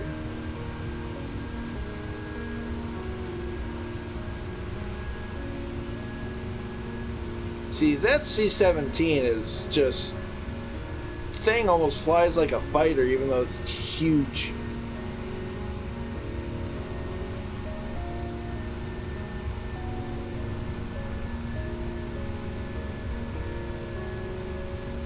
I am running the Orbix Alaska Mesh. That's a nice screenshot.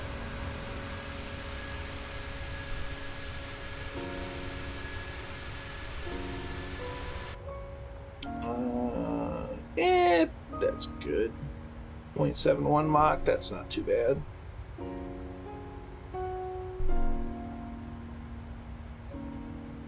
Everything is good. Everything is awesome. Everything is cool when you're part of the team. Okay, that song's putting me to sleep. Nope. The max. Nice. Boy, that 737 Max has had a rough life.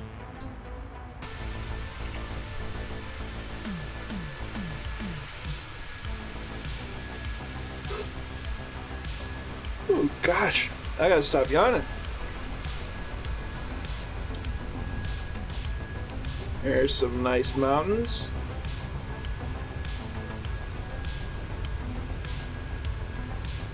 Look how the weather's moving over and it's starting to eclipse it. That's so cool.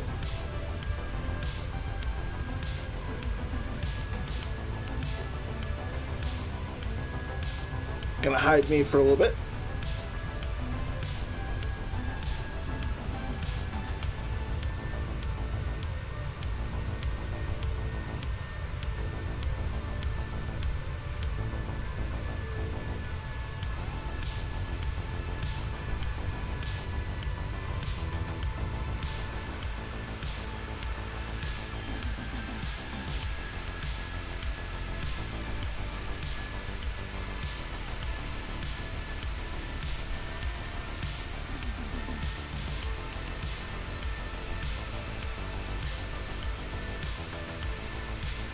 Solid advice.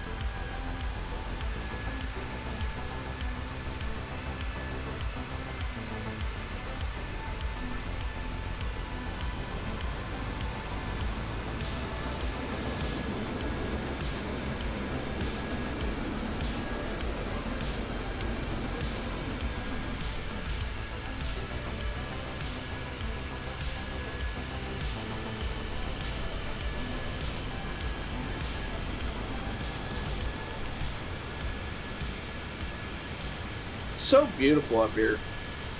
I like flying high, to get in the clouds because it has its own sense of beauty. Hello. Weather just moved in. But I like staying low enough to where you can at least see the ground and the terrain real well. Once you get to like 37, 38,000 feet, you really don't see the ground all that well.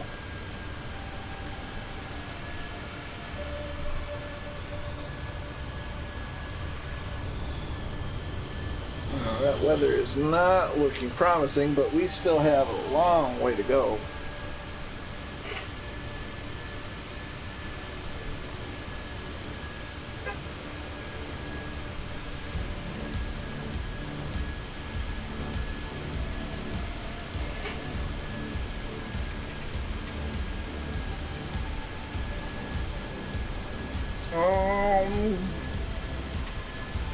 What's the nearest airport that have a METAR?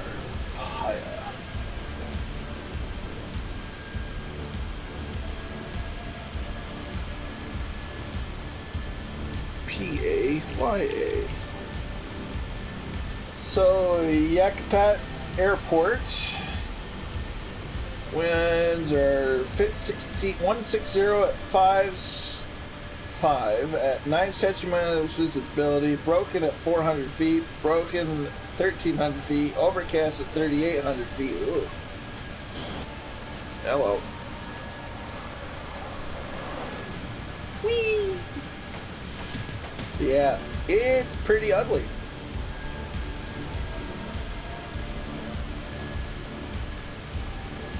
Yep, I looked at the aviation weather part of the National Oceanic and Atmospheric Administration, their website.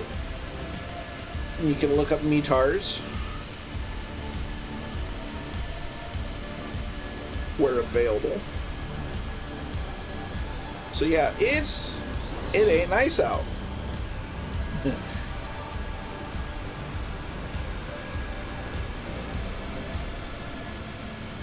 Did I turn the APU off? I'm pretty sure I turned the APU off. I did turn the APU off. Woo! I remembered something. I probably forgot something else. Packs are on. That's good. That's good. That's good. Okay, we're good.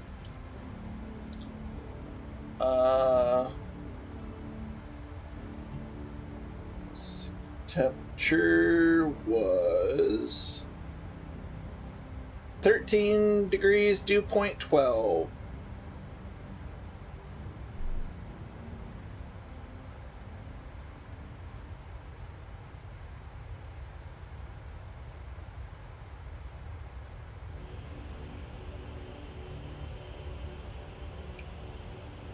Man, I can't get past this. How did that not make it to a news thing? Who was it? Aerial simulations. They're doing the F-117, and nobody talked about it. For sure. My dad was a trained weather briefer by the National Weather Service, under the care of Lockheed Martin. So, whenever I wanted to know what the weather was doing, I'd ask him. Unfortunately, I can't do that anymore. But, he taught me how to read the charts.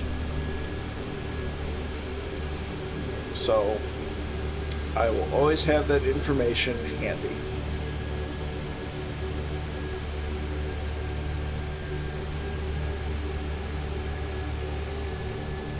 That's cool. Clouds. How they do that.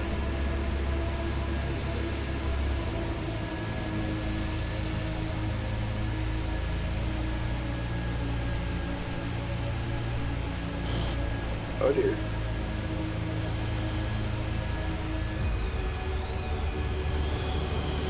Look at that. Man, the clouds in the sim, it's just something else.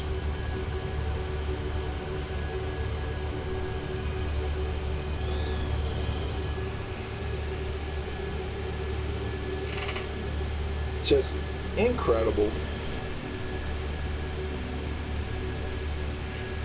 Whoa, what's the weather look like? Where is it?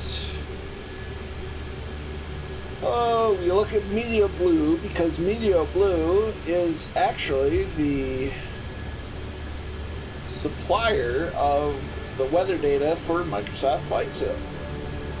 Believe it or not.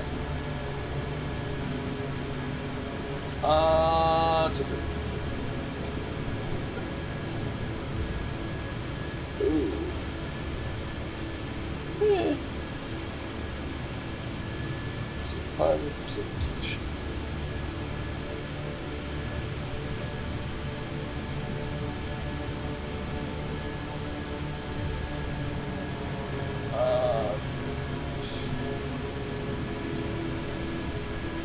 Aviation clouds. Cloud cover total. Ooh. Low clouds. A lot of low clouds. Low clouds will get better once we get towards Anchorage. Medium level clouds, not so much. High level clouds, there's a couple of breaks, but otherwise we're going to be in the thick of it for a while. Ooh.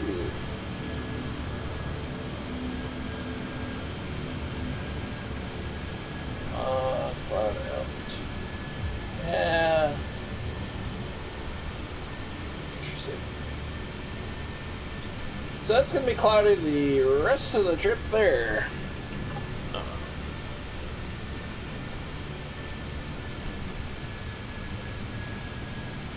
100%, dude. That's an awesome inspiration.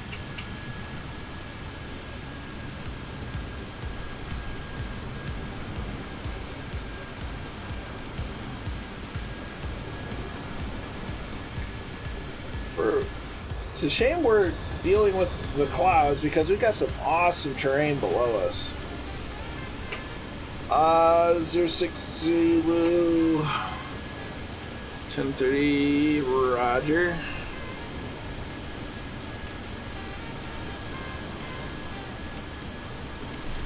Let's see, what did I put in?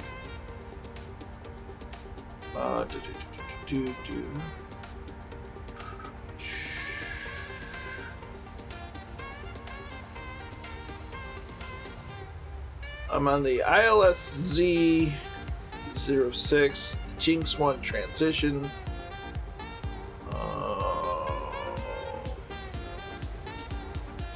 110.3.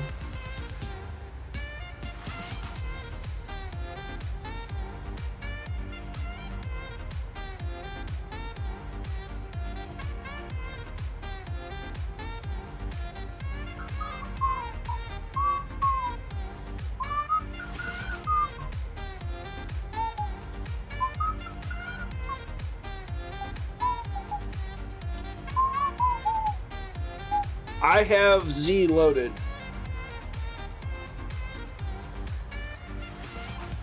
The ILS Z.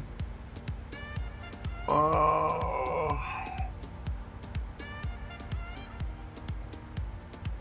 yes.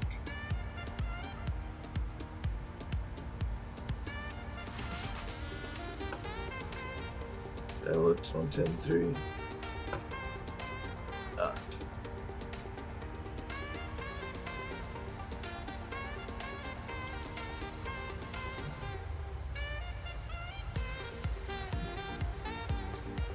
No worries, Infidel.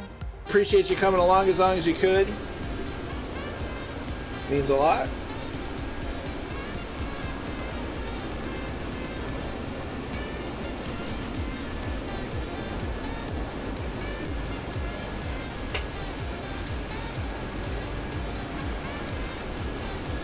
Poor Tomcats are getting bored. I'm sorry.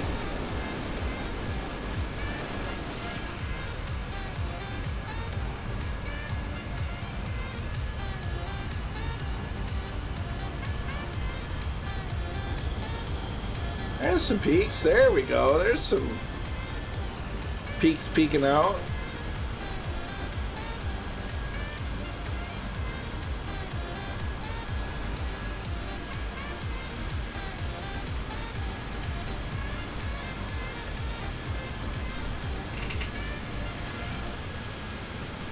Oh, grief. I'm sorry. I am so sorry.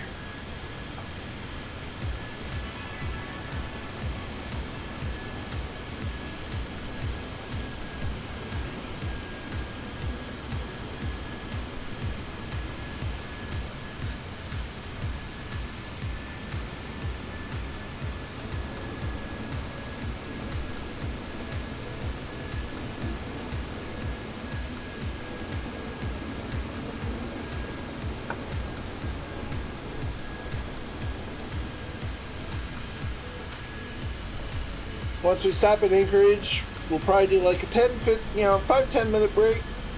Get up, stretch, get a snack. Whoa. Stretch the legs.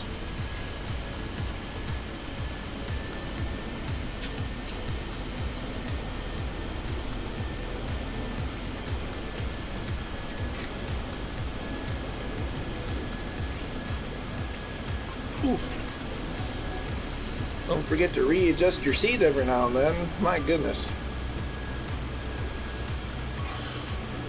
Good evening, Muse fan. How are you, my friend? Have you recovered from last night? And all the shenanigans that were had?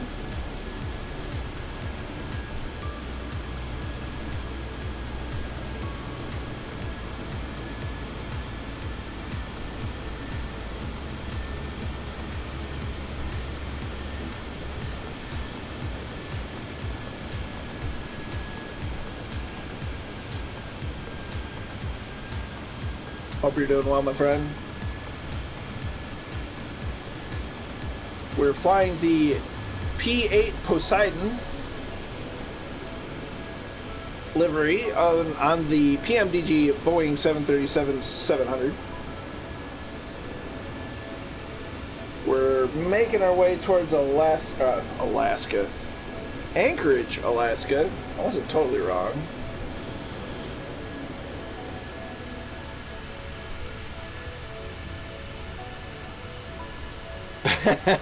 Stayed on the Guinness, no whiskey. Probably a good call. I can only imagine the headache that Murph must have today. They did Kozaki. I wish I could have been there, but that's a long drive. Not to mention that there's an ocean.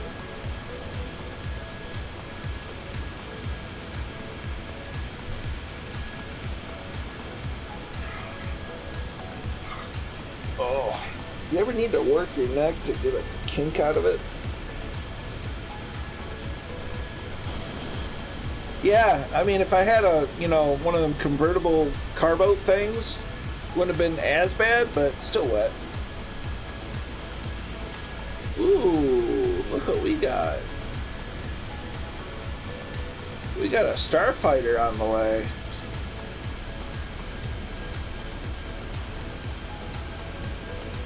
That's something you don't see every day. So, quick shout out to my good friend. That's not how. Nope, that ain't it. Nope, that really ain't it.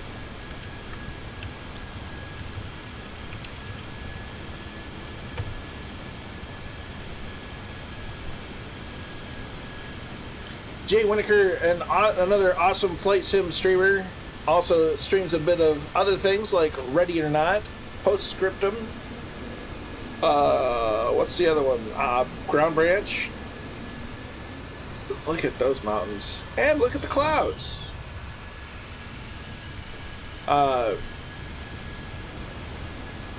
We did he streamed a very nice and scenic F-35 patrol over Norway this past Thursday. It was a lot of fun to be a part of. If you like my content and you like these types of flights, go check out Jay Winokur.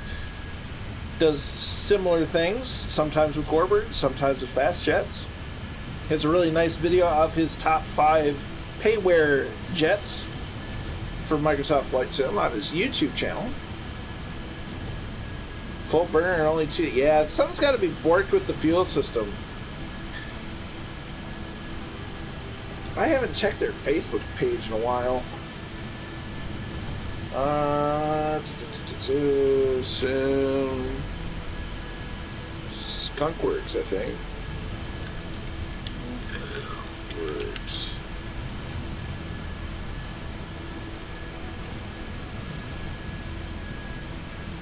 Let's see. June 29th, TF104G and FRF104G updates. We have uploaded to, it looks like they got an update June 29th, but that's the latest one that they've got.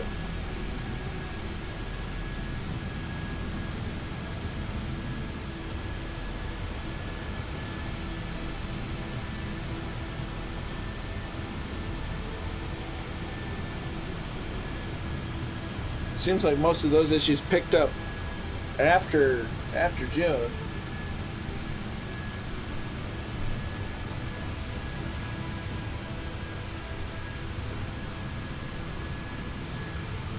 Of course, the F-104, very iconic jet fighter. Oh dear.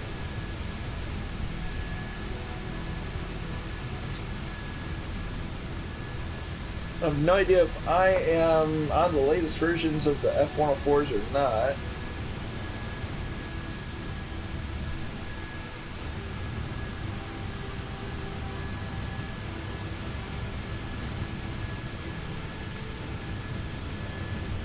I need that F-117 in my life.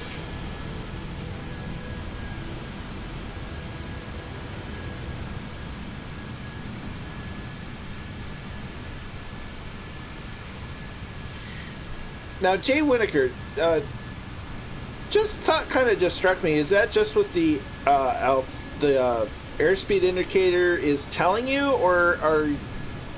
Because I don't remember if there's a true airspeed indicator calculator thinger mabobber in the F-104. I don't have a lot of time in it because at altitude you could be full burner at 280. Granted, it still seems off. Don't get me wrong. Yeah, that'd be nice. So, have no fear. We are going to do some... As soon as we get the right tools, we're going to be doing similar flights, but in World War II aircraft. Because, you know, these flights have gone well, but, you know, I love flying my warbirds, too.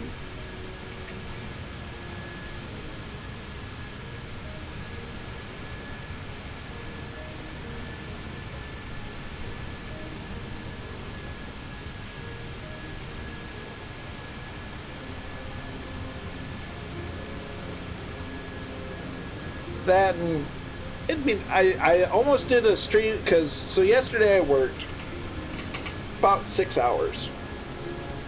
I punched into work at about 20 to 2, punched out of work about quarter after 7 ish, and so I worked about 5.5, 6 hours, somewhere in there, and almost streamed last night, but I ended up being way too tired. I was gonna fly the Goose because I haven't flown the Goose in a while, and it classifies as a warbird. I have not messed with that in a hot minute though. I have so many planes that I never have time to fly them all anymore.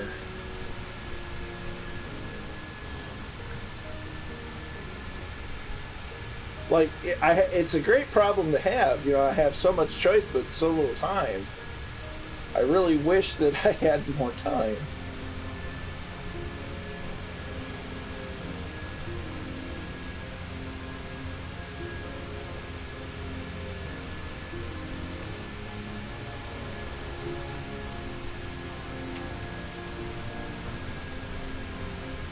The 7.3, the PMDG 737-700 is phenomenal. And we're flying it in a U.S. Navy P-8 Poseidon livery.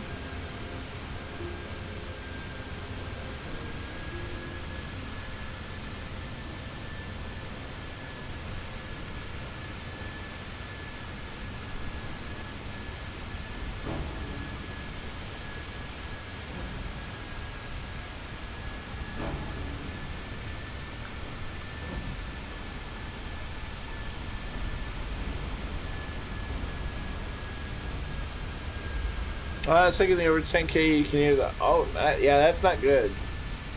Considering whether to wait or get to 7. That's a call I can't make for you. I have both the 700 and the 600. I'm not likely to get any of the other versions. Not saying that I won't, but they certainly won't be a high priority to me because I'm not a big airliner guy. I'm flying this because it's in the military style.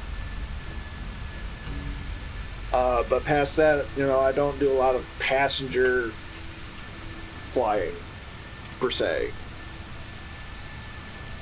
The main is for the P-8. That's fine. I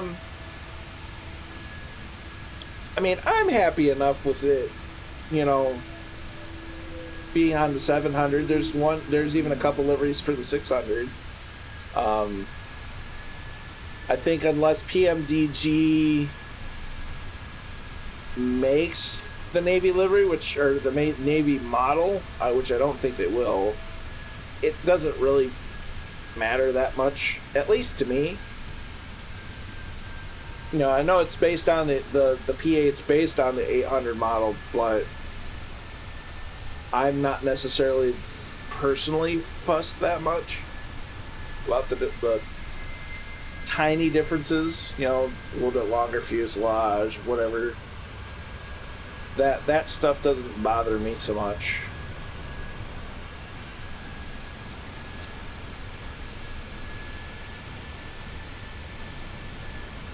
I would, yeah. If you're not fussed, might as well just go for the 700.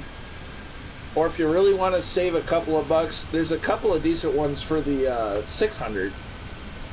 So that's fair. That's when it comes to these kind of planes, I'm kind of the same way. This looks the part to me. It's good enough for me personally. But, and it's actually quite a few different ones from different nations for the 700. So, I'm not sure how they're going to price the 800. So I would also take that into consideration if it's going to be more or less. So I'm thinking the 800 is probably going to be about the same as the 700, maybe a little bit more, but I don't know. Well, hello, RD. The free P3 covers my old school. That's fair. I mean, they're phasing out the P3s, but they're definitely still technically in use. A lot of the pilots I have said is like operating this versus a P3. In the P3, you get vibrated for 8 hours, whereas in this, it's a much smoother ride. Yeah, that's the one. I think that's the one that Kozaki's talking about. I don't remember if I have that. I think I had it installed at one point and then just kind of lost track of it.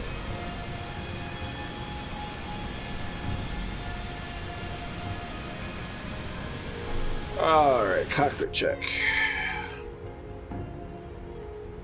We have got a ways yet to go. We're just past halfway though.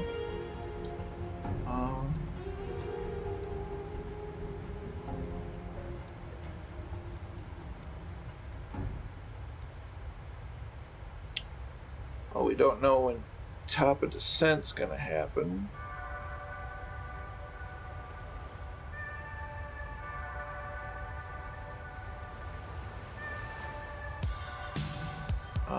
Those are still off. Good. Glad I figured this stuff out. That's kind of a pain in the neck.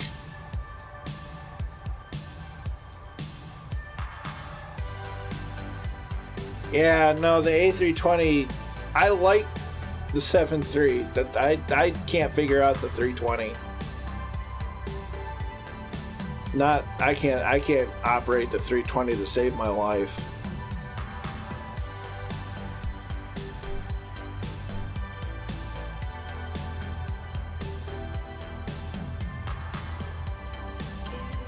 It's just everything's too automated in the Airbuses.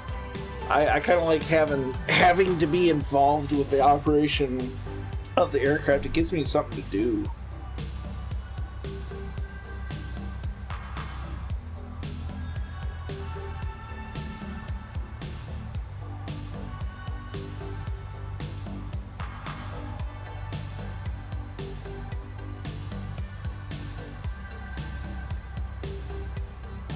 All good so far.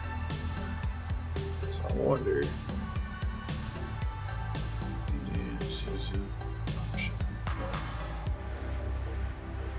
Aircraft displays.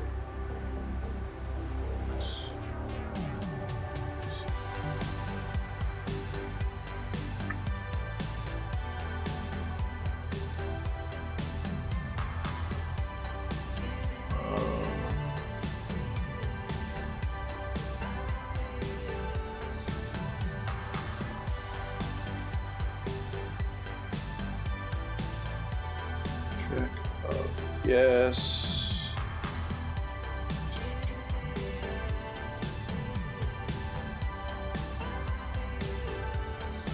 GCAS. Okay. Should still be a TARA. Yep.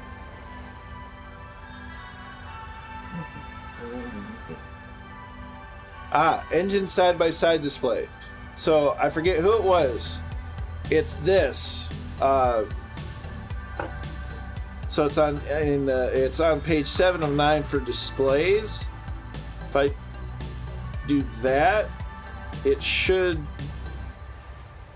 give me more options. So if I do systems or engine, it'll go down here.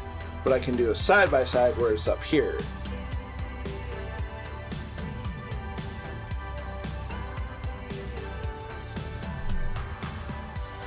Someone asked about that earlier. I don't remember who it was, but I found the issue. Or I found the setting.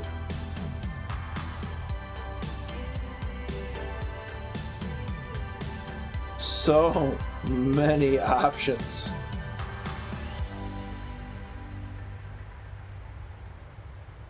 Alright. Setup, trip menu, FC. There we go. Uh-oh.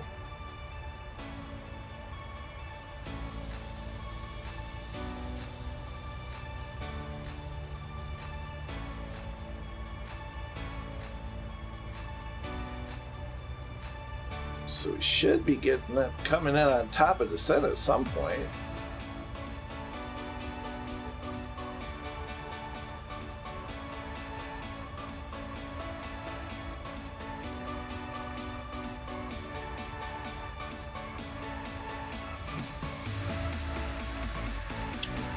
Huh.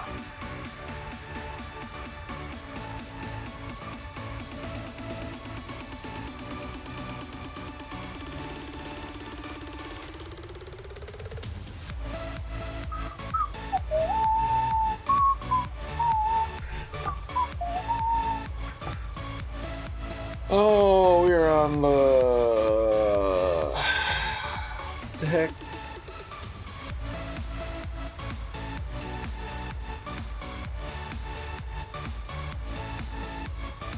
ILSC.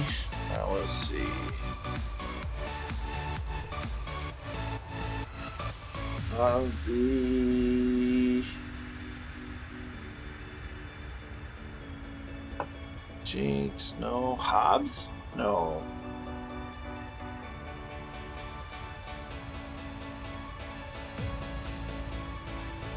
Maybe that'll give me my TOD.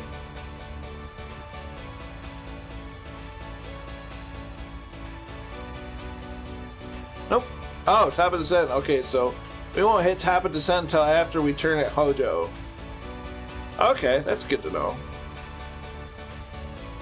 So I'm sitting here going, where's it going? Okay, so now that we're at that, we can go to the ILS. We can look at...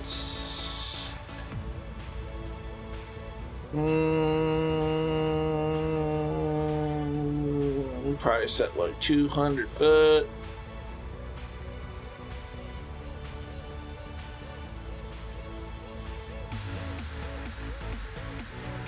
Once we get to that point,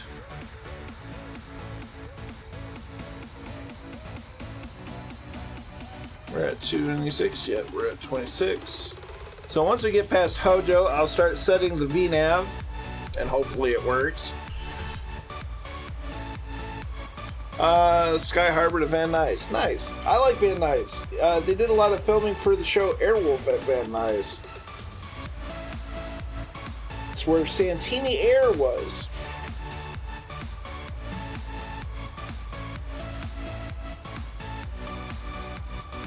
Now there's a chopper that I cannot wait for.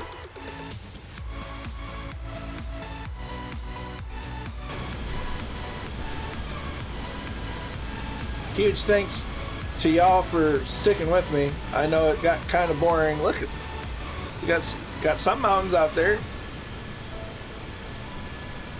I know these airplanes are not necessarily the most exciting or whatnot, but there is fun in them to fly.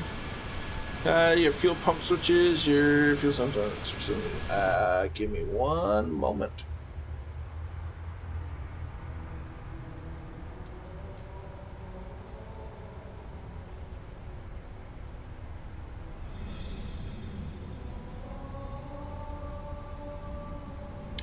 It's not boring. Well, I'm glad you don't think it's boring. Say it's definitely not exciting, but I'm glad that it's not boring. They are on now. Should I turn on crossfeed?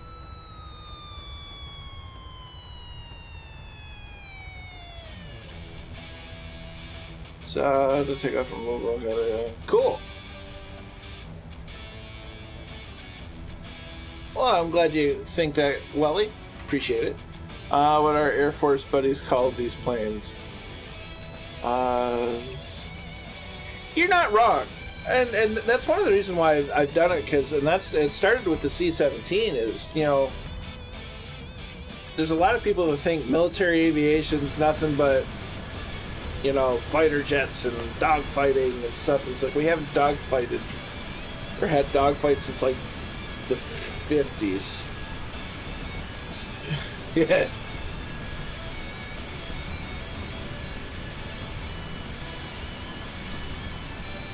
I still love it when people call the buff the big ugly fat fellow, and I'm just like, it ain't fellow, guys. Oh, the B-52's nickname was the big ugly fat fellow. No one. You got 3 out of 4 words right, but the fourth one wasn't. But yeah, this side of military aviation does get overlooked quite a bit. The same thing. Once we get the refuelers, I'll be coming up with missions for those, and I'm just glad that people actually have been enjoying this. Because it gave me something to do, and it kind of helped me find direction. So I had streamed in like April. I think I streamed like once in June, but I was kind of on a hiatus because work was bogging me down. My mood sucked, and I was just tired, and achy all the time, and I also didn't really have a direction for the channel, because by the time I wanted to get, back into streaming, I was just like, well, what do I do? There's so many great GA streamers out there that's just like, well, what I usually would do is not really all that unique anymore. And so I decided one day on a whim to fly the C-17 up to Oshkosh, and it, not to be punny, it took off. Yeah, and that's, huge credit to like guys like Bernoy and Kapu. It's those guys that do that amazing flying. I'll be honest, I'm guilty in a lot of ways of being one of those, I'm going to zoom by it, but if you're flying something that I can fly in formation with, like an airliner or whatever, they'll fly in your wing for a while. But, you know, it's, you know, people don't necessarily see the anti-submarine aircraft or the refuelers or the transports. They just see fighter jets and, you know, whatnot.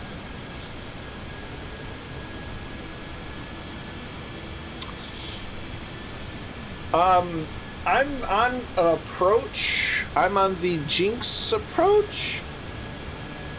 Yeah, I'm on, or excuse me, the Jinx 1 RNAV arrival. So that kind of has me going up north-ish. So, I mean, my heading right now is 285.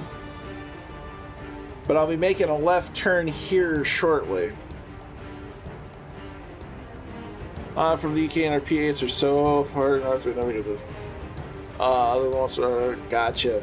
I know we did I did a stream last week or the weekend before that we made a stop in Scotland at RAF Lossiemouth. I was wondering what made a difference.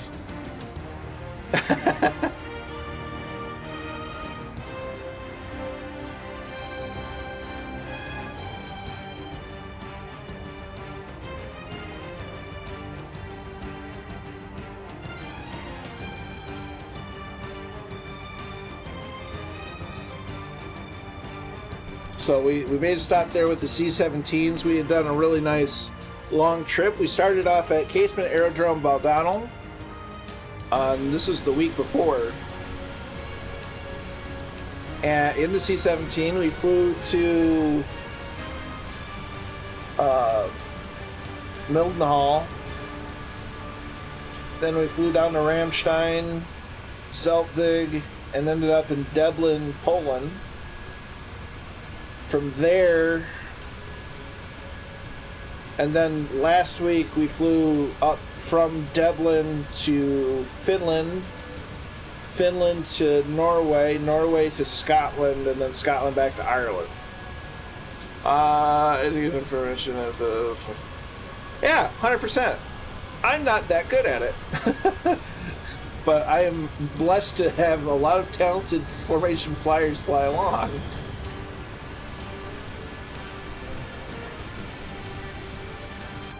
Alright, so we're about to hit Hojo. We're gonna make a left turn. Cyberman True, good to see you, my dude. Long time no see. How's the flying treating you? Real and simulated.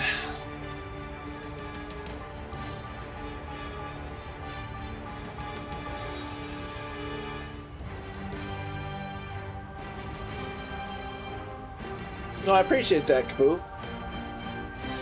I try. Autopilot helps, if I'm honest. But,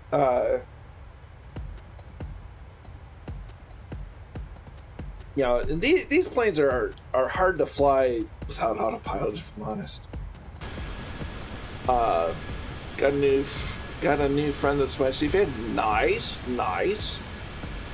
Beautiful view of fire in Southern Cali. Nice. SoCal's a fun place to fly. In fact, I was doing a test flight last night. Flew from Naval Air Station, North Island, to... I think I ended up in Oakland. Because I was going to go up to Whidbey Island, and I'm just like, nah, that's too long. And I didn't realize until halfway through the flight, and I'm just like, yeah, no. Change plans.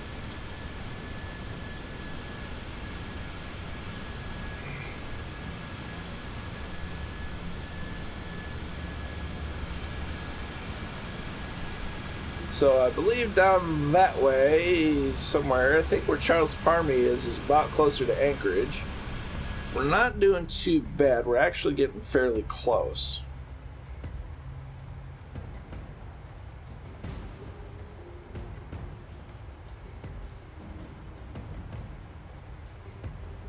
So we're gonna hit, once we hit Hojo, we're gonna make a right turn, and then we're gonna set up VNav.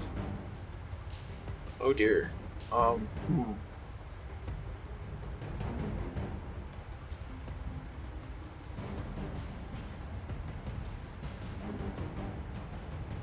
Okay, which actually, Hobbs. What's after Hobbs? What comes after Hobbs? Runts. Ugh. Ooh. To the Heisen. So I need to go to. I need to look at that. Oh no, that'd be fine. That'll be fine.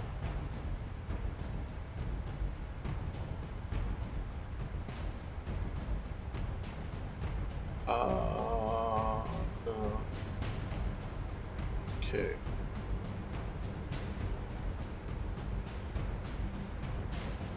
Yeah, we'll be fine. No, that'll be fine. Never mind. I got all worried for nothing.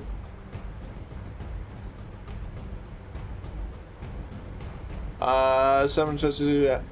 I saw that, but I'm wondering if it's the Bell 47 and they just changed the ICAO code, because it used to just be B47 if I remember correctly, and they just added like a dash in it, because ICAO codes don't have any dashes. They're usually 4 digits and that's it, or 4 letters or numbers, 4 characters, but not dashes. So I'm wondering if it's a Bell 47, not a B47.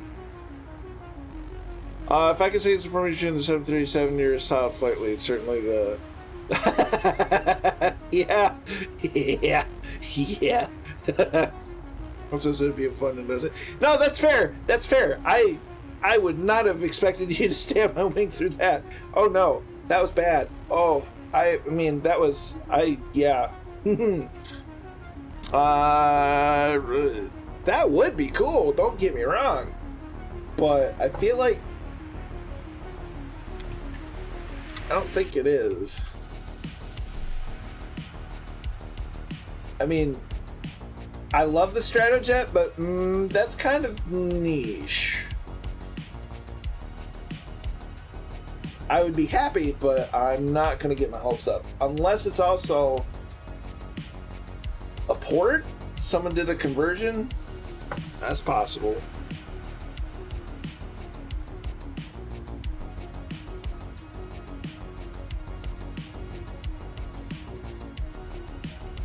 There we go. It would be cool to get a buff, not gonna lie. I'd fly it. Chino? Ooh, Chino. There's a lot of nice forward restorations happen in Chino. Alright, we've turned from Hojo.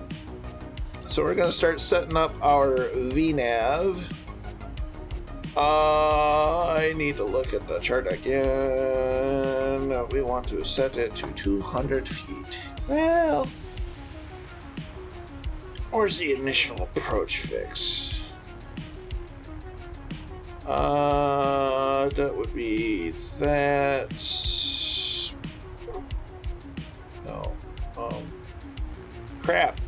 Oh, pressure fit a Heisen 3000. So we're going to go down to 3000. All the way down. Let's keep going. Whoa, that's a bump. Weather updated.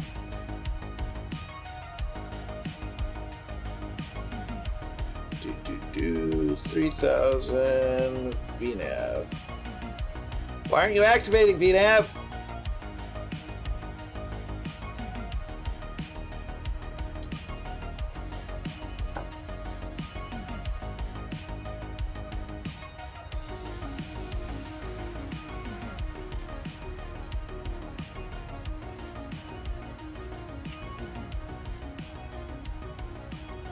VNav, why are you not working?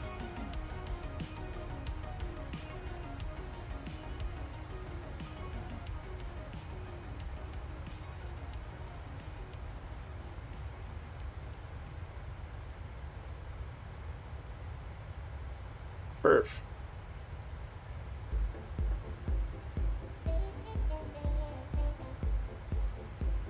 I don't know what the RTA is.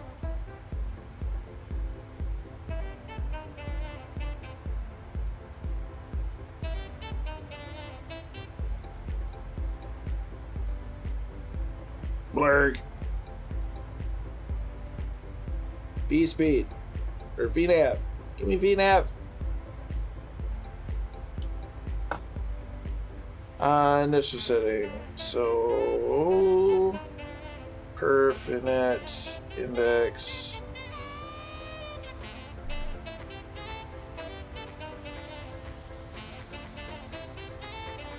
Approach.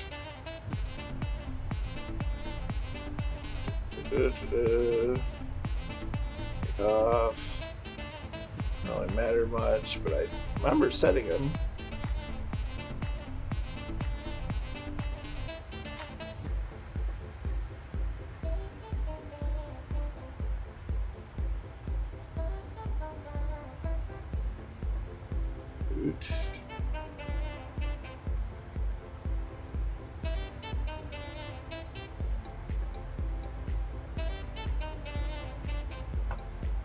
Enter reserves. What number do I put in the reserves?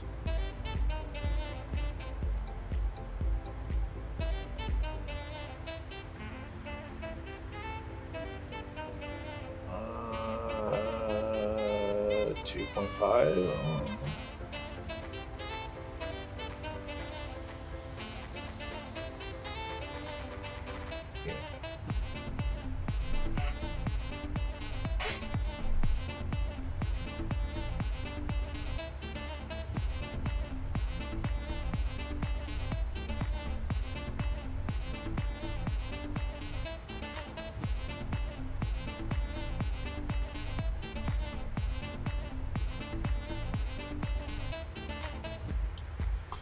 Huh. Shows it all. Goes to show what I know. Look at that. There's. Look at this mountains. So I am running the Orbex. I think I mentioned this before. I am running the Orbex mesh for Alaska. Hey, Marine. And I like flying Alaska beforehand, but with the updated mesh, chef's kiss. It's just so good. We got a MiG inbound.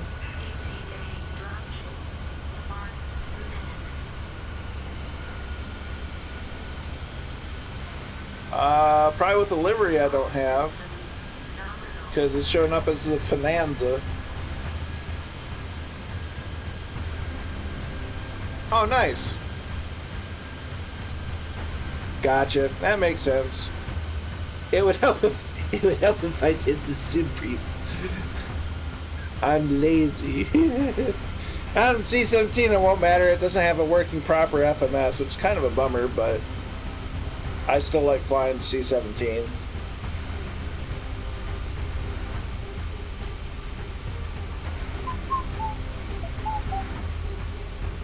Yeah, I don't think I have your livery, dude. It's kind of a bummer.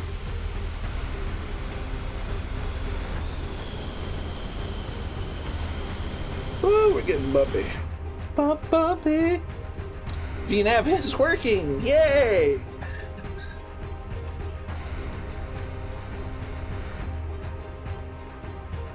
You know, I'm starting to wonder, because with the way the 737 works from PMDG, I can request it and it'll fill everything out, but if I put stuff in and then hit it, it won't work. So I'm wondering if that's... Yeah, I'm not sure I have that one. I'll have to double check, GW.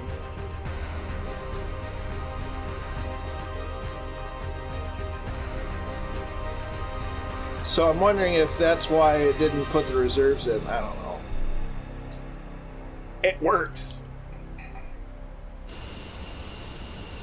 That's the bottom line, is now it works, so Oh, I'm a big old dumb. Finally getting to see some mountains.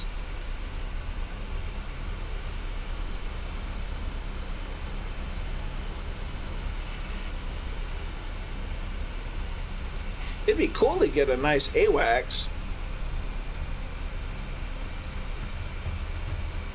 It's another plane with a lot of options.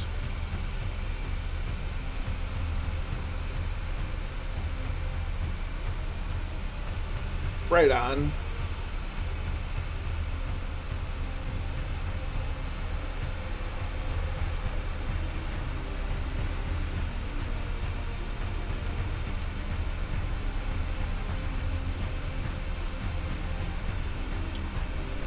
So you know how the Marines have Semper Fi?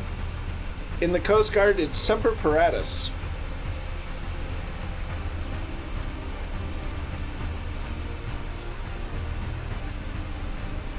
I'm sure the Army has one, but we forgot.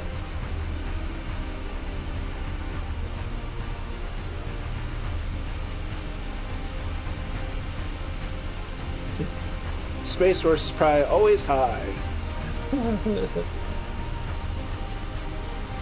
Private Potato, into the skies! If you know who Private Potato is, you're awesome. I mean, you're all awesome anyway, but you're a little extra awesome. I love Private Potato. Yeah, Caboose. Darwin's got.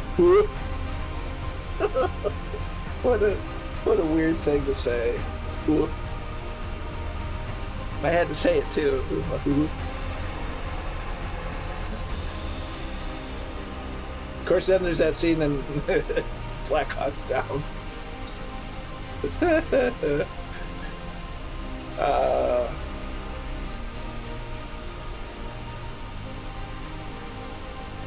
That's funny. Pilot Edge new. I think that's always vigilant. Yeah, no, Pilot Edge, you're limited in area, but granted you get your guaranteed coverage. I just like VATSIM better because I'm not paying for a service where I'm going to end up being on Unicom most of the time. Because I will avoid towered areas.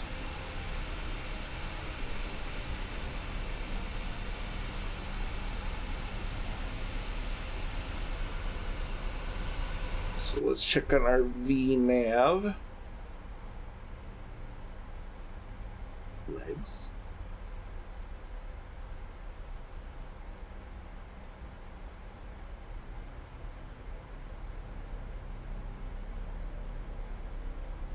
Enemy mech destroyed. Primary objective successful.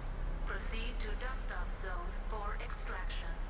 Sensors indicate friendly dropship has entered atmosphere. ETA dropship 1 minute. Shutdown sequence initiated. Feel like that's above 10,000. Okay, good.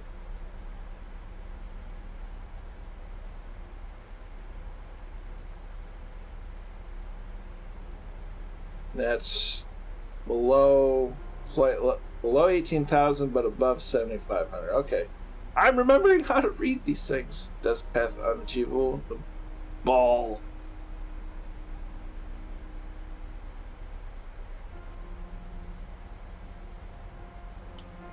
I've used Semper Tyrannis.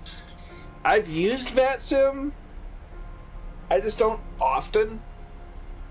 Mostly because, you know, I just don't have the time or energy most of the time, and the times that I really do get to stream or get to fly on the weekends, I'm usually either flying with somebody else, like Allison, or doing my own flights, which I don't know how well these would go on VATSIM. Plus, I wouldn't know the proper call signs and whatnot. And for these style of planes, I'm not comfortable getting on a network. If I were in a small plane, sure. But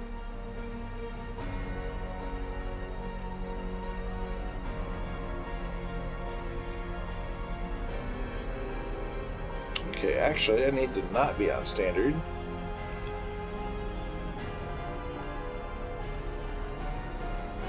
We're in the clouds again. This says 15 may not be high fidelity, but it's a good compromise. See, and that's... I'm glad you say it like that, because one thing that bothers me is when people start comparing things to DCS. It's just like... DC Designs has made it clear that they're not going for, you know, the super high fidelity, study level, whatever you want to call it. They're doing it to have enough depth to make a lot of people happy, but still be fun to pick up and fly. And people want to make it sound like they were, you know, trying to do, you know, compete with something that's in, you know, other sims. And it's just like DC Designs from the get-go never was.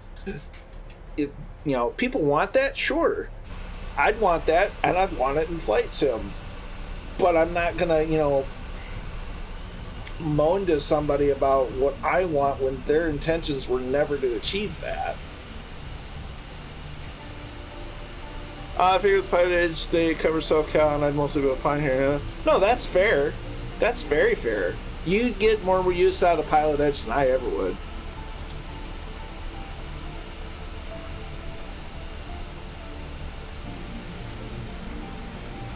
Yeah. Case of, is it schmutz or an airplane on the monitor? It was schmutz. But I do appreciate you putting it the way you did, Kapoo, because that's the way it should be. It's just be like, it's a compromise. That's exactly what it is. It has enough systems depth and realism to appease people, but not enough to where, you know, people feel intimidated to fly it. And that's what I really appreciate.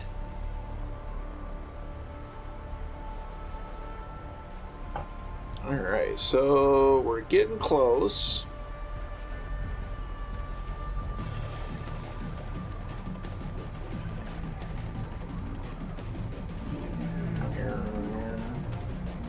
Okay, we're about 10,000. We'll start putting some lights on. Those are already good.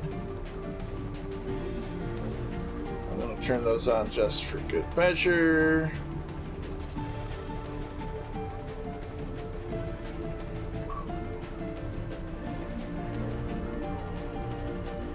Boost that range a bit more. We're about to hit Hobbs.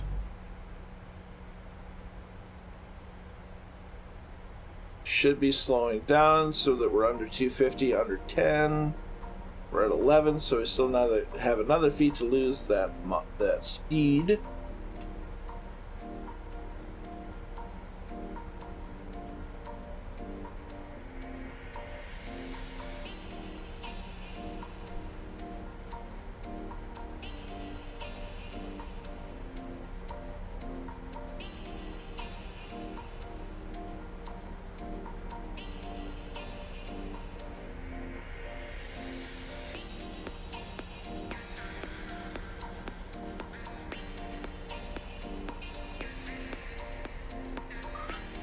Good thing we have an approach. I can't see anything of all with all the de-icing. Oh no.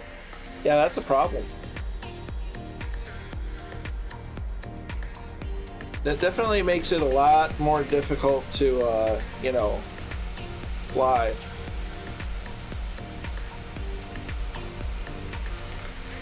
See, even this part of, you know, the flatter part. Oh wow. That's Anchorage.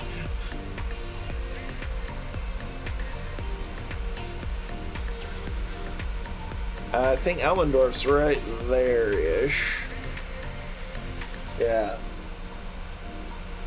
So, welcome to Anchorage. We've survived.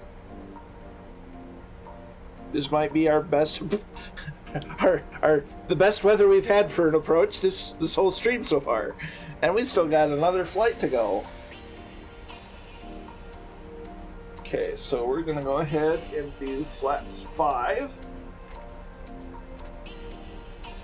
Oh no, I can't do that. No, I can. Woohoo!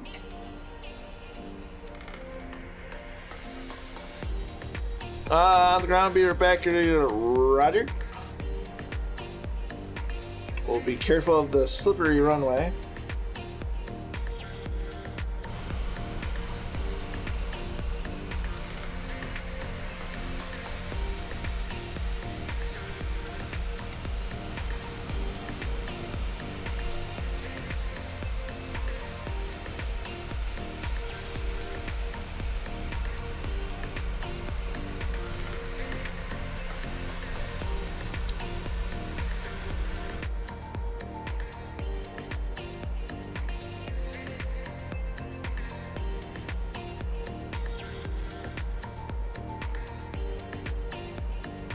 I didn't do it. I didn't do it.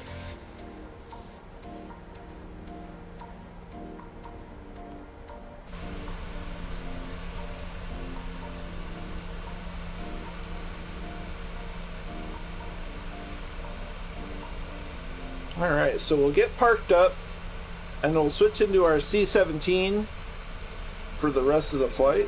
So Charles Farm is right there. That's where Elmendorf is. We do have a custom Elmendorf scenery installed. It's actually really good.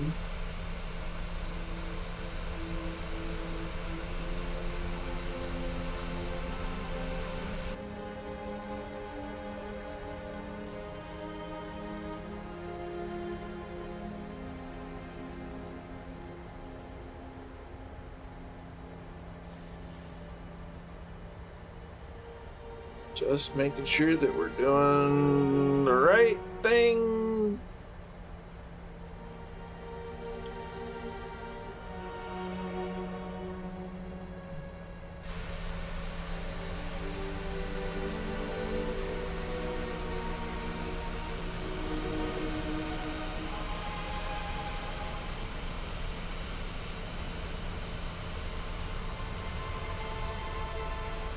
Not over the water. We're gonna, then we'll turn in.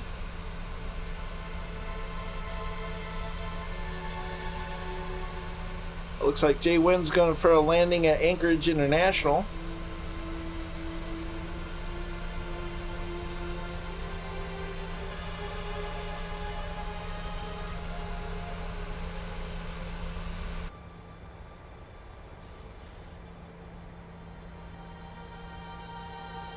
Alright, we can bring that in a bit.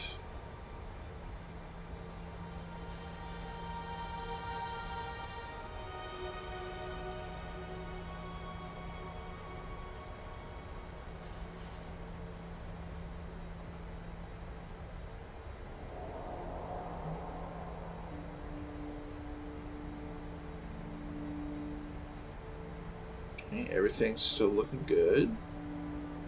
I think, what was the first approach fix? Hyson. So we want to go to approach.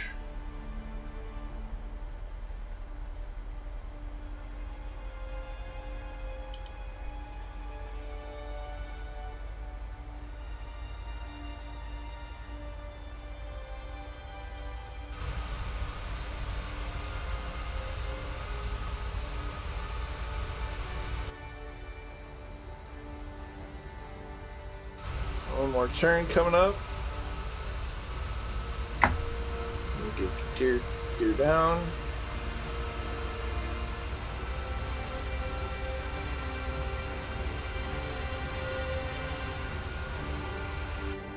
Auto throttle doing its thing.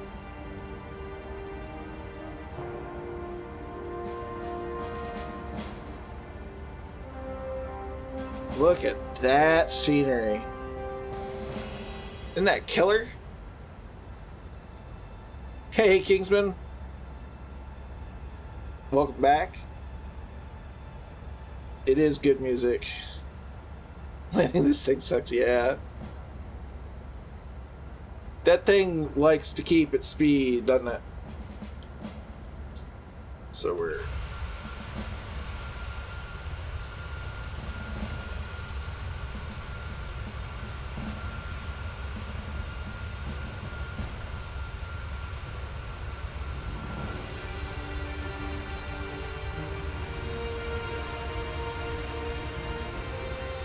Final turn in.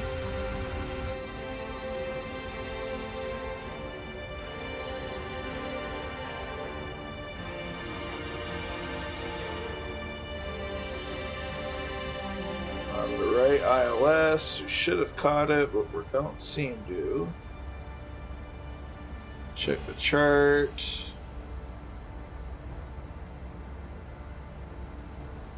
Okay, so it should pick up at Seca. But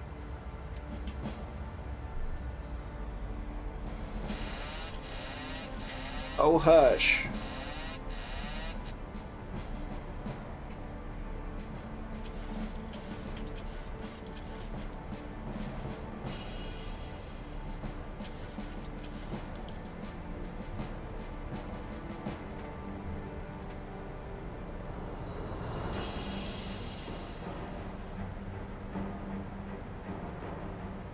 It kept us real high for no good reason.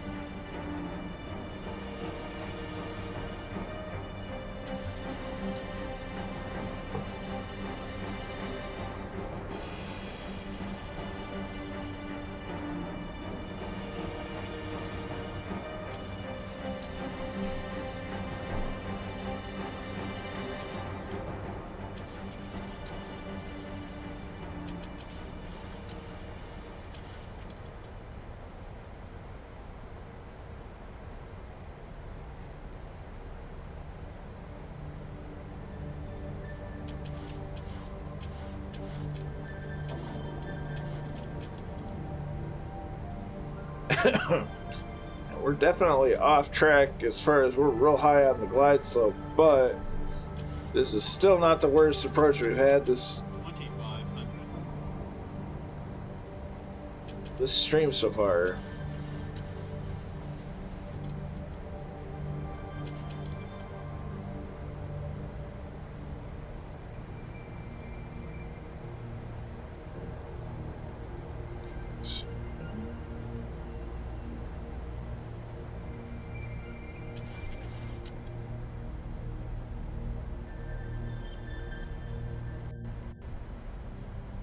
Don't be screwing with me now, Flight Sim. Get very upset.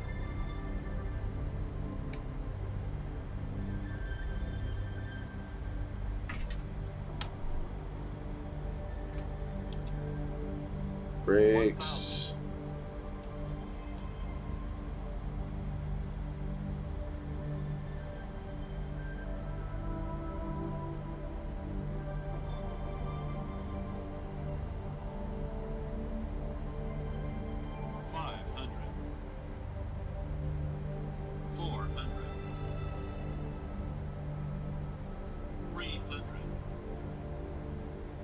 Sync rate. Sync rate. Sync rate. 100. 50. 40. 30. 20. 10.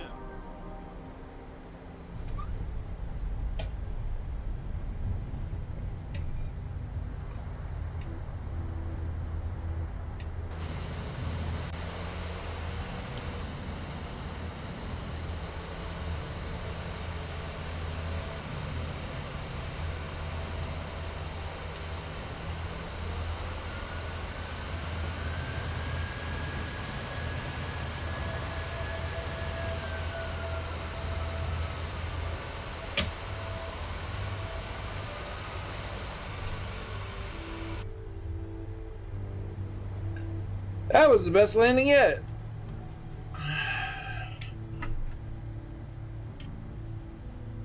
Woo, thank you, thank you. Like I said, that that was probably the best landing we've had all night.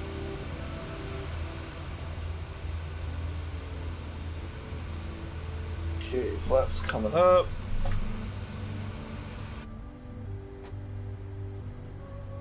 Landing lights. Taxi lights on.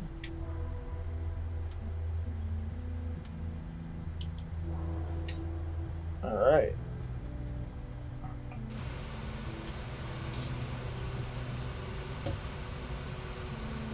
Park over here.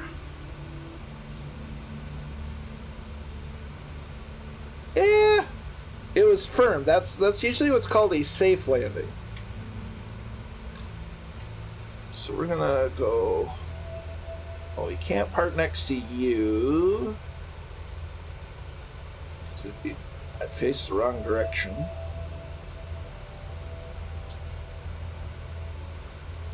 Yep, we're gonna go park next to our next ride, which is in fact the C-17. So now's a great time to get up out of your chair, stretch your legs, get some hydration, get some snacks.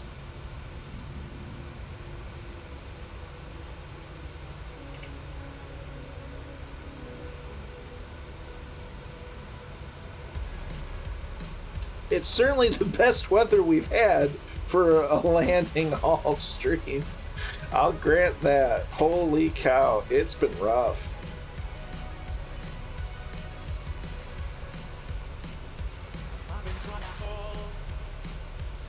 Yeah, I need to pick up some Guinness. One of these days I'll actually go back to the store in person instead of getting delivered.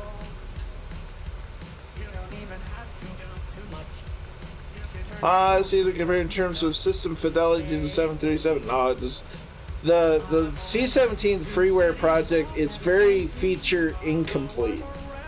It's got a good start to it, and it's going to get a good update after SU-10, but it's still very feature incomplete. It works, but I can't use it doesn't have an FMS programmed into it yet. So need to start the APU.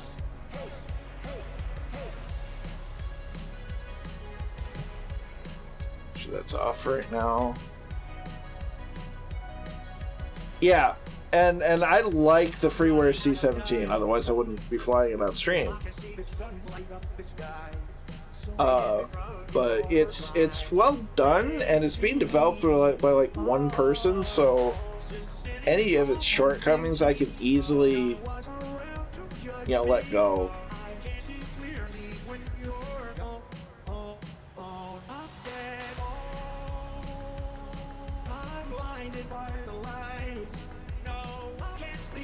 So we're waiting for that little blue light to pop on.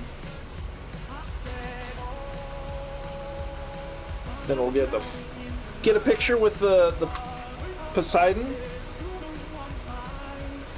and here at Elmendorf, and then we'll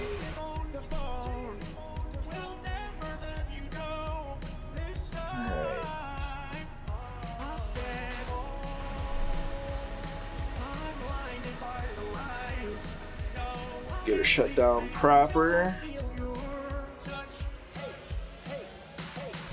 Let's see, menu, no. FS Actions, ground services, Chuck, ground power, wait for the engines to stop.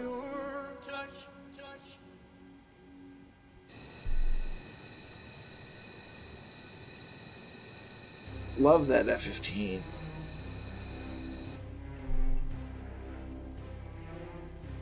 Power available, going to ground power. Shut the APU off.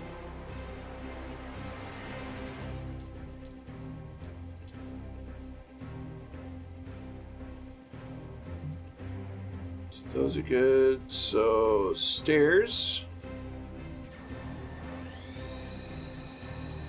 Stairs got a mind of their own.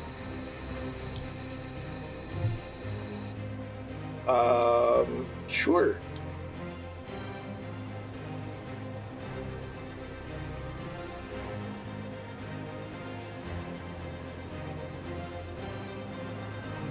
Here, just for funsies, get the C-17.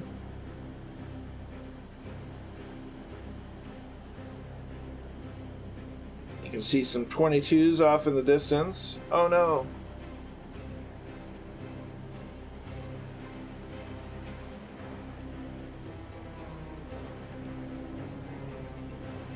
And name tags off, please. There we go.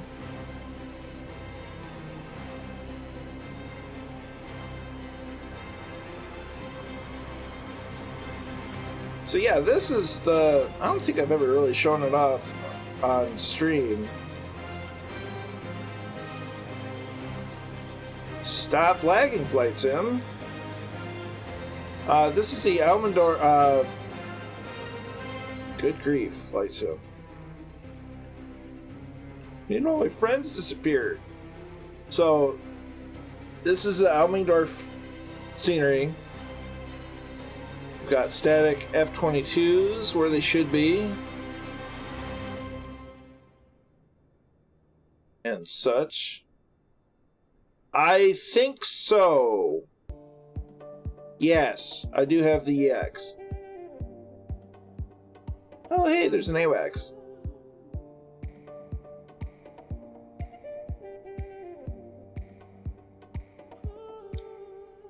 Alright.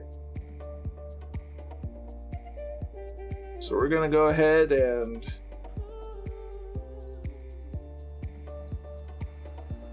wrap this up with the P-8 and switch over to our C-17. That's not the right button. That's the right button. And then we want to go down to Electric Avenue. Lights off. Taxi light off.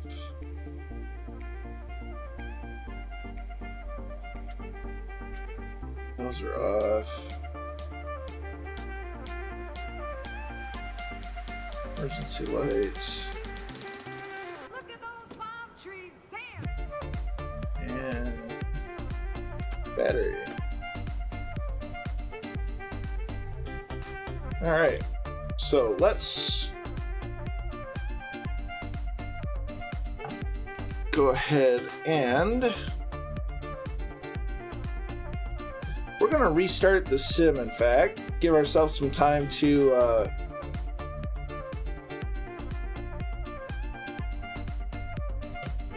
I'm going to go ahead and edit that route.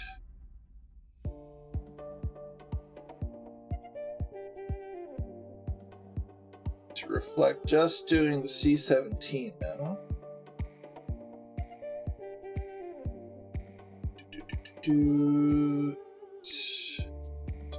P-8E. Confirm. It's there.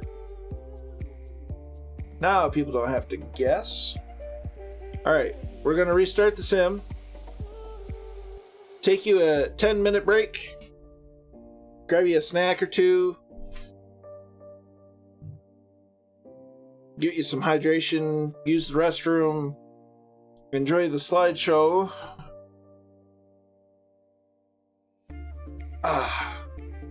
And the tunes, whilst I go ahead and do the same. So see you in about 5 minutes. Let me see. I gotta... Look at those palm trees, damn. Let's see. Add.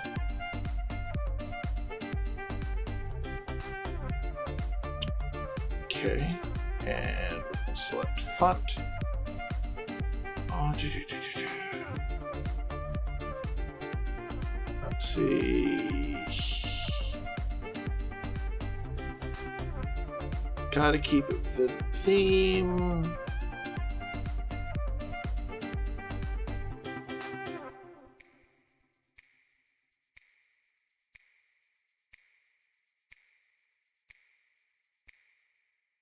Okay.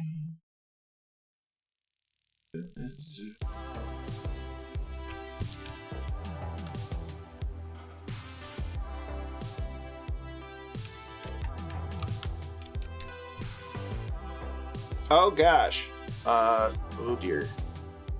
Oh dear.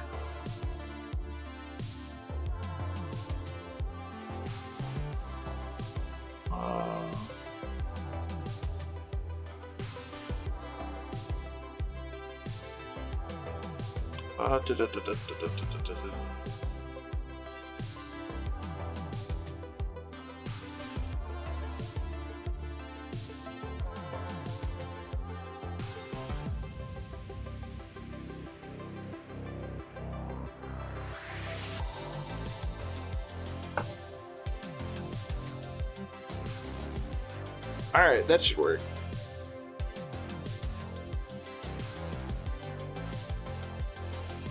That should work. Give me a few minutes and we'll be back. Oh, I gotta find a better place than that. I don't think I'm gonna find too many better places, but either way, be right back. Bio break time. Give me a few minutes.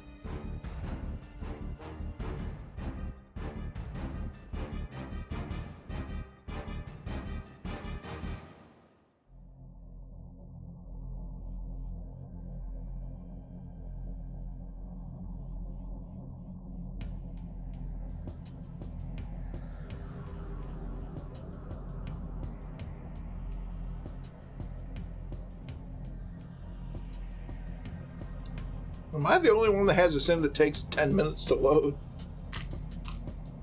Hope you're all having fun talking amongst yourselves.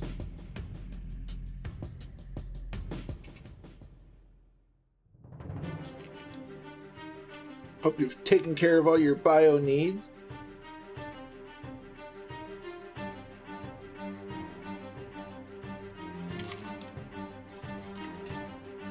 See, the liveries are the single most plentiful thing that I have installed in my sim. I've lost count, if I'm honest, but it's probably over 600 by now.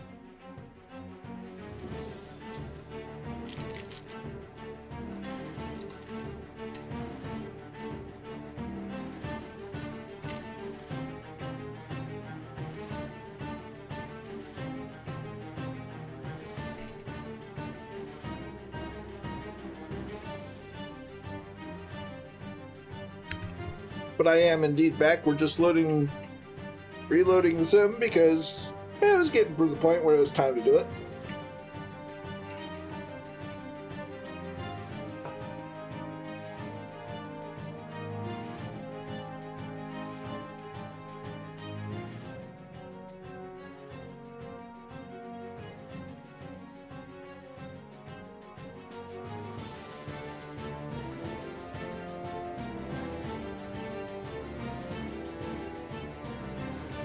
Just waiting for the sim.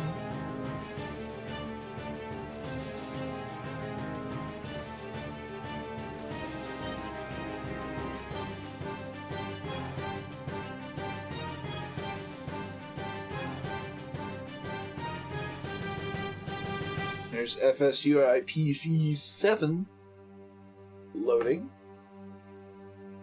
Keep that tab open. Let's see, what was the name of that? Aerial simulation.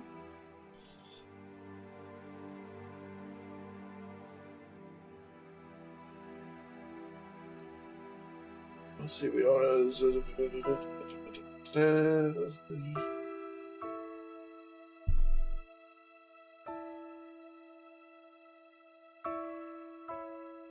They have a timeline.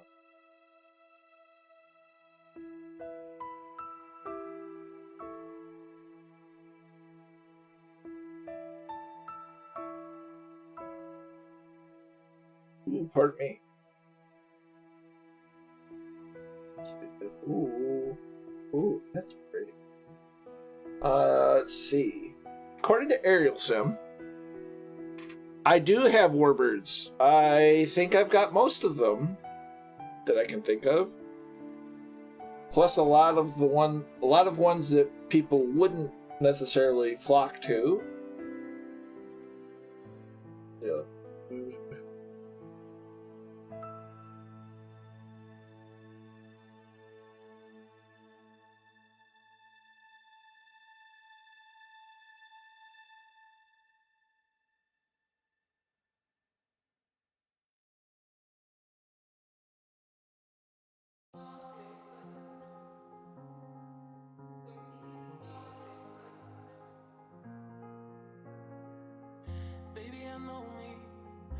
So if you're curious, a bit more curious about the current state, as of 15 hours ago, these are screenshots of the upcoming F-117.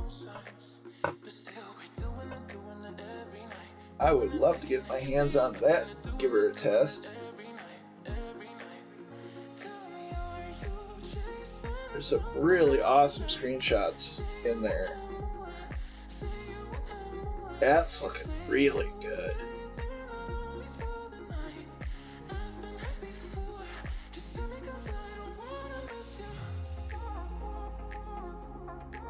That's looking fantastic. Yeah, that's gonna be in my that's gonna have to be in my hangar. That's a yeah, take my money now. Throwing it at the streets. Why won't you take it?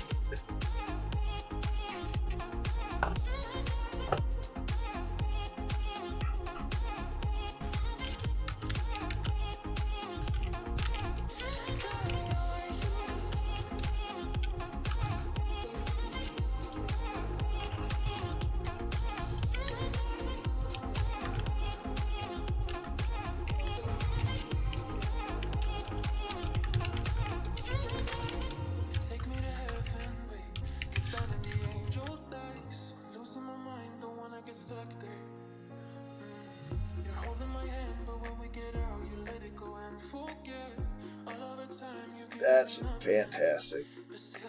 Thanks to Super Typhon, I think it was that. Yep. The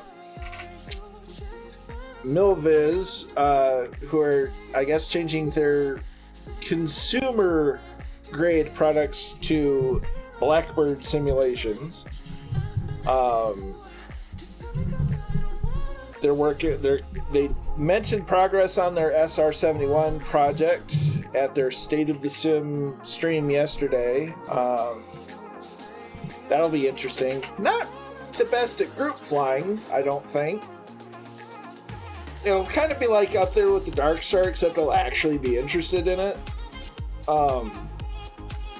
The F-117, though, that's a group flyer.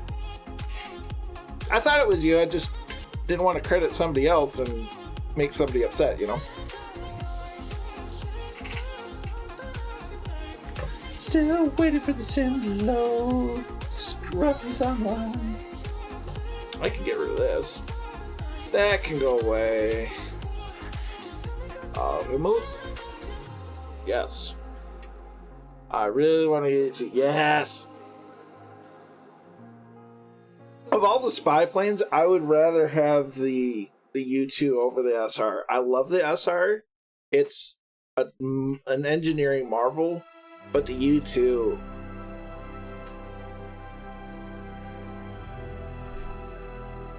Do some flights in that.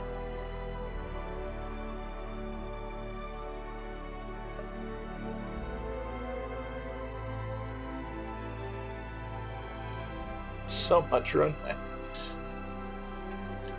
Speed of the 117. It's not fast, and I don't even think it has afterburners. Let me double check. Because I don't want to talk like I'm an idiot. Try to do that at work on a daily basis. Oh, let's see here. Maximum speed is 0.92 Mach, or about 594 knots. So I would say that it probably cruises in the low 400 knot range. She's not fast.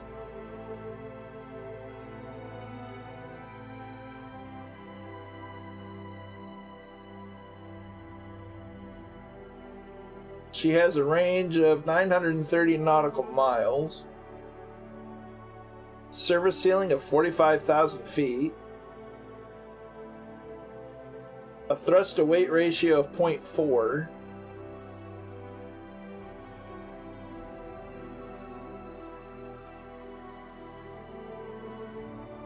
and each engine has 9,040 foot-pounds of torque. Or of thrust torque. So yeah, she's not, by any stretch of the imagination, she's not fast. But that's why she's stealthy. Because you won't pick her up on radar, and that's one of the generational marvels that is the F-22, because it combines that speed and stealth, and not to mention maneuverability. Holy cow. But the F-117 was an OG.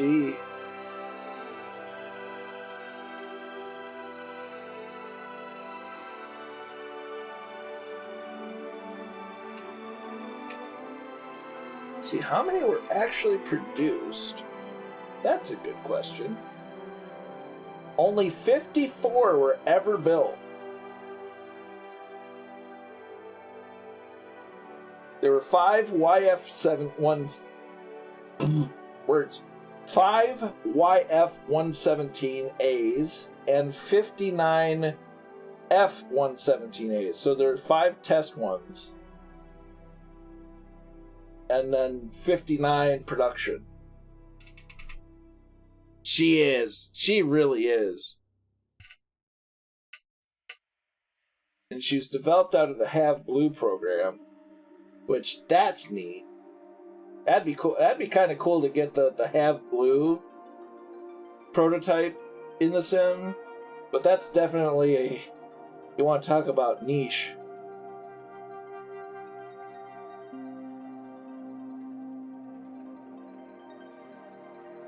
Because that had such a, just had a unique design.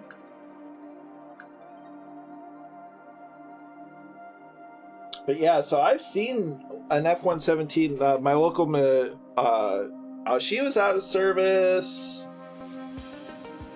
Oh, she was retired in 2008. So she served for only a little over 20 years officially. Alright. I definitely want to see. Oh, I'm sure that was a livery. That was. I should have restarted the sim. I should have. Alright, so we're going to pick up where we left off. We're gonna change ourselves into the Boeing C-17. Liveries. Encourage. Conditions. It's early afternoon, we'll say. Fly. Yeah, she served for about 20 years, but once they got the F-22 in production and going, she was out of date. I mean, just between technological advancements and, you know, she did her job very well. But my local air museum has Shaba, and I've gotten up in the Bombay, and it's a neat aircraft. It's like, even if you're not into jets at all, I mean, just from a sheer engineering and just scientific standpoint, it's a neat aircraft.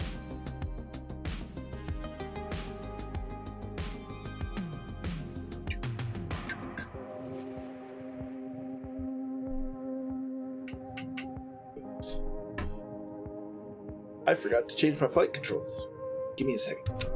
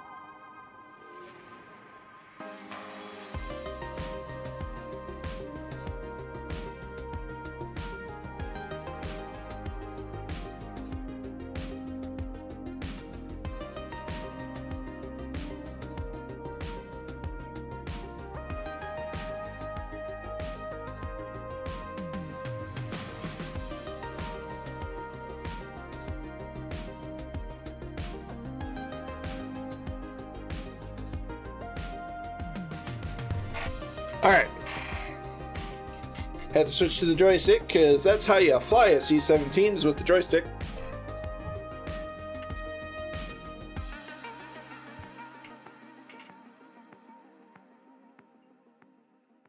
Alright. Hello, clouds. Alright, looks like weather's moving in.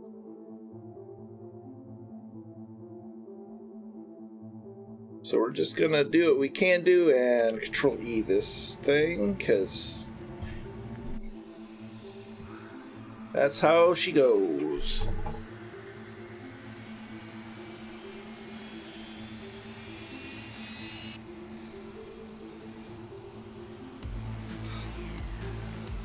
There we are. Alright, let's get these doors closed. Landing lights are on. Extended. Slime lights are on.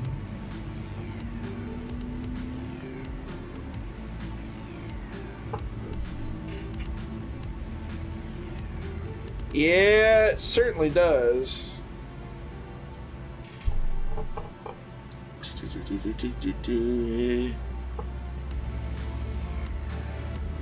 So light, nav light.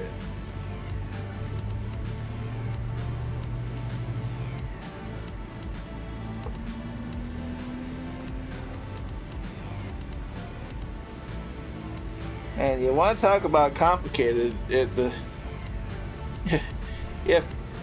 the 737 isn't complicated enough for your taste, get 4 engines instead of 2.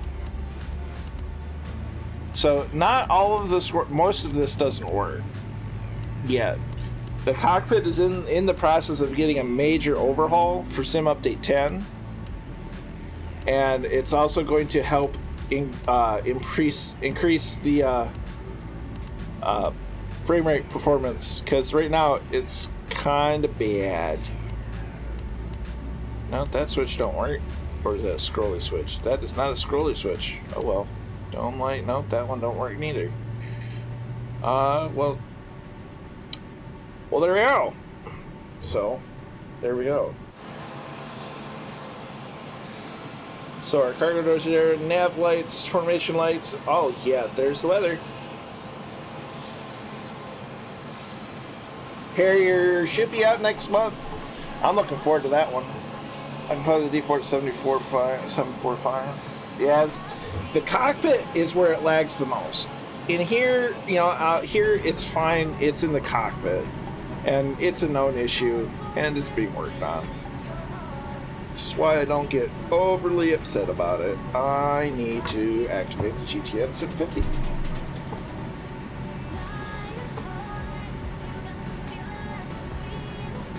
And we're gonna skip that song. The marketplace, or the Harrier, I would imagine so, but I couldn't tell you if. I couldn't tell you when. It might be simultaneously. I don't know. I don't have. They haven't released that information yet. Yes, Willie, from DC Designs. They're posting active progress on it.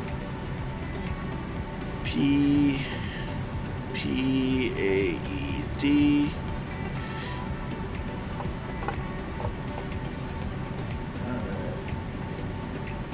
Going to P-ADQ.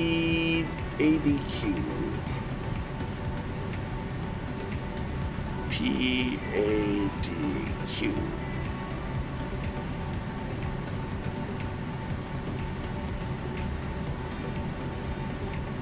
Okay, so that's good. Seriously, no. Go back. Utilities. Autopilot.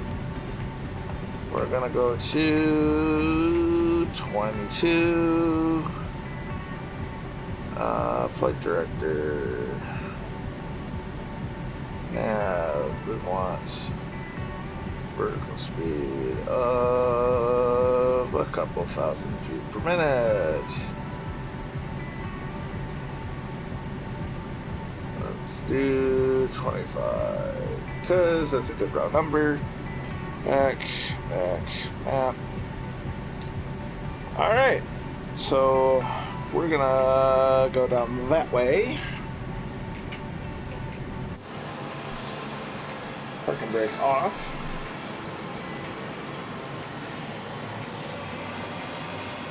Get enough power to get rolling. 2. And DC Designs is also working on an F4 Phantom, which should be awesome. And the Harrier they're working on the US version, the UK version, and another version I can't remember off the top of my head. So it's going to be like 3 versions of it.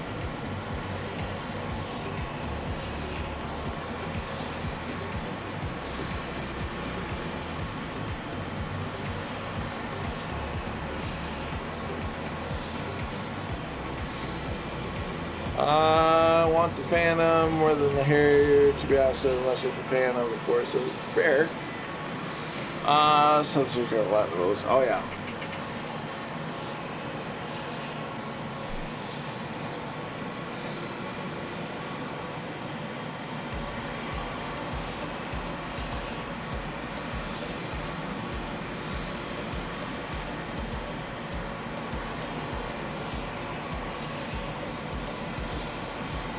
Alright, we're rolling.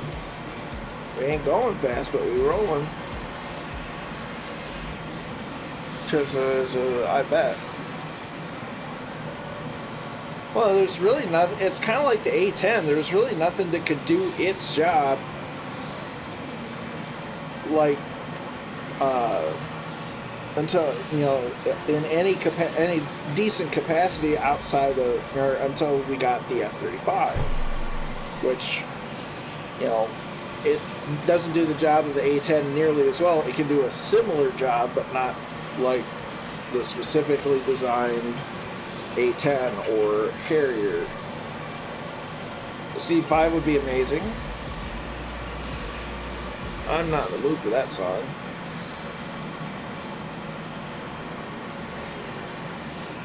There. So we're heading down to Kodiak to think. I just updated the scenery for it, so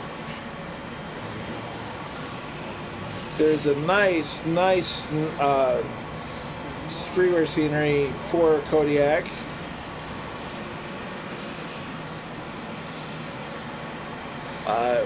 We got a good friend that served on a Coast Guard cutter that was based out of Kodiak.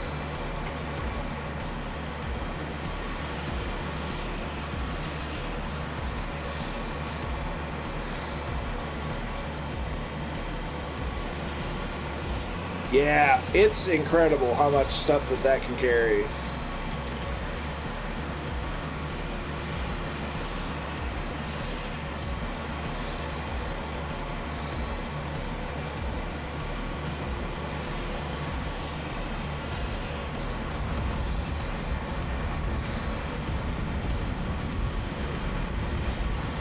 And JW stops right in the taxiway that I'm going to need to go through.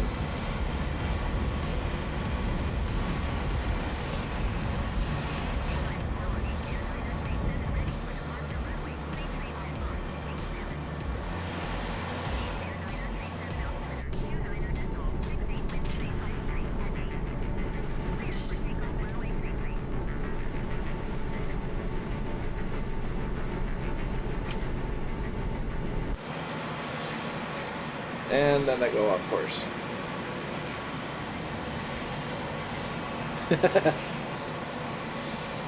That's fair. No, the winds seem to favor this runway down here, which also provides us a nice chance to look at all those static F-22s.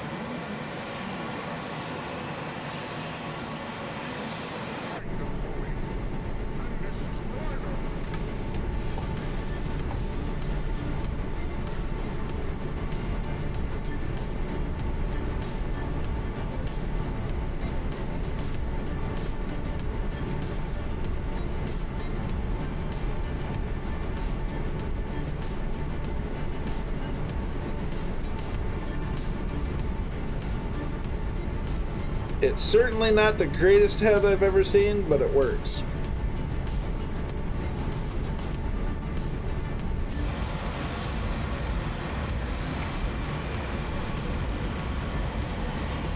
But yeah, so this rendition of Elmendorf is really well done, and we've been seeing more and more, at least RAF and U.S. Air Force bases popping up for flight sim, you know, recently, and it's been really nice because it makes these flights a lot more immersive.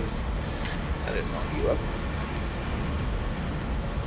Because now we're seeing proper hangars, proper static aircraft, and such. So it's really been nice.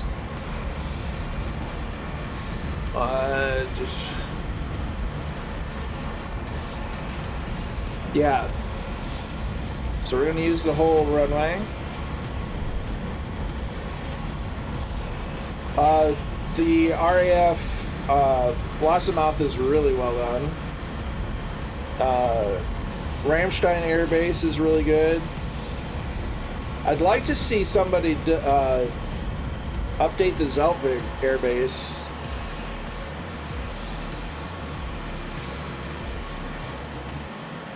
Deblin's pretty good, but that's, I don't know if that's an air base anymore or just a civil airport in Poland.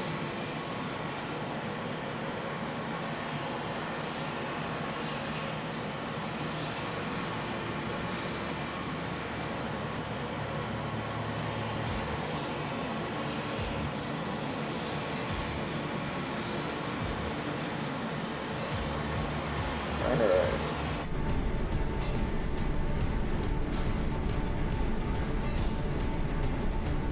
Set takeoff to super lag.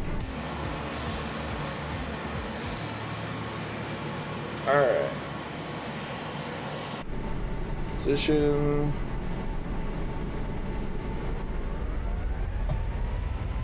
Just the sounds of this thing are nuts.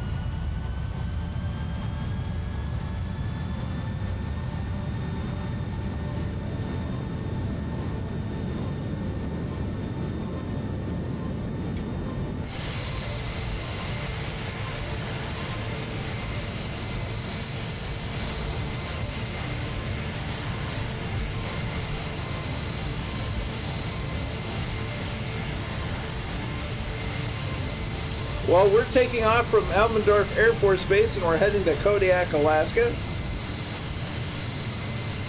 You're more than welcome to join us.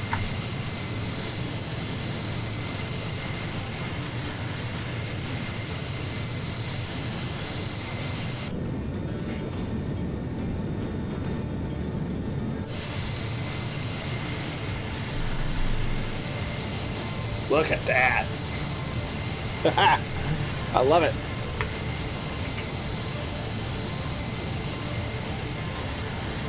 It is. You should see her in person.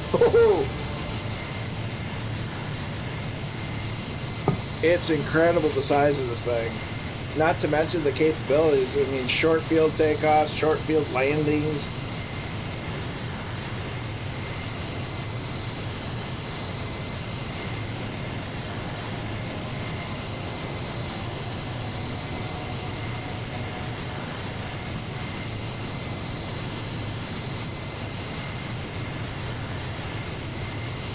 And the weather really did move in from when we landed. Holy cow.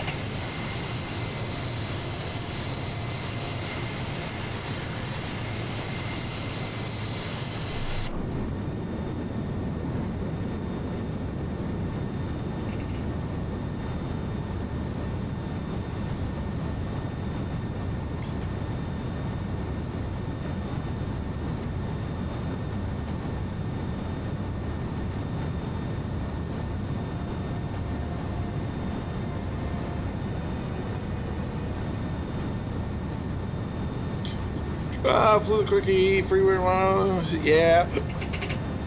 I don't think that thing's been updated in any kind of depth in ages.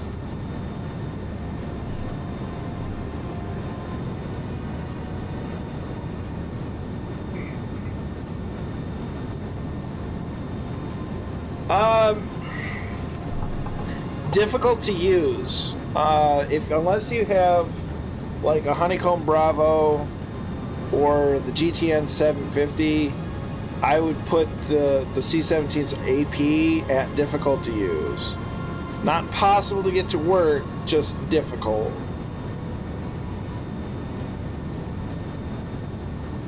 I haven't tried an ILS in this, so I can't really say whether it works or not. I think it does.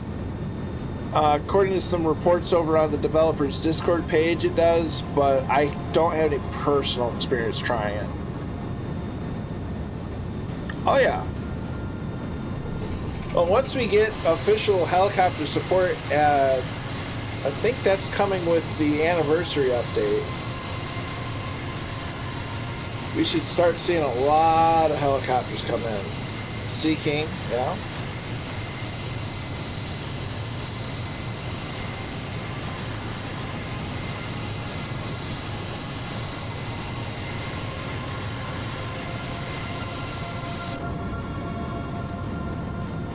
I put the flaps up, didn't I?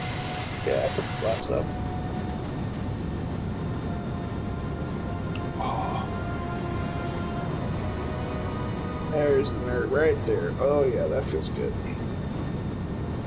To this day, I've only seen one sequence of that.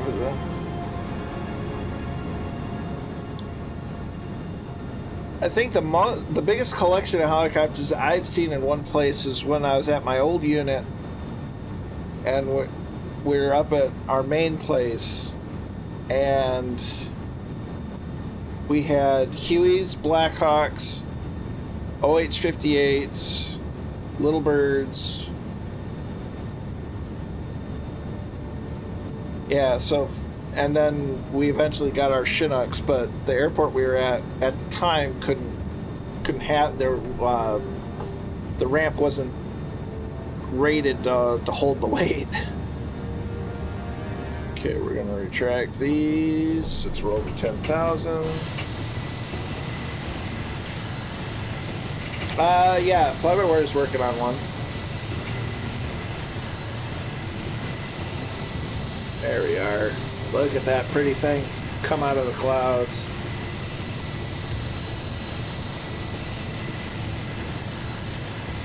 Nice.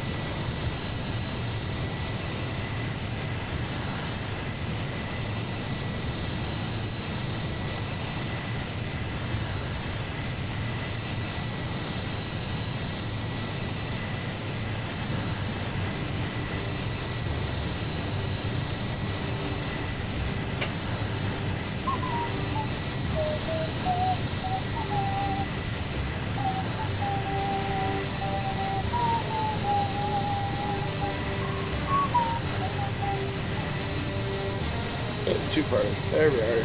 Look at that. Love me the F-15. Yeah, I saw something about that.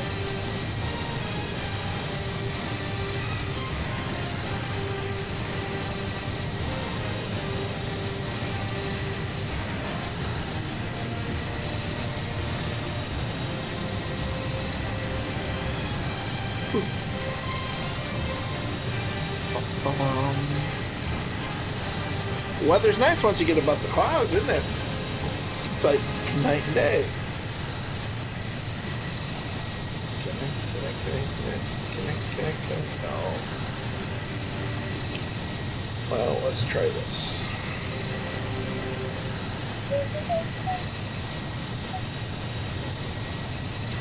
You'd certainly have to ask them. Look at that. Oh, no. There we are. Love it.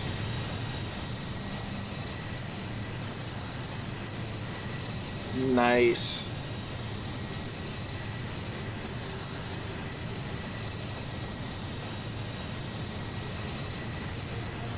I don't know how to tell you this, but your gear appears to be down.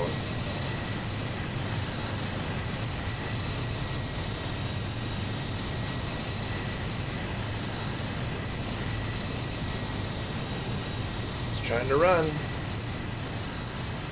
You can't run from me.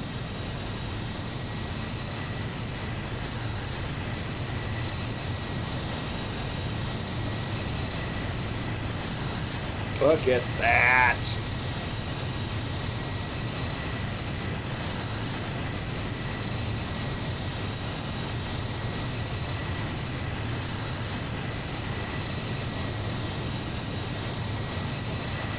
That's so good.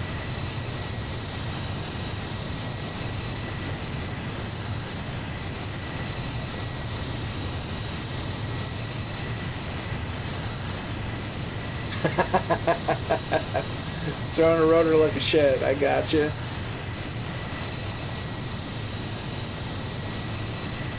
That is incredible scenery. That's not the button I wanted. That is. Okay, how are engines looking? How is everything? Okay, we're at cruise speed. Awesome.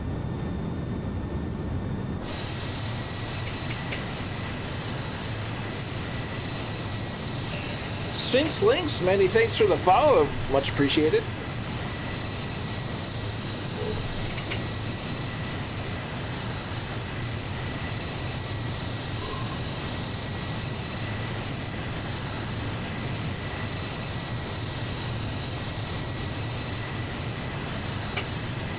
Don't mind me while I have some cherries. Bought them a couple days ago, kept forgetting that I had them. They make a great snack.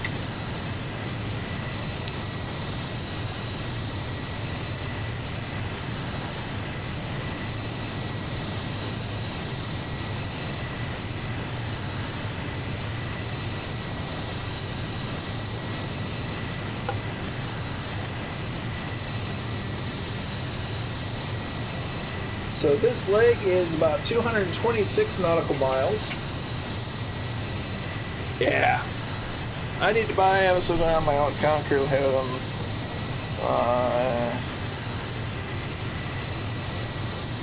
Well, if you get your own account, then you can fly it together. There's the F-16.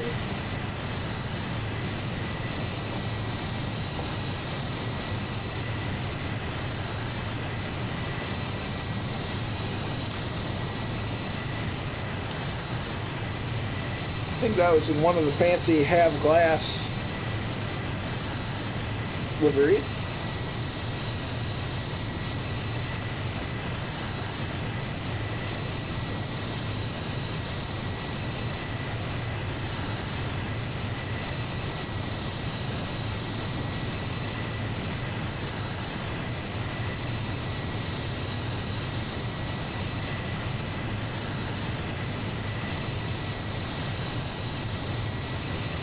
Man, this thing, it's just so fun to fly. And it's insane to me, somehow, that this only got into service into the early 90s. That's incredible.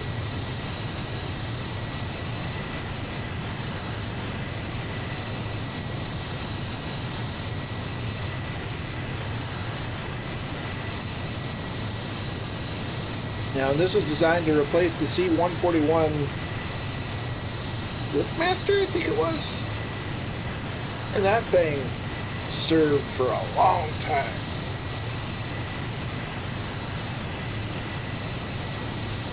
I want to talk about airplanes that look like they shouldn't be able to fly.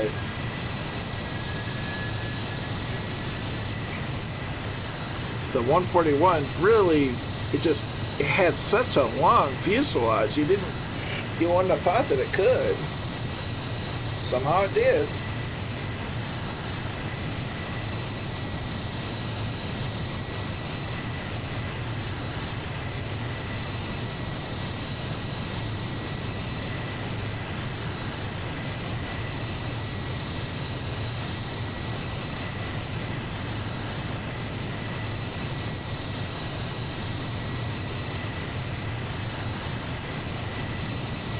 Yeah, I kind of did. You know, I thought the C-17 had to have been at least around in the 80s, but I was wrong.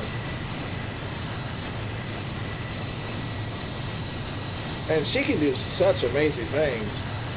You know, like I was alluding to earlier, she can do short field operations, both taking off and landing. It's just, for a plane this size, you wouldn't think it possible. It's almost like a scaled up 146. It's the best thing I can think of it.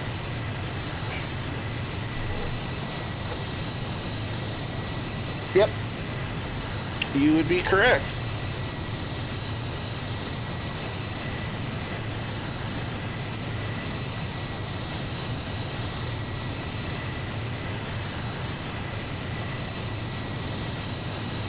But at least the clouds aren't as bad as they were in, oh, look at that. Wow.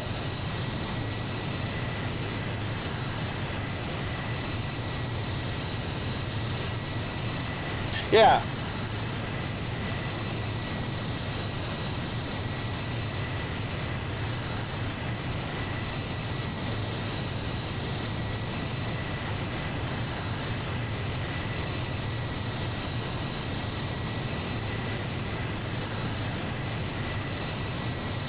I wish the texture loading would either be a little smoother or have a bigger radius. So, I mean, look at that.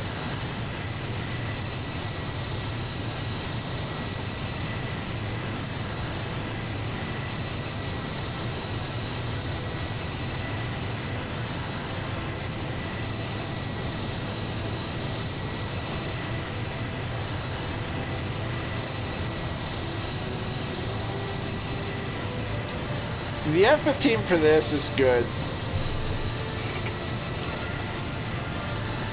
I really enjoy it. It's definitely in my top favorite jets.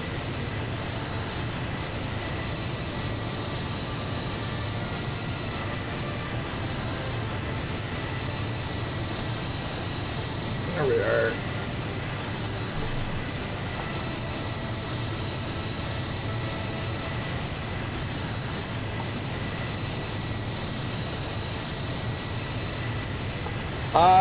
After Kodiak. So it's Kodiak, Unalaska, then ADAC.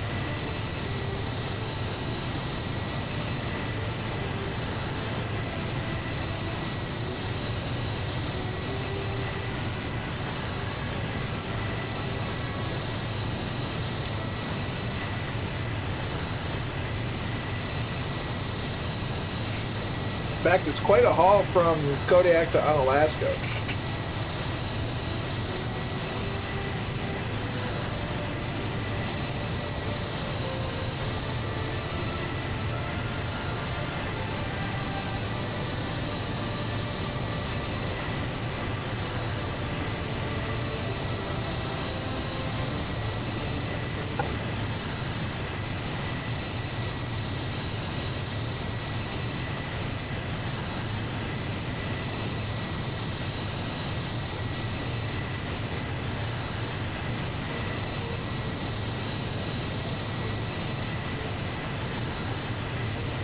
I've never felt unstable in it.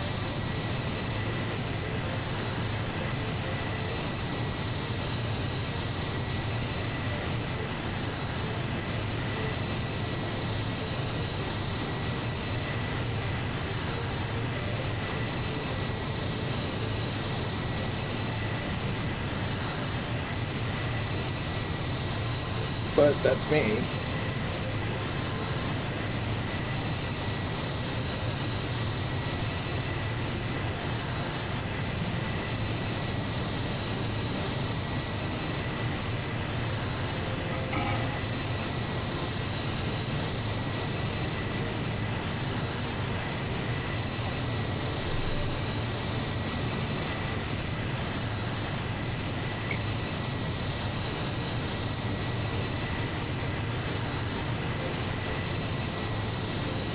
I believe that is Kabu. Kabu stick.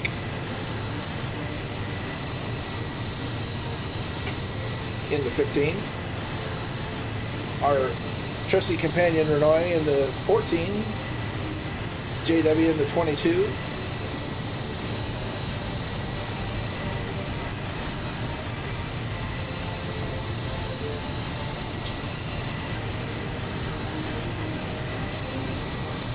Absolutely, Kingsman, absolutely. They've been champs all day.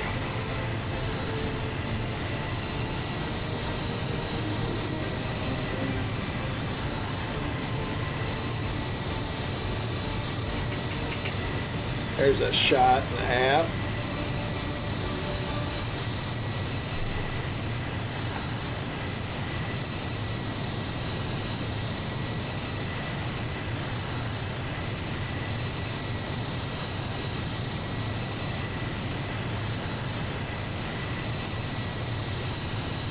So it's time to start thinking about descent.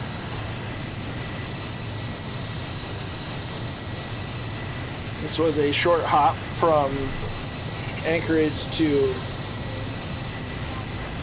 Kodiak. I had to think about it for a minute.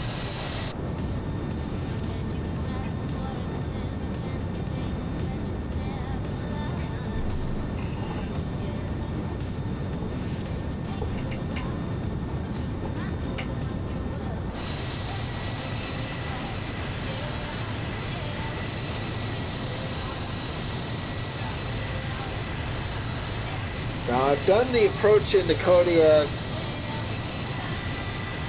I know I've done it in the 737 once.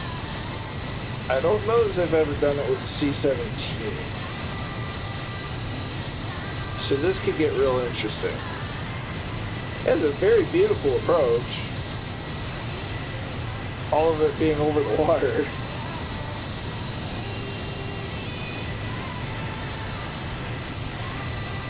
But it's definitely... oh dear. Oh no.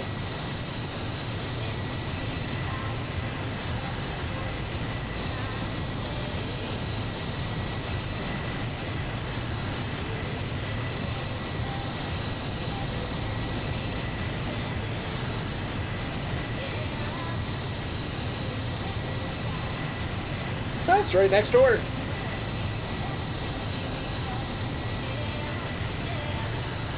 Right next door to Canada. In fact, we flew over a little bit of Canada in the P-8 Poseidon early in the stream after we took off from Whidbey Island.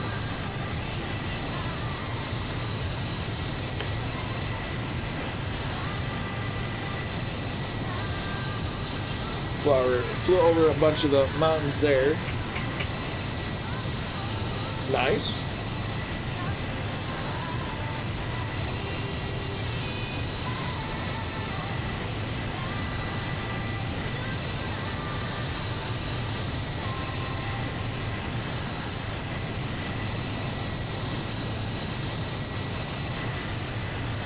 It's crazy to think God started thinking about the sand. We just took off.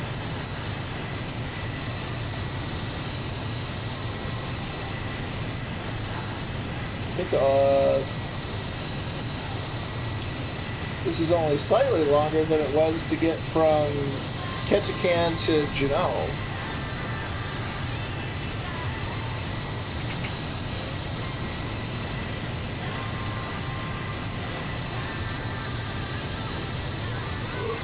Excuse me.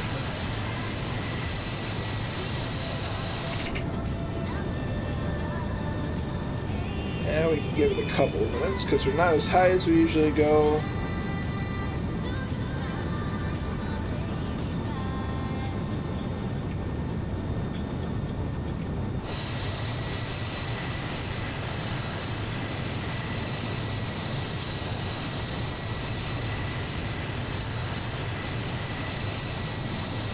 Give it a couple more minutes and we'll start the set. In fact, I just updated the regional airport for Kodiak. There's a little tiny airport nearby.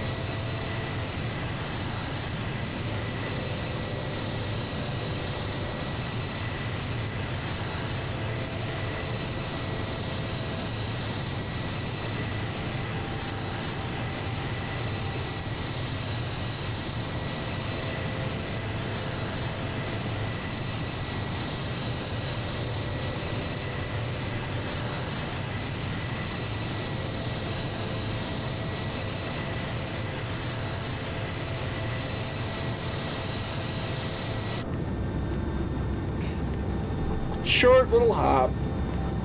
This first leg.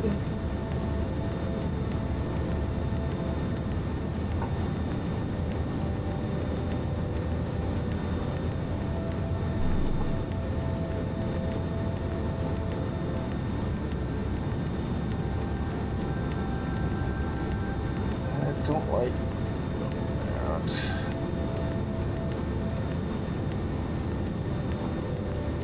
Alright, so what we're going to do is we're just going to disable autopilot, introduce power. So beware for a slowdown and a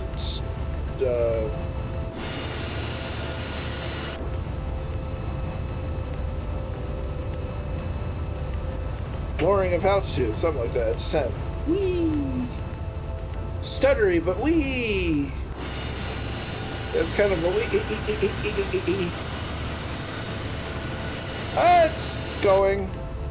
It's paying the bills. It's doing what it needs to do. Could be better, could be a lot worse.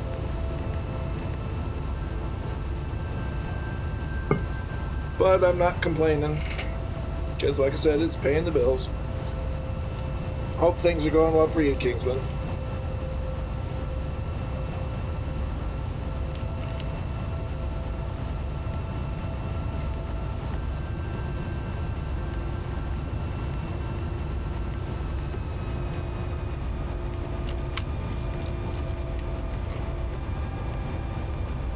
Don't you hate it when you get a hangnail?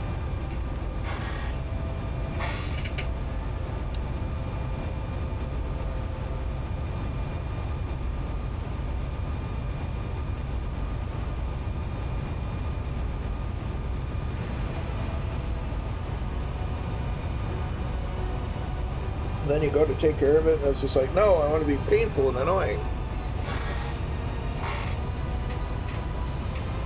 I hear that, brother. Same thing here. Some days you just gotta take the good with the bad.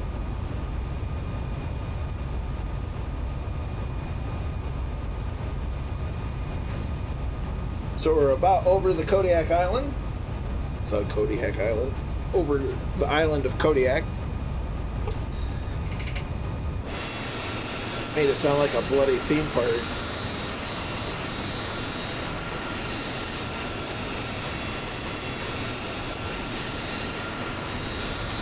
Okay.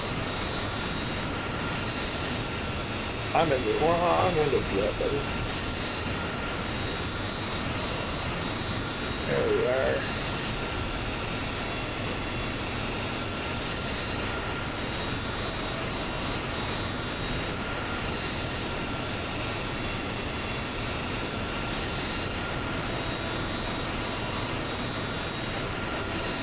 I don't know what it is, but I saw this guy's username and I thought it made me, I don't know how, it made me think of the old Dunkaroos. It's like a snack thing back in the late 90s, early 2000s.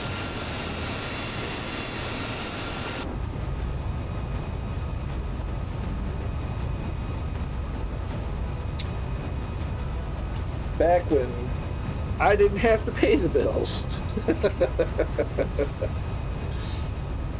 Back when life was a whole lot cheaper.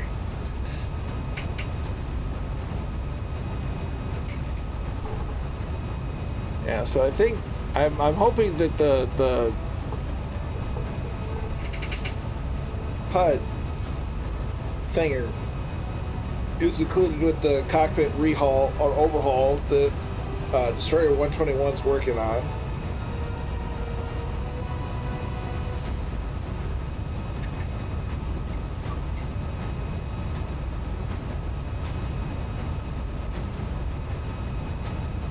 Now we're kind of drifting off to the left, but that's okay because that'll give us room for our approach.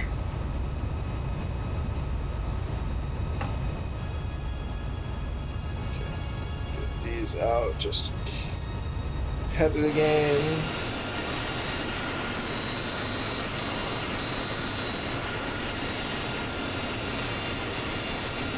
Okay, I'm going to reduce power again, so be prepared.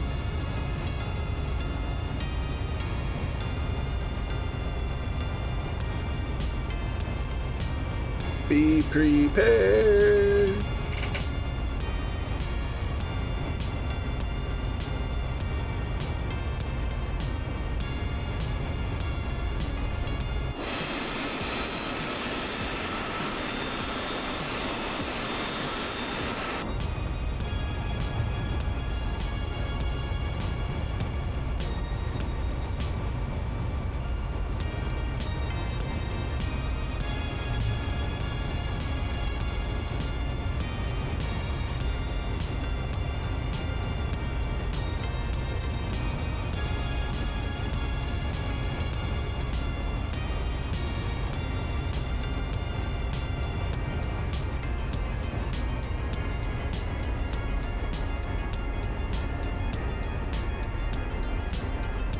the constant battle of trying to lose altitude but not gain too much speed.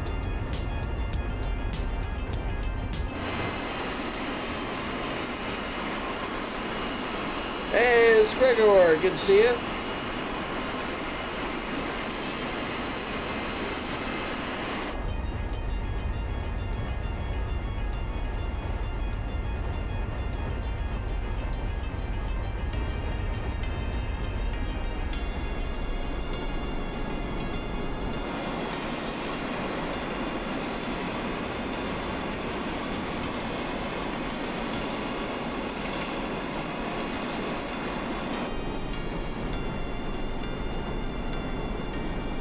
There's 10,000 feet.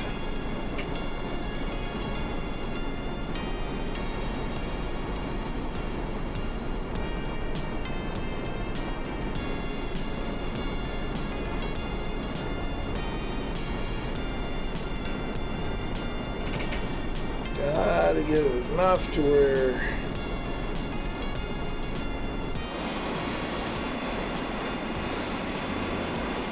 Hey Gregor, how you doing, my friend?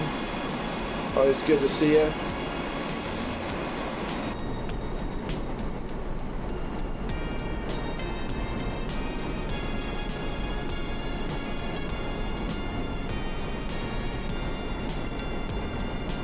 So we've got 2 more landings after this one, and we'll call it a night.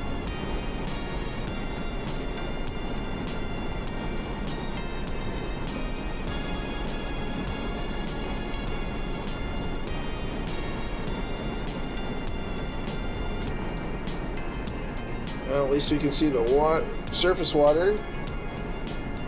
Surface of the water, even.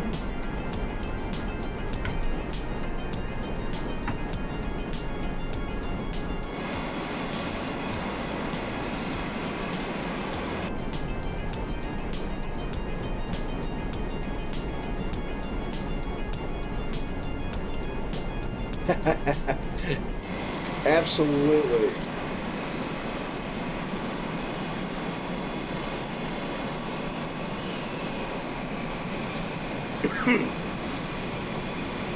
Chonko. Flying a 7-4, it seems appropriate.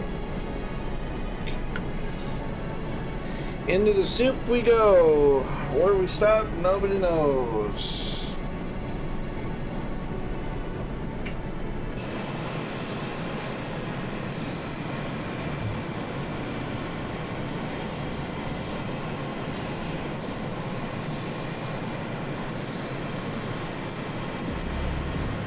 Very interesting.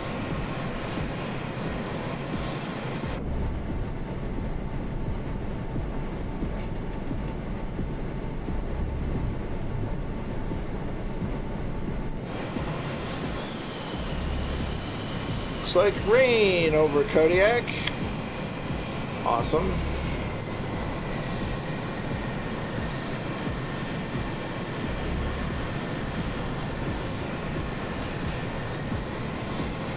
See, we have to come out this way so we can get a proper approach into the main airport.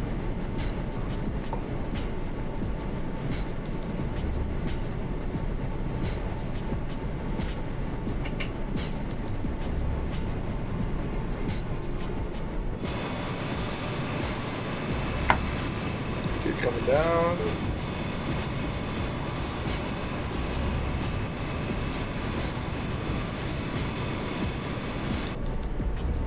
Down and locked.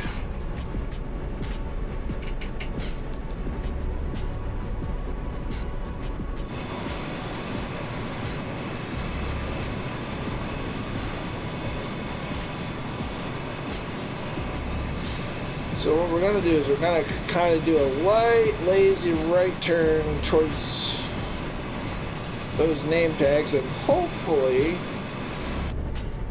end up seeing some runway lights.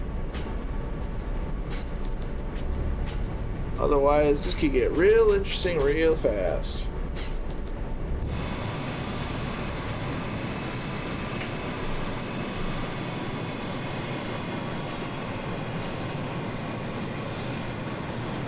I kind of figured as much. Especially now that I'm looking at it. Okay, right turn, lazy right turn.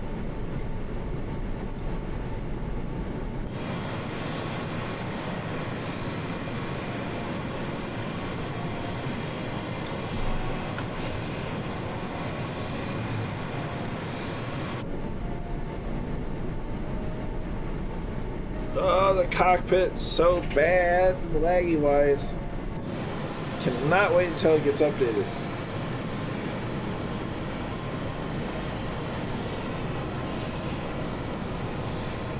See, the hard part right now is just the fact that I think I'm lined up the right, but I can't be sure. And this HUD is actually in my way.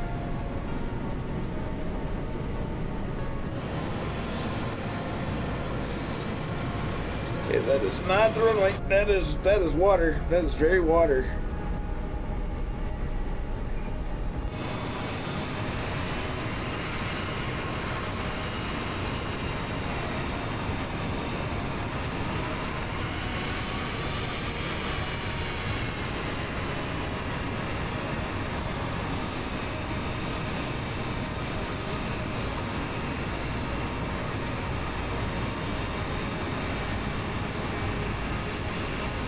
Oh, that's not what I want.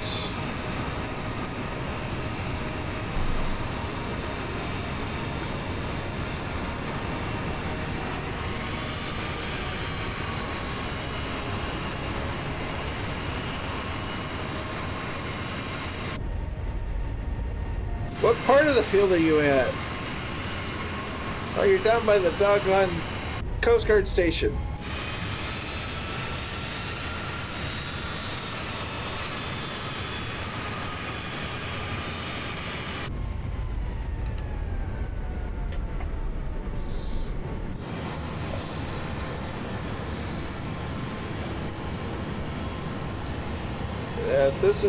There is no go around at this point.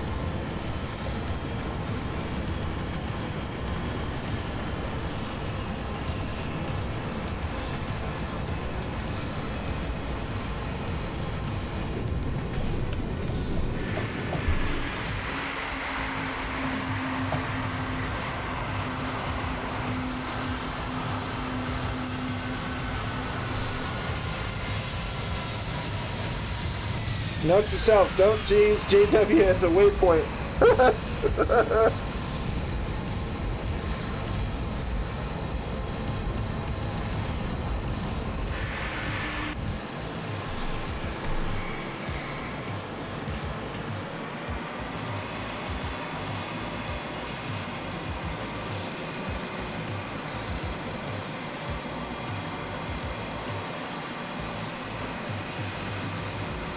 We're gonna find another runway to get out of here. Oh, whew.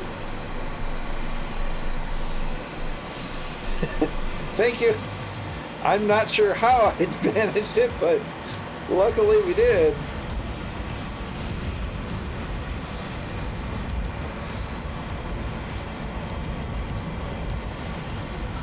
So I'm sitting there trying to use JW as a guiding light. Next thing you know, he's way off to the side.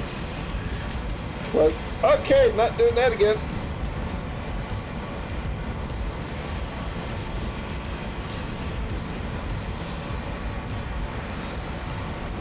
Nice.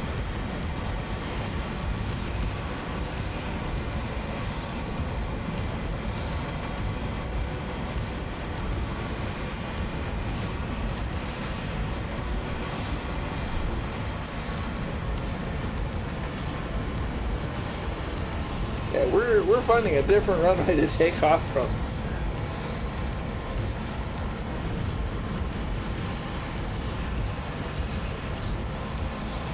Nice job with the 16. Let's not go in the grass. Might not get out again.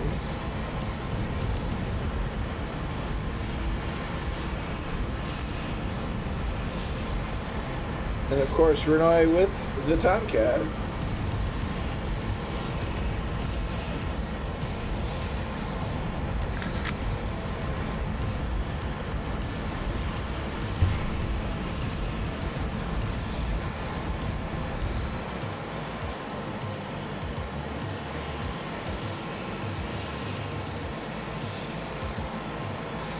Whoo-wee. It's a beautiful flight in and out because, you know, Kodak's just pretty.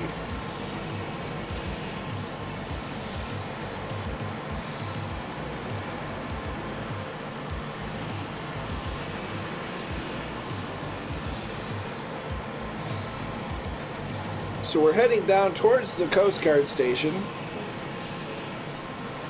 We'll take a quick gander around it before we put on our flight information for Unalaska. This is a quick landing with you here. No worries, Gregor. Thanks for coming along, even if it was a short thing. Enjoy your dinner, and we'll catch you next time.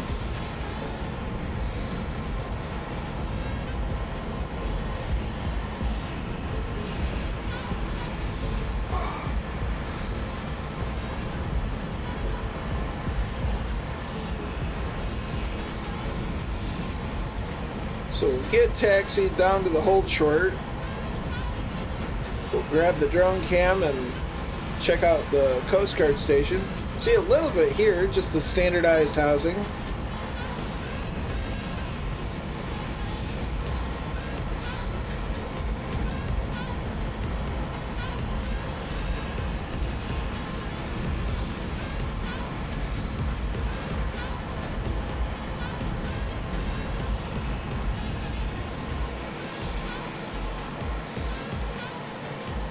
Start turning here.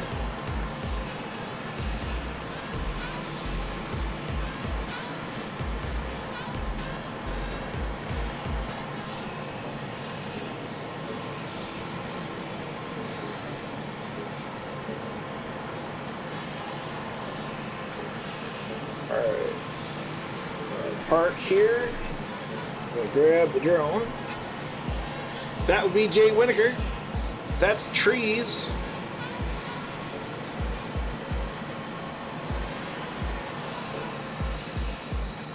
So F-15, F-22, we've got a Tomcat.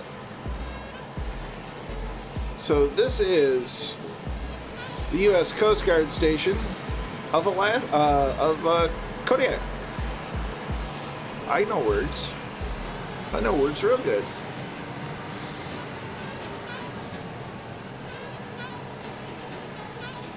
Let's see some Hertz in the hangar.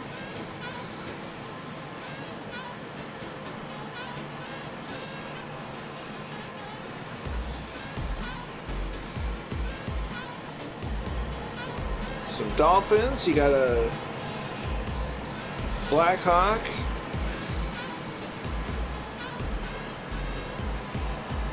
More of them in here.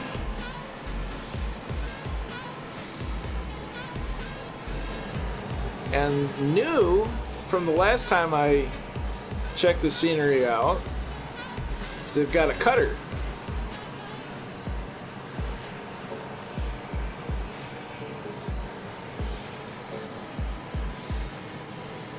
Some nice looking ship.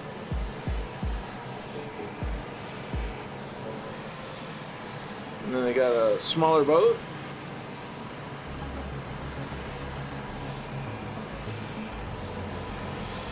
Dock's a little wet. And they got their 25s? 24? 25s. So that's got to be the 40 foot. No. Yeah, it's a 45. No, it's not. It's too big for a 45. I don't know.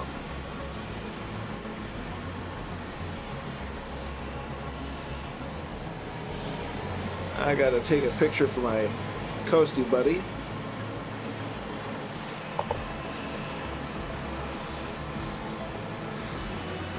You have a good night, Abnormal 34. Thanks for coming along.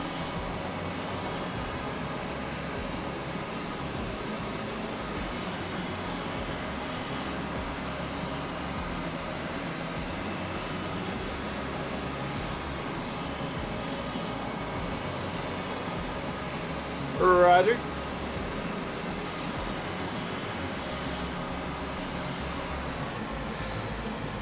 Alright. In the cockpit we go. Make sure that our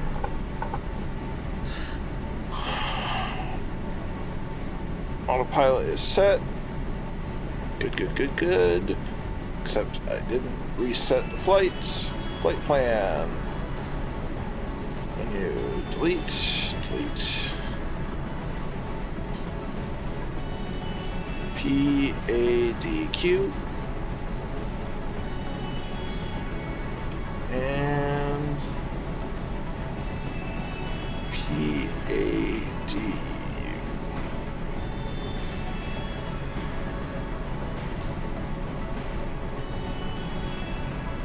Back, utilities, autopilot, nav, vertical speed.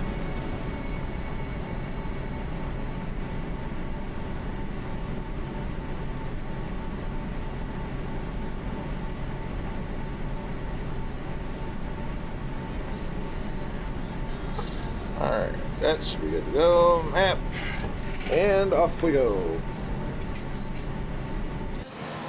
Yep, they are on. Slime lights are on.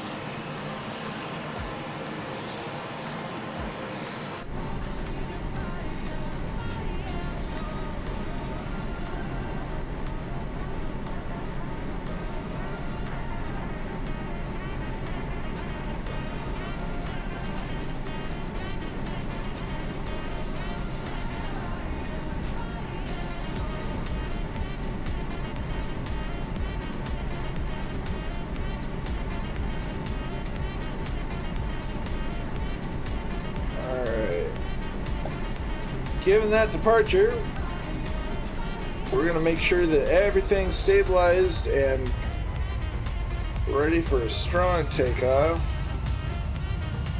because we're going to have to get off the ground quick.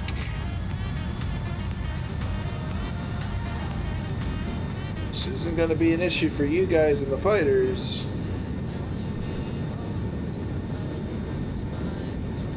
For me, on the other hand, a bit more of a challenge.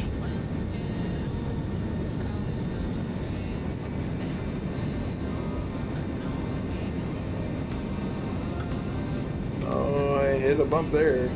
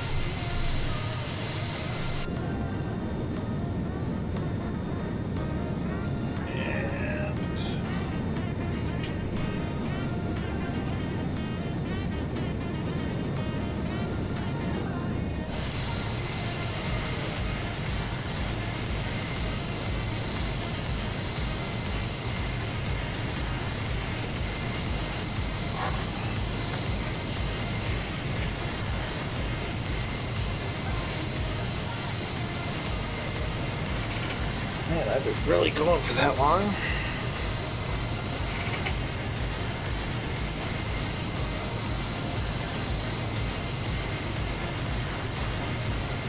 We may end up making Unalaska our final stop for the night. Just kind of realizing times and everything. Kind of get lost in the world, you know.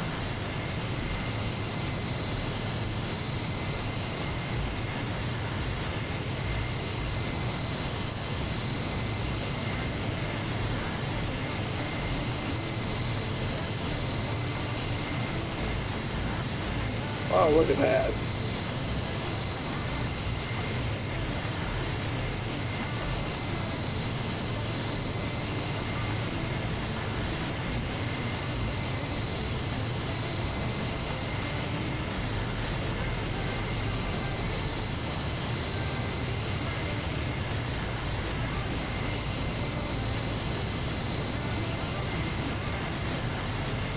And I love the C-17.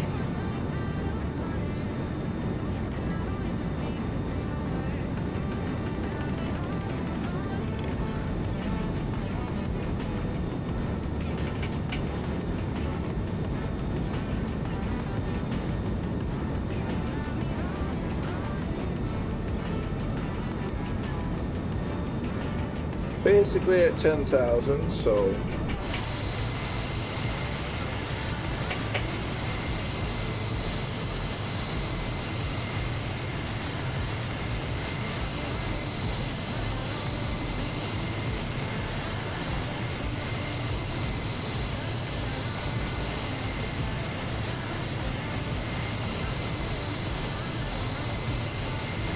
nice steady turn, rolling out.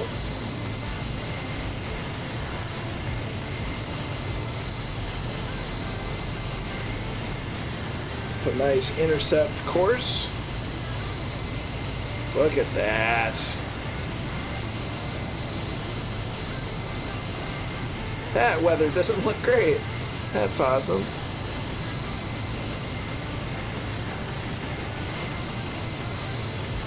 We had a little bit of nice weather.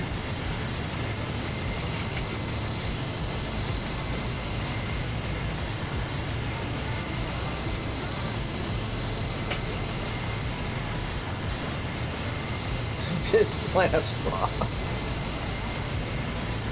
This is the beautiful island of Kodiak.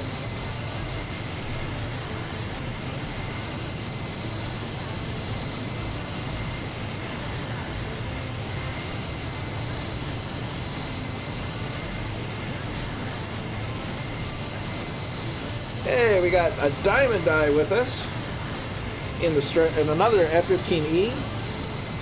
Very welcome along.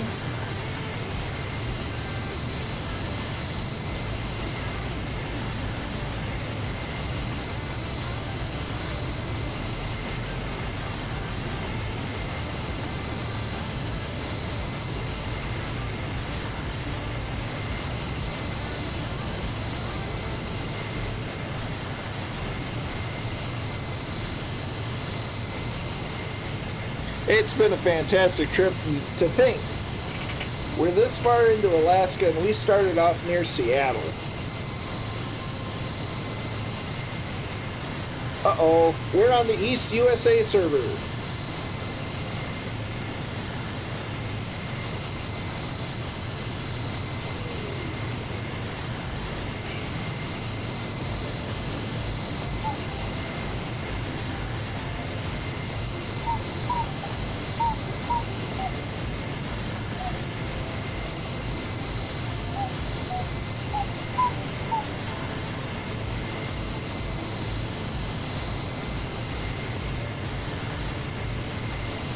Wings over Kodiak.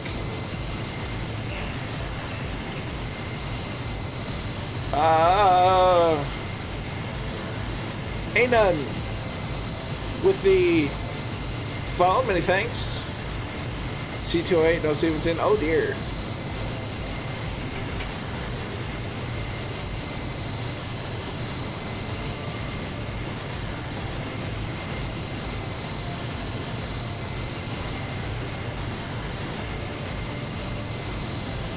See, one of the favorite things I used to love to do was fire up the C-17 at Nellis, because there's always activity at Nellis. And then I'd fly to like Edwards or something and see who followed me. I could always pick up an escort. It was really cool. And it's always fun to get an escort flying it now, because it's just like, I'm in the C-17, there's two F-15s and an F-14. Can't beat it.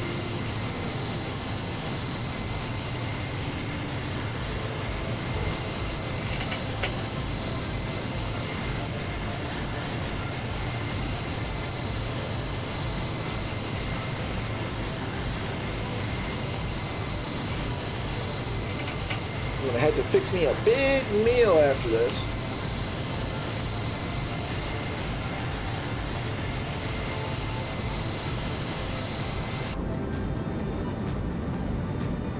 because we've already been live for just over 7 hours, and we've got another hour to go of flying.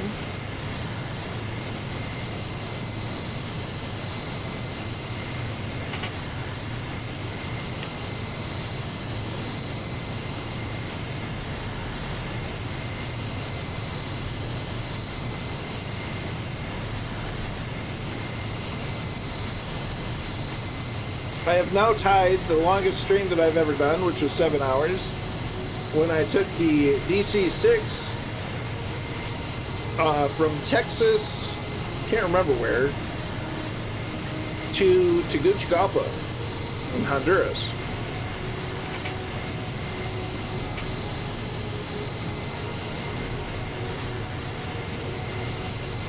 And that stream was about 7 hours, and we're a bit over that now. So by the time this is done, this will have been the longest single stream I've ever done.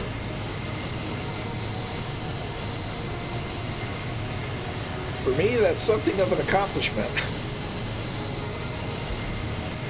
But with the way work is, I have to stream when I can and get the most out of it. Sometimes that just means I need to do some longer streams.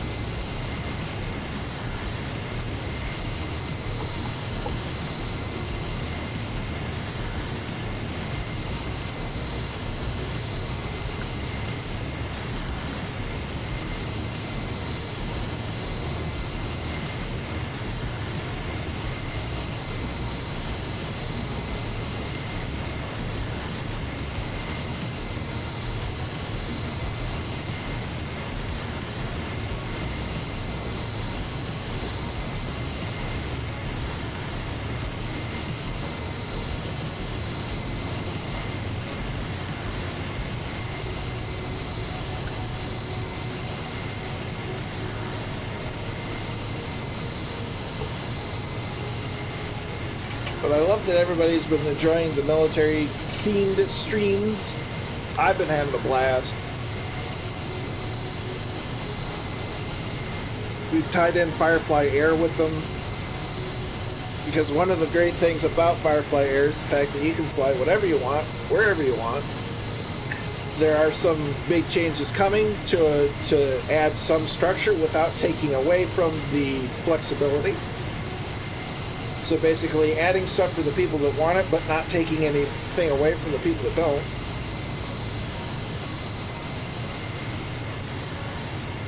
I've locked up so many hours. I think just this month I've got 50 hours of Firefly Air. So I guess that's really all the flying I've been doing outside of streams even. And I've got most of it's on stream.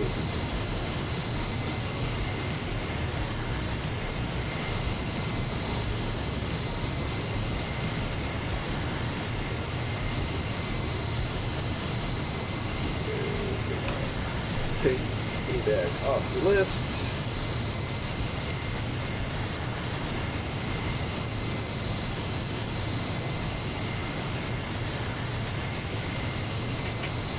But as we've stated before, it's nice to give this side of military flying a bit of a spotlight, if you will, because it's not a side that a lot of people see. Don't get me wrong, it's fun to fly through valleys, it's fun to do all the fun Top Gun stuff, but at the end of the day, a lot of the military flying is a transport and some fighters, and oh no, you got to get your I don't know what the default keyboard binding is, but there should be. Granted, I don't know if it actually works.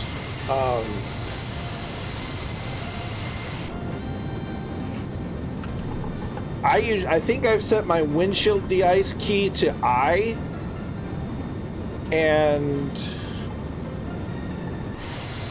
because about no matter what aircraft I have, but whether it says that it has it or not, if I get icing, I can get rid of it.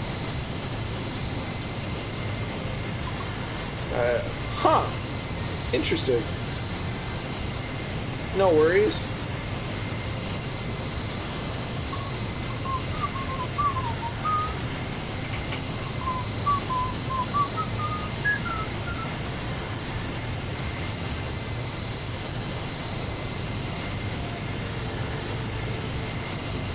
At least on the upside, we're not going to be missing much for a while because most of what we're about to be flying over is water.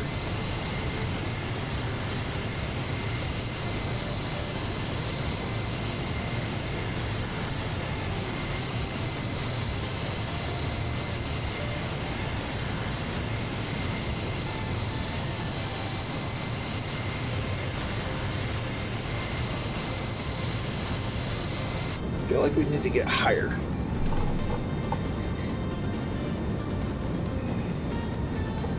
No.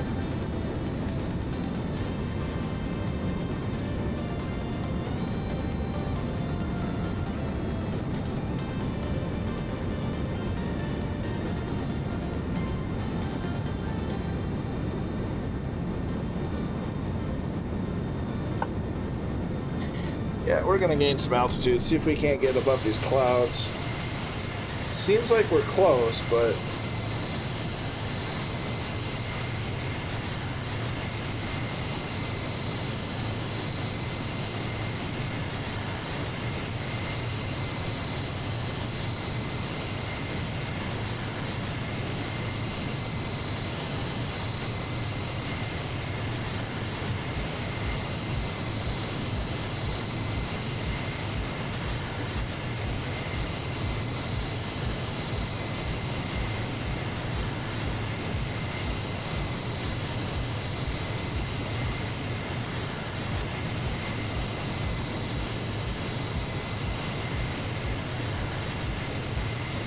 are getting brighter. There's the tops of clouds. There we go.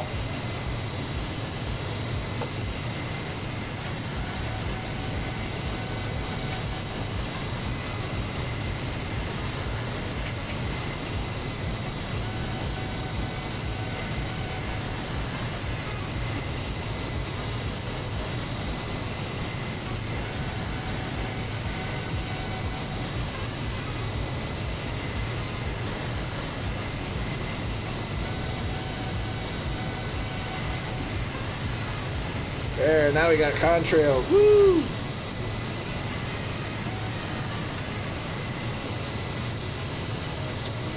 Well, thank you, Kithrick.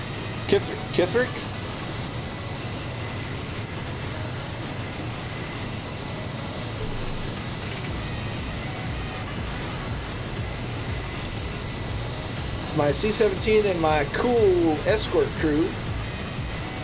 Got two F-15Es and an F-14. We're on our way to Unalaska for our final stop of the evening. We had some earlier, but not at the moment.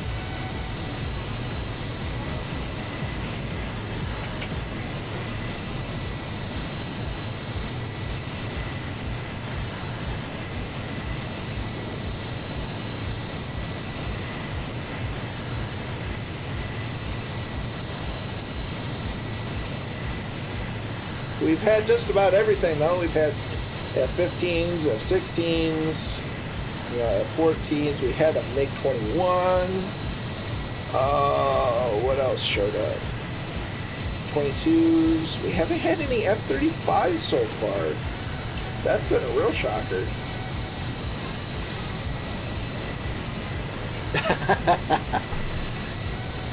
Super Typhoon, given the length of everything, I decided to make Unalaska the final stop just because it's long and I still have things that I really should probably do outside of the stream. So just kind of gonna call it at Unalaska. I wanted to get to ADAC. I will get, there will be a flight to ADAC at some point. Oh, that's awesome, dude.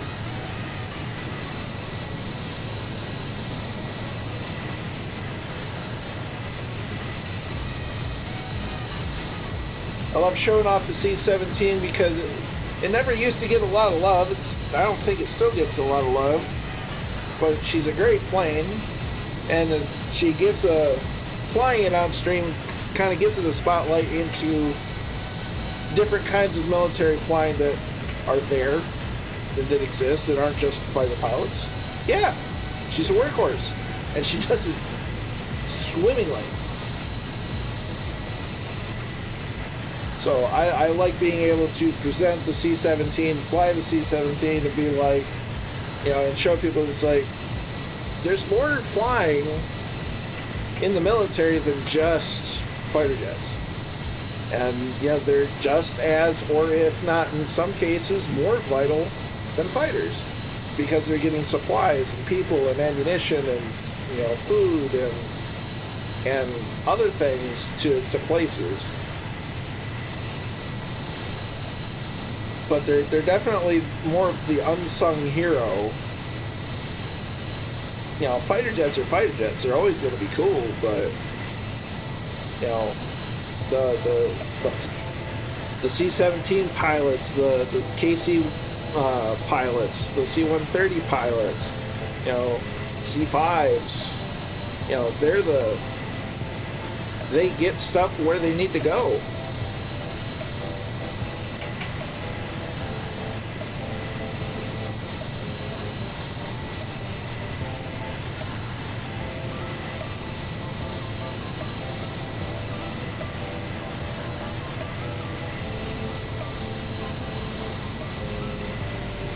That's a lot of clouds.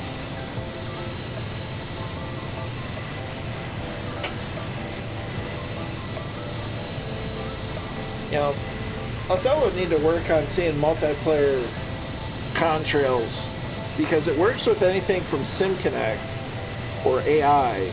So like VATSIM traffic, Joint FS traffic, or AI traffic, you can see their contrails, but regular multiplayer, for some reason, you can't. That's kind of a bummer.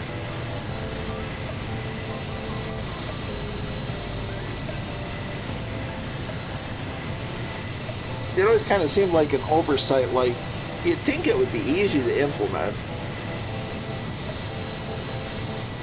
but somehow... But I'm not a developer, so what do I know? I just like flying the C-17 and showing it off, and because it's awesome.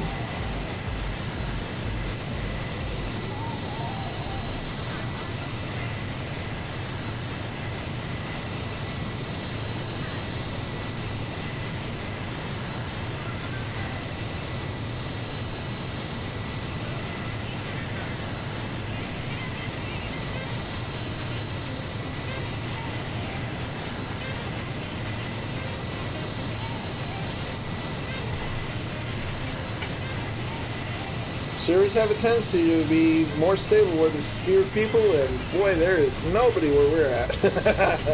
Except for us.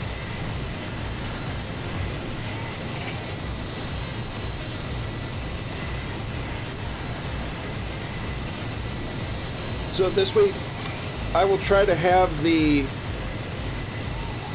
schedule for next weekend up by Wednesday. It'll be on Discord. I shouldn't have to work this Saturday, so that'll free up the weekend to be able to do 2 days of streaming. Maybe not have a, 8-hour stream.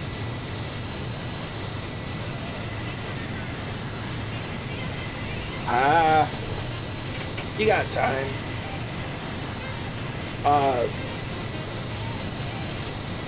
But have a couple of streams next weekend, more military flying. I might do some Warbird stuff. Maybe half Warbird, half GA on one of the days, and then might do a P-8 flight, might do a C-17 flight on Sunday. It'll probably be it'll be the C-17 or the P-8. I'm really liking the P-8, and I like it had a good reception earlier today. So just adds to the arsenal of things we can fly. And then, so that'll probably be Sunday. Saturday, it's going to be, I kind of want to fly the Goose, which is technically a warbird, because I'll either fly it in Coast Guard or Navy colors.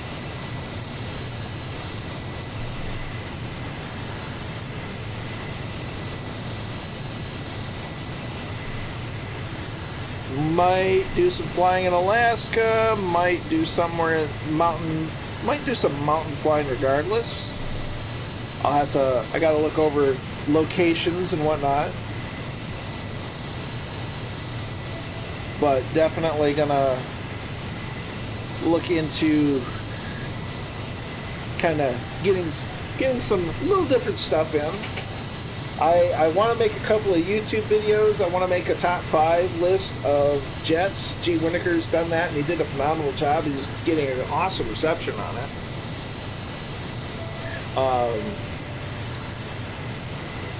Maybe do a top 5 warbirds. Maybe do something, a little more YouTube stuff. I'd like to do some more stuff with carriers. So I've got all kinds of plans in the works. Aha, no worries. How you doing? Good to see you.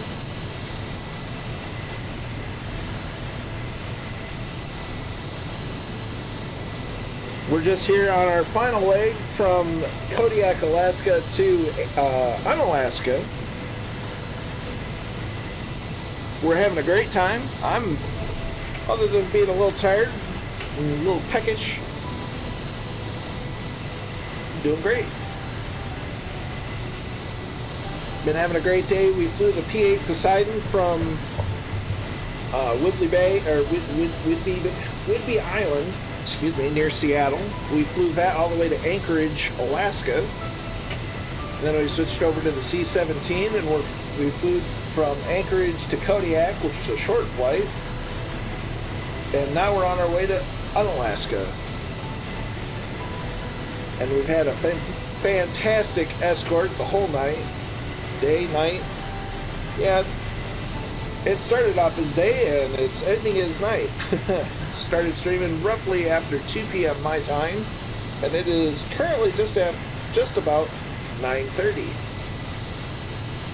So this is by far my longest stream ever. So it's kind of a milestone in my book. I guess you could say, because by the end of this, it'll be 8 hours. That's like an 8-hour day at work, except I actually enjoy this. Yeah, the C-17's great, isn't it? Doesn't get the love that she deserves. Of course, the F-14, the F-15 are fantastic as well.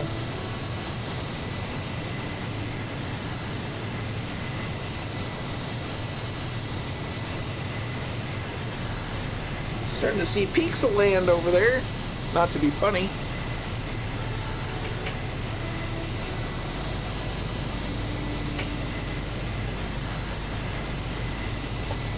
Well, I really didn't look at the weather and probably should have. Go figure. No.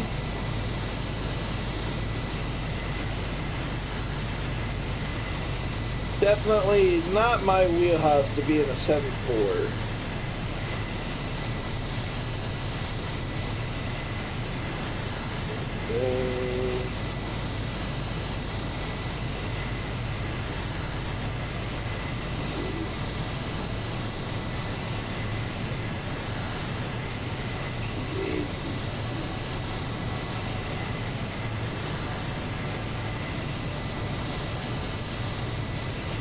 Dutch Harbor.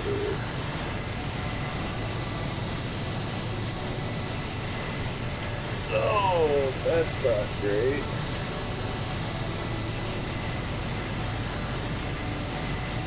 Yeah, the weather kind of sucks at Unalaska. That's grand. Let's see. It's at 1501 Zulu.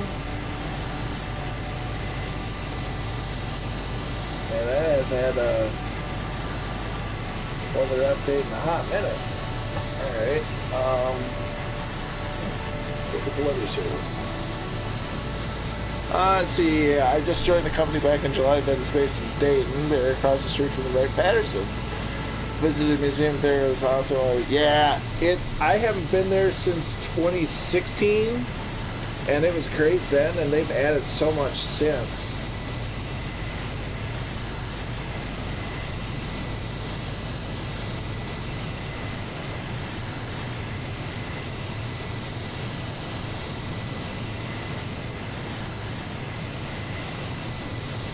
Okay, so the meter at Unalaska is it's wrong, probably, because it hasn't been updated in a long time. And it's giving the some data above may be inaccurate because the sensor requires maintenance. Awesome. That's great. Thanks for the warning. Because right now, the METAR for Unalaska is basically saying overcast at 1,500 feet and with a layer of scattered clouds at 800 feet.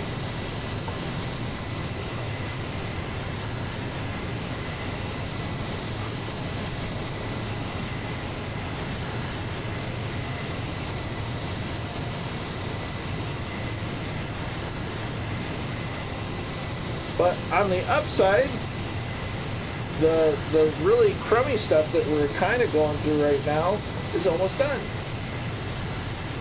Or we're in the sense that we're almost through it.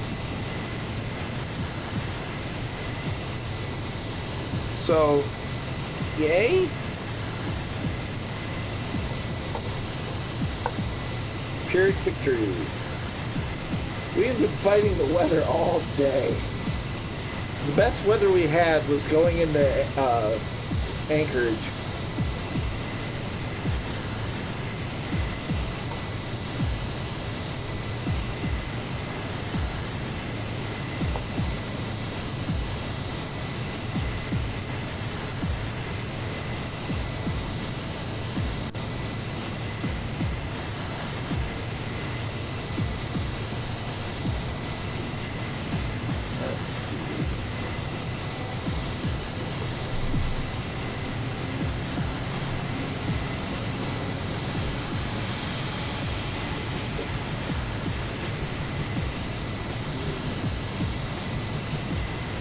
Figure out where on the map Unalaska is. Unalaska.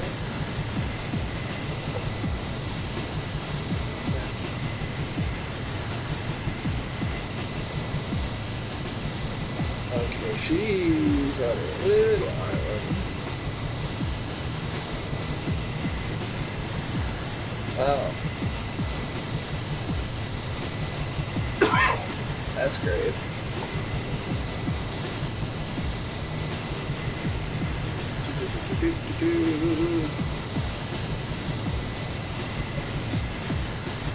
Total.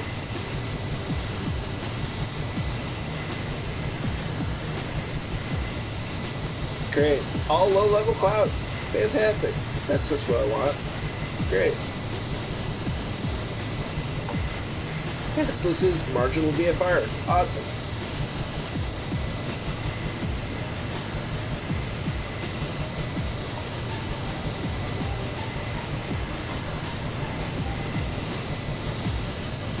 Maybe it'll be better by the time we get there. I don't know.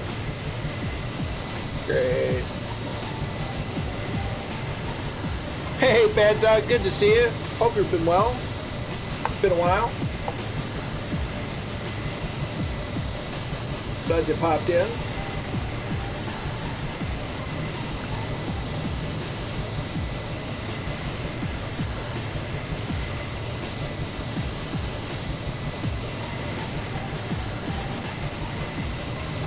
So we've actually made it to almost, we're almost at the halfway point of this leg. Yeah. Little bits of land poking through here and there, but mostly just clouds.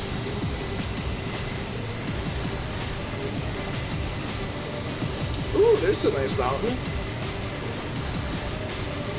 What mountain is that?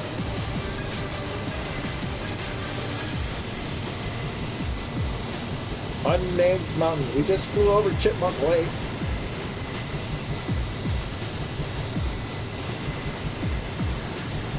Alright, little man, not telling me what freaking mountain that is. How dare you?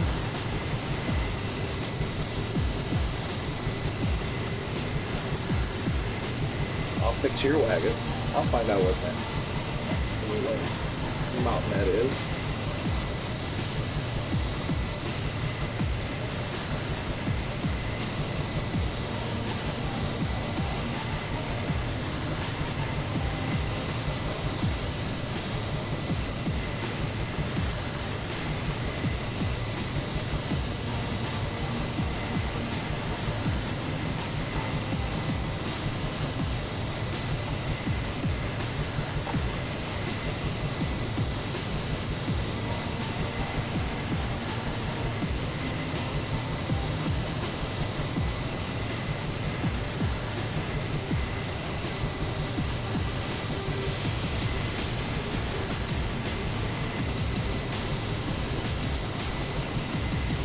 Fine, Google Maps. Don't tell me what it is. I didn't want to know. Don't see a nav map app coming up to PATG. I need to find a little nav map. The job's going good. I mean, I've been through worse. So, Sphinx, I am passing to the north of Papa Alpha Papa Echo.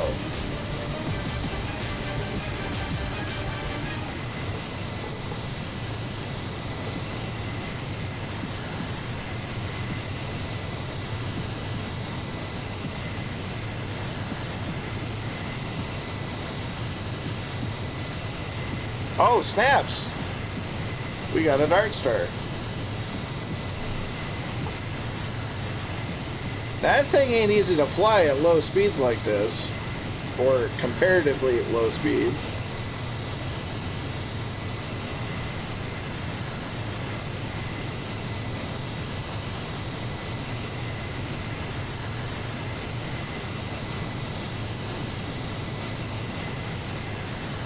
That's what I get for trying to figure out where I'm at. And suddenly there was a Dark Star. I think that's the first one I've encountered in the wild while flying. I was going the opposite way. Gotcha. Yeah, I'm heading on a course of 242, or no. Yeah. 242 magnetic.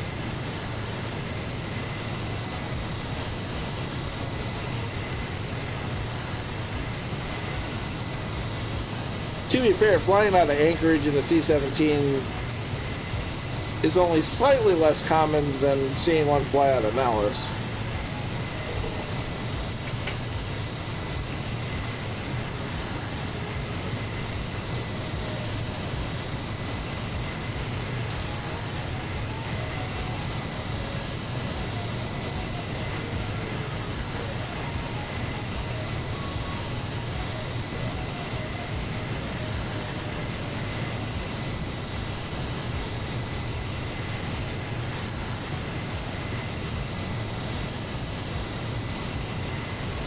See, I'm afraid that seeing all these glimpses of land, glimpses of land is giving me false hope for maybe being able to see the land this time around.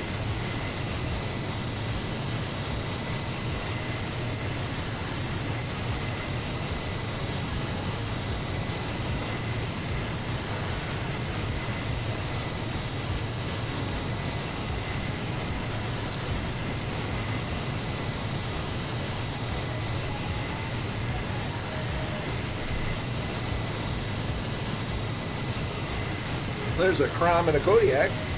Oh, that guy. The land is overrated.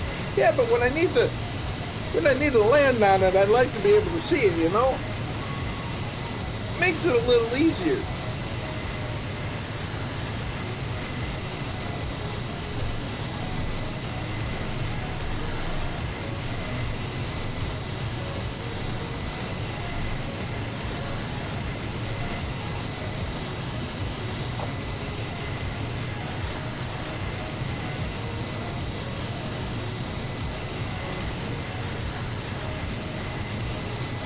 I don't even think there's any procedures for on Alaska.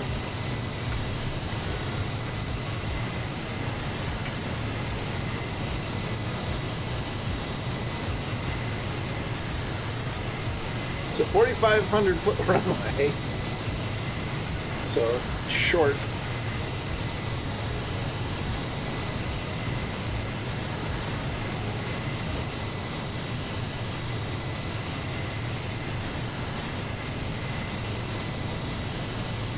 There goes the Dark Star.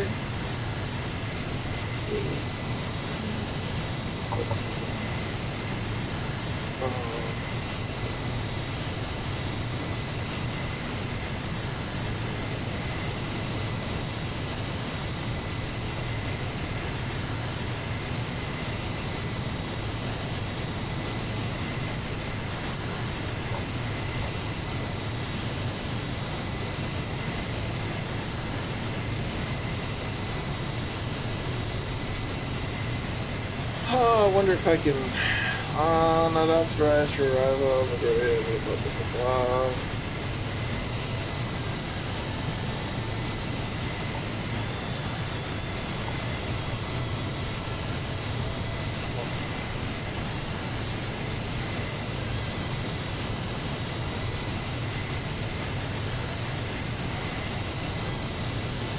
I wonder. I wonder.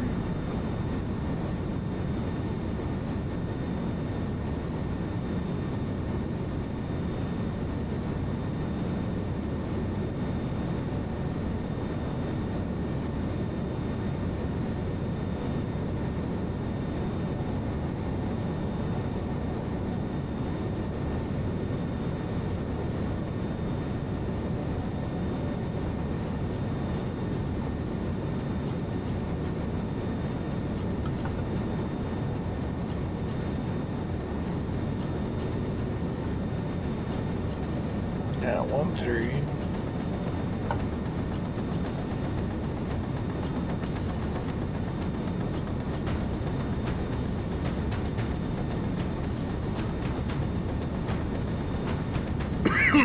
Pardon me.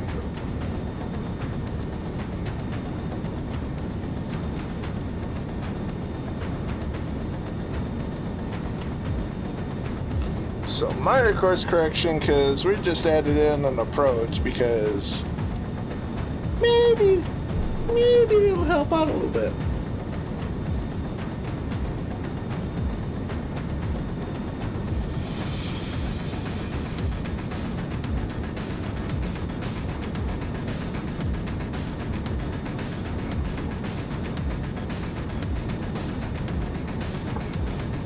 Let's see, we want to be at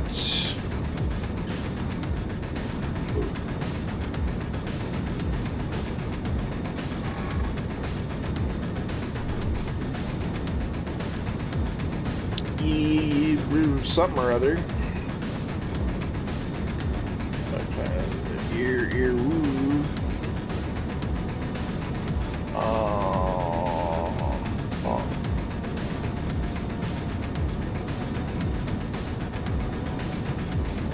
That's not on my screen. That's great.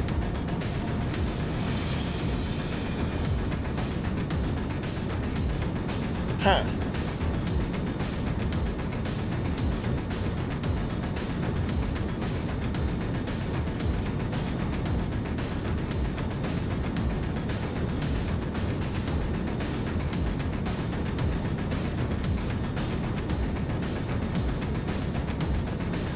$2,500 foot. Well, let's calculate it based on that. Because why not? target out to ships 2500 on the target waypoint. That one.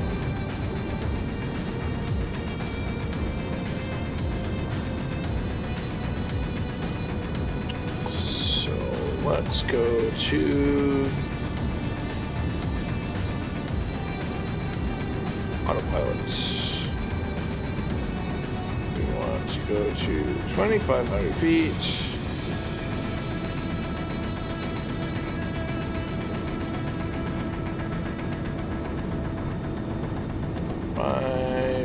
Feet, vertical speed. Oh, let's do 1,300 foot of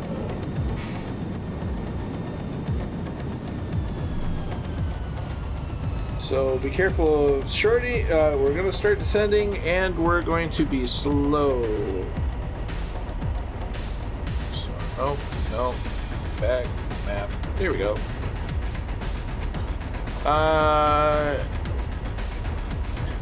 Sphinx, yeah, I changed it.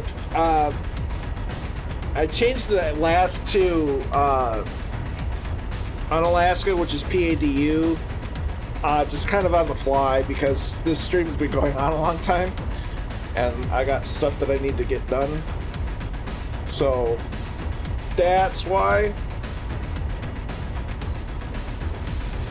it was kind of a afterthought. I kind of. Let's just say I was having a delusion of grandeur.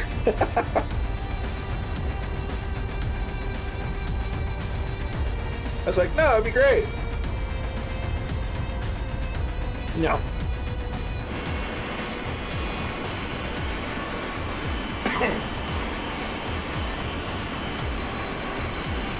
Hey, there's Hawk Driver 101 in an F-22. Good to see you, dude.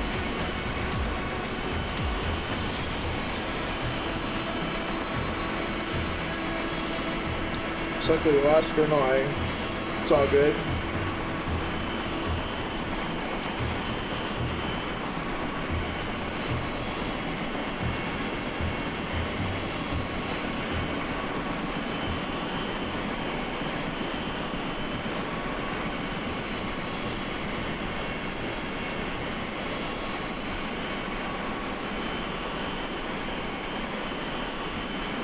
And here we have, with the lack of clouds, a false sense of security.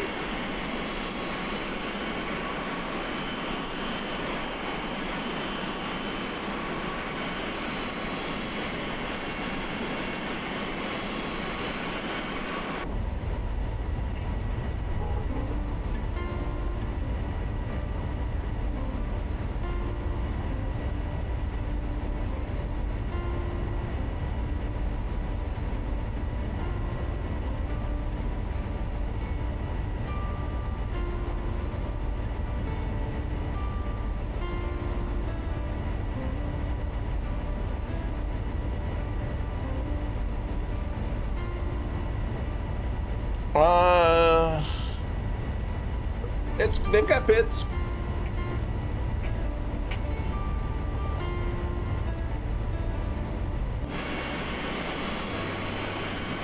These cherries got pits.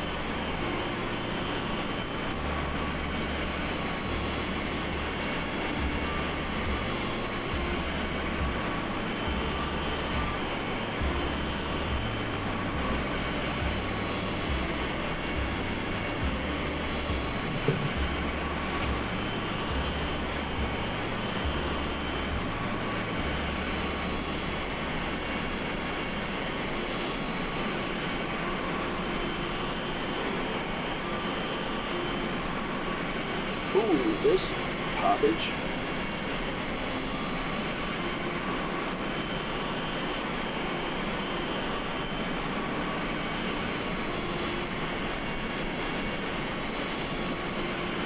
Alaska's beautiful no matter where you end up being there.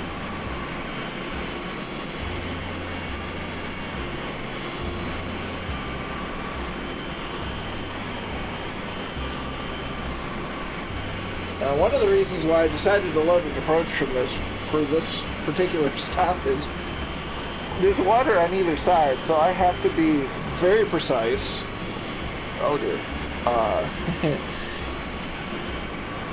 Because I land too early, I'm in the water. I land too late, I'm in the water.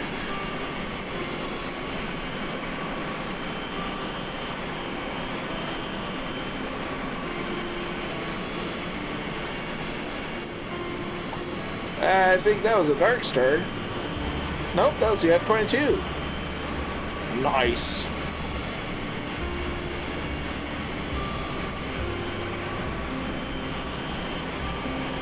At least all the clouds here are low level, so that's something.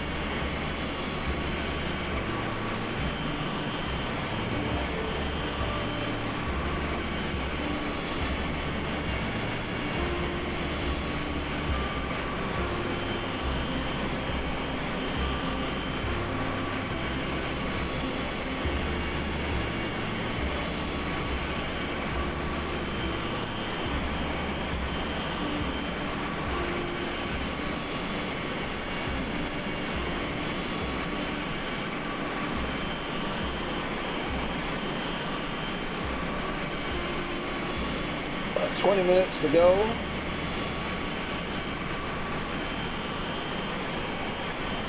Ah! Never bothered me before.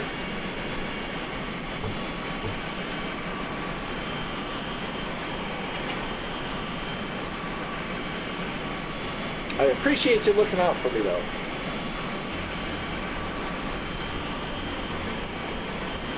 I've got one there. I got one there. I got one in front of me, one behind me.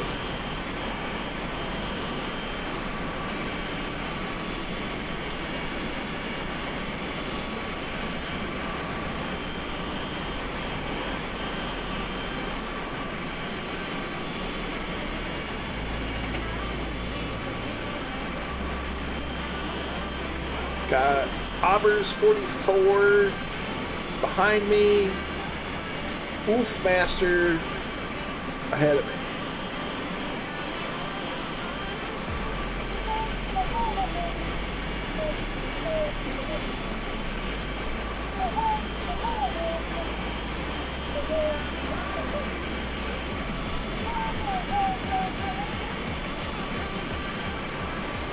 Getting close.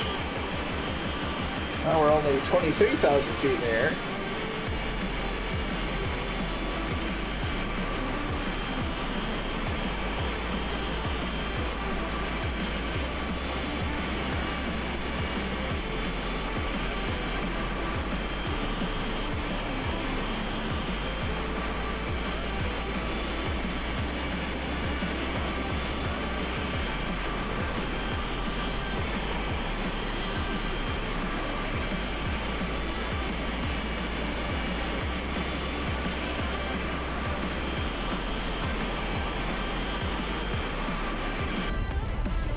How we looking? How we looking? We're looking good. Sun's looking good.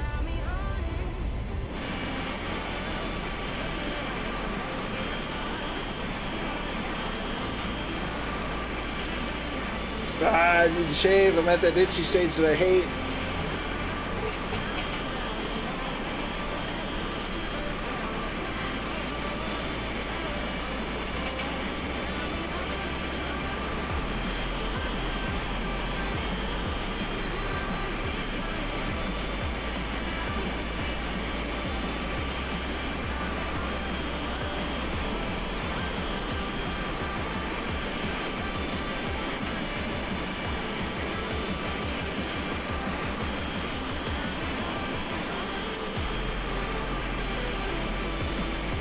Yeah, I need to light up the wall behind me. Maybe do more to light up the floor here so that, you know, I can wear a black shirt and not blend in.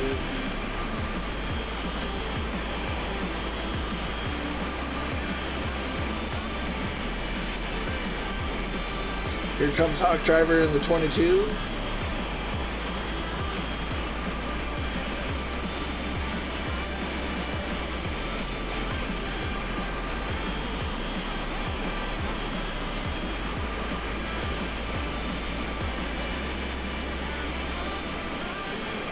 Yeah, and it's actually there's actually a big overhaul coming after Sim Update 10 that also cures a lot of the lag issues that it has in the cockpit.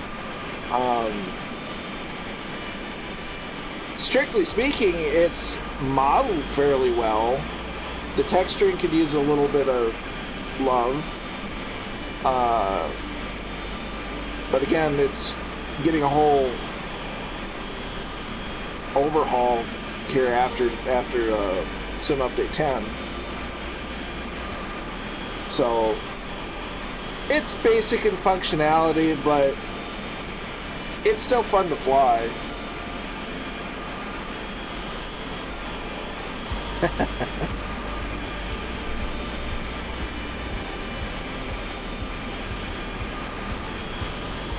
Here comes the Dark Star, because that thing just likes to move. That thing does not fly well at slow speeds. I've only flown it once. And this is relatively slow for that plane.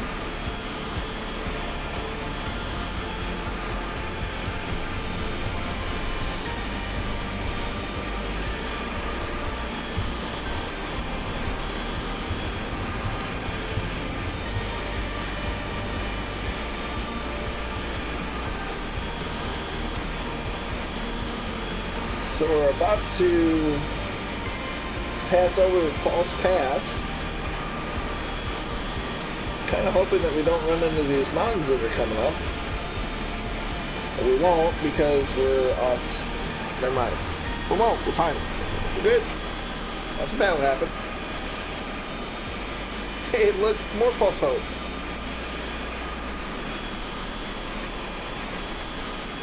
We've got an UFO. UFO! That's not really an UFO because I know what it is. We've identified it.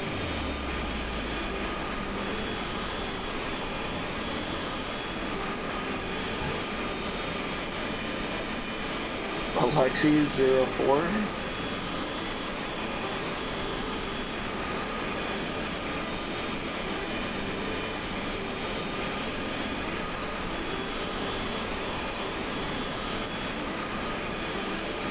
Oh, that's a new one.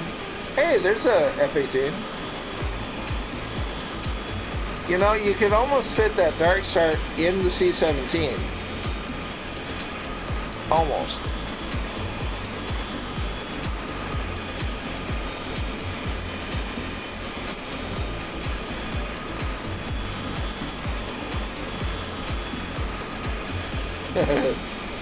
Yeah, it's always fun trying to see, or it's always fun to see people's usernames, because they can go from downright funny to be like, why'd you do that, in no time flat.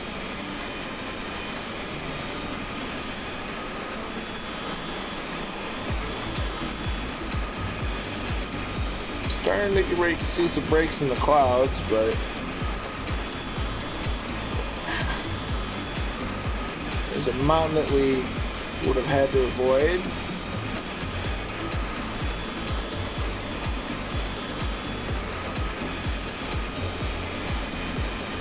Now that is an uncommon formation.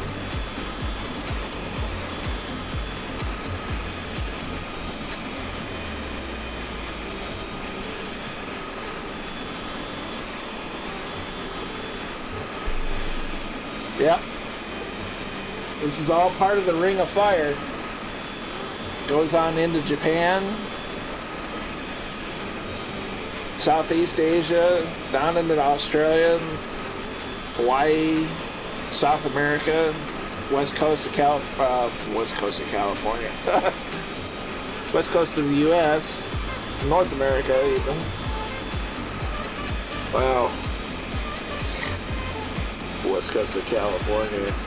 It's not like they'd have it on the east side of California, or the East Coast. There is no East Coast of California. Wow. Yeah. Brain don't worky very well.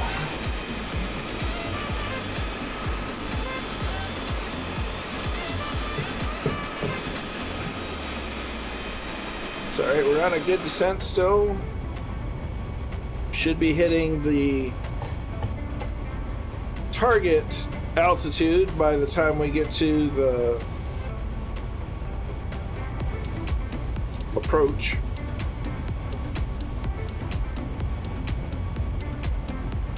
Okay, we're gonna maybe adjust a little bit more. No. Feet. That's good. Only 112 nautical miles to go.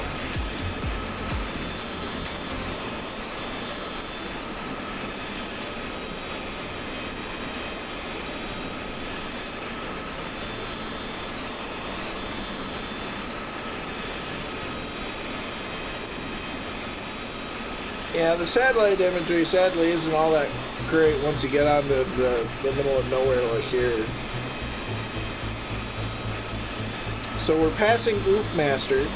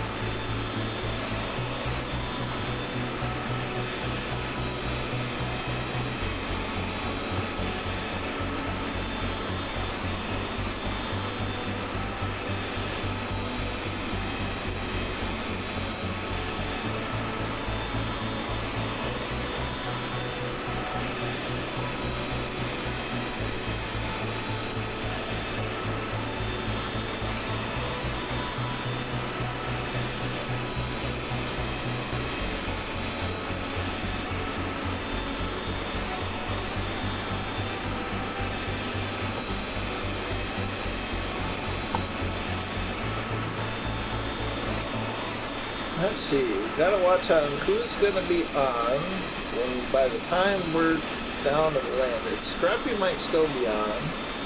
Could raid Raleigh Mall. I just love seeing what Raleigh Mall's up to. Get a lot of Australian history from Raleigh Mall. He's been a strong supporter of the channel and others.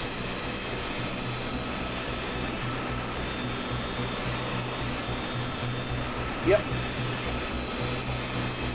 So we'll see who's on and doing what by the time we get down. Kind of go from there. There's nothing like rating somebody that's just finishing.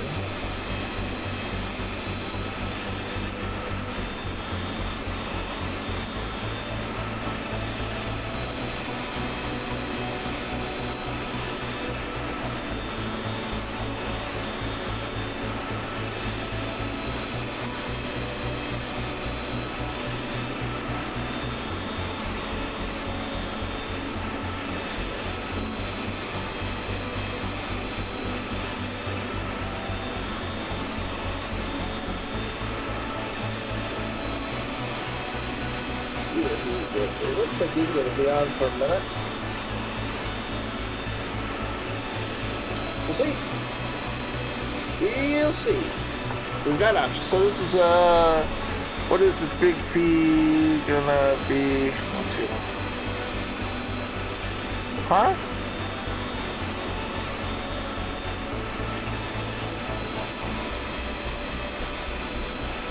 I'm not sure quite what you mean. This big fee gonna be once you wind it up. Oh, I'm just picking who to raid.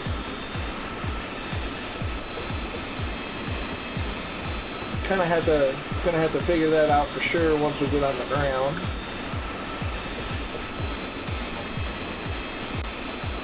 Oh, Scruffy's only been on for 2 hours. About as much time as Raleigh Mall's been.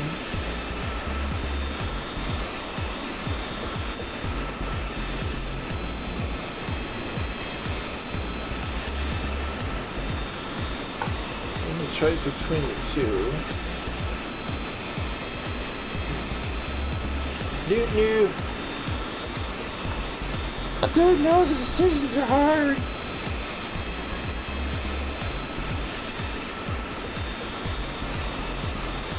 But hey, we're seeing some terrain. That's something. Haven't seen a lot of that today. Kind of a bummer. Made for some interesting landings, though, that's for sure.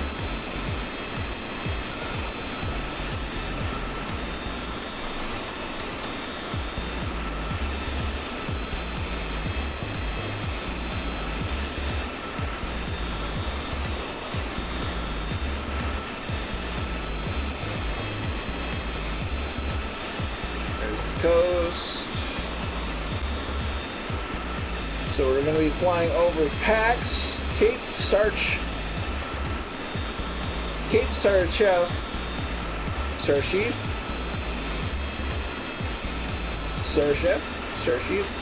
I don't know. Pax, P-A-C-S. We're about to pass over.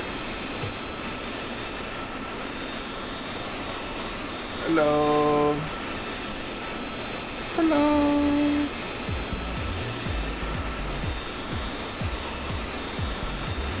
Somebody call the X-Files. Mulder and Scully.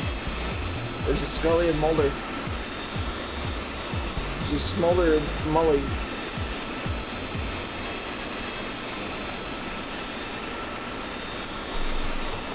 There should be an airport right in here. I mean, it's going to be like, saying airport's a bit of a stretch, but...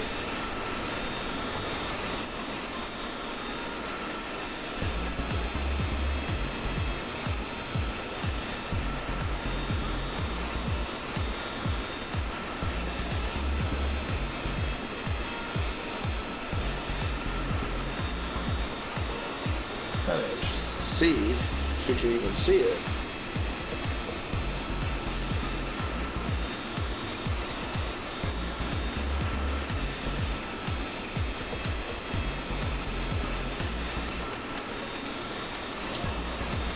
I think it's no, that's water.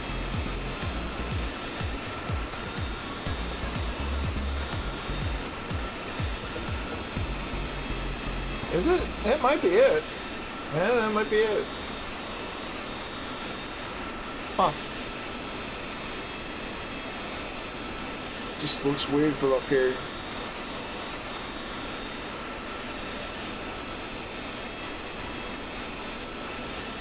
Alright, time to get, well, got 10 minutes. 60 miles.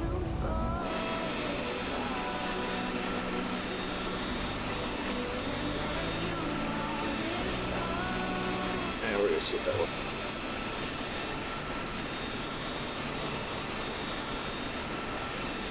Dark Star looks like a plague mask.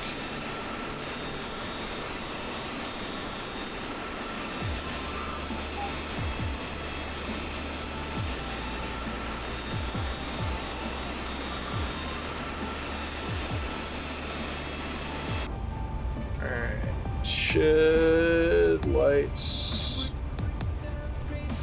Those on just under 8,000 feet. We're not going to care about airspeed for a little bit because we're not. We should, but we're not.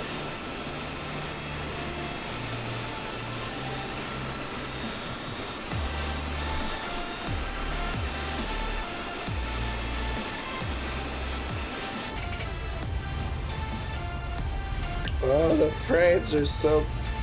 Ugh. So we're gonna be... That's Akun Island, A-K-U-N Island that we'll pass first.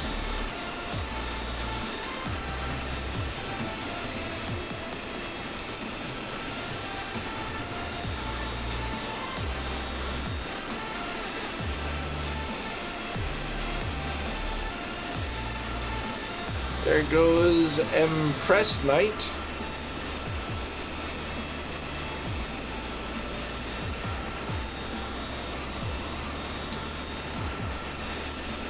This is going to be real fun.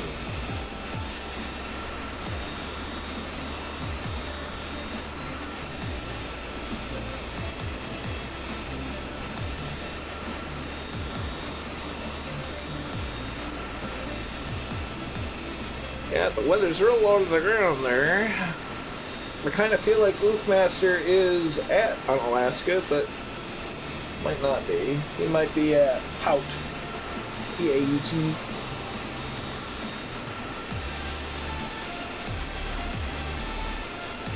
Like I said, I will try to get out next weekend's schedule by Wednesday.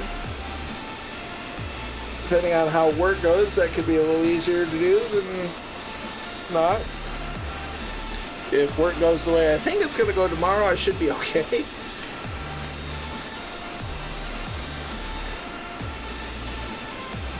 Especially taking into consideration, I'll probably start kind of throwing around ideas tonight. There's Hawk Driver in the beautiful F-22.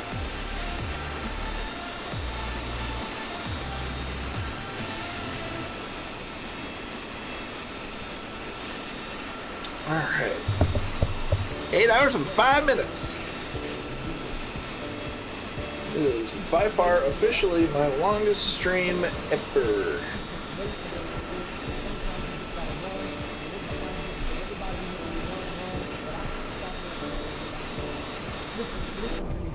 You can't stop chasing your dream just because somebody in your life believes in you. You can't stop believing in yourself just because somebody in your life believes in you.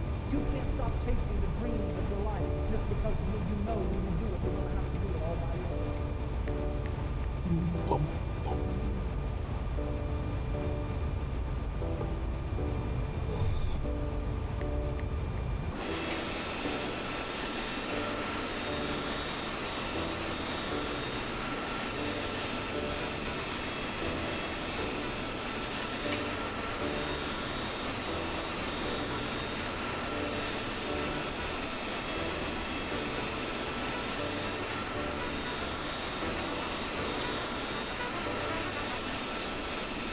There's ice. There's another F-22.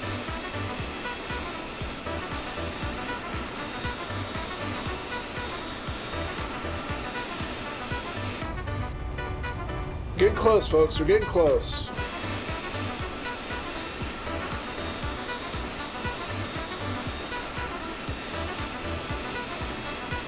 Really want to thank everyone.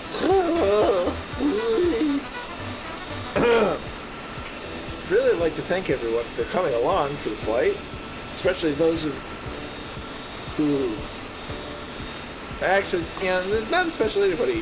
I'm just thankful for anybody, whether you've lurked in the chat, chatted in the chat, flew along for a little or a lot. It all means a lot to me. Found me eventually.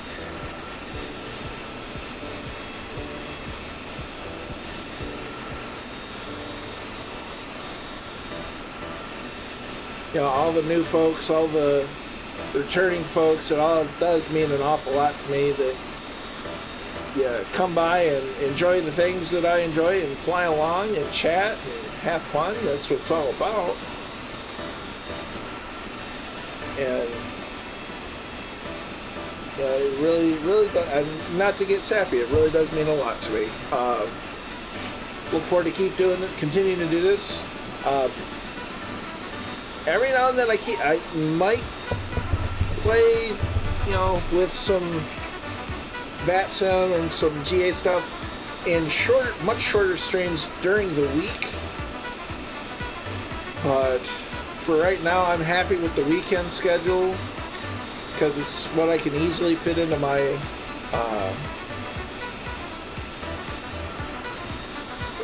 normal schedule with work and everything.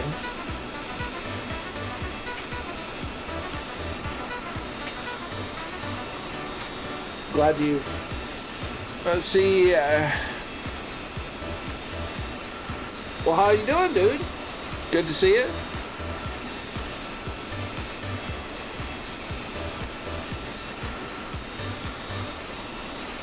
Just gonna call you Mignon.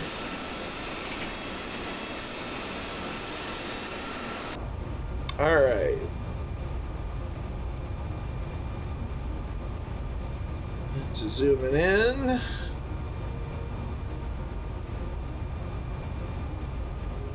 Alrighty.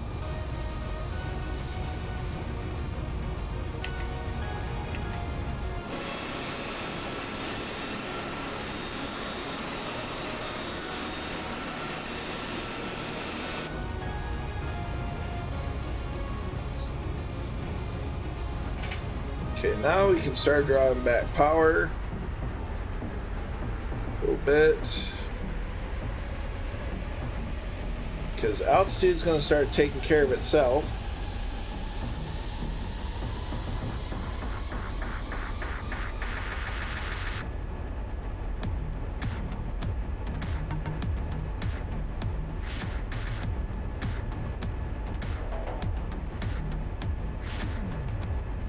A little bit of a balloon there. Speed's coming down. That's what we want.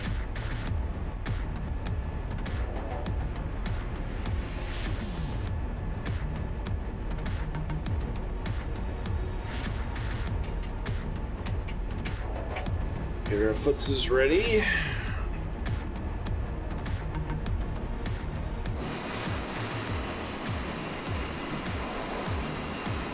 Oh, the clouds.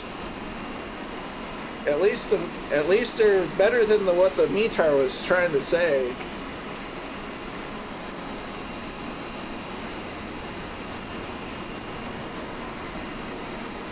Of course, now that I said that, it's going to update and be like, haha, no. Because that's just how my life goes. Okay. We're starting to hold altitude right about here.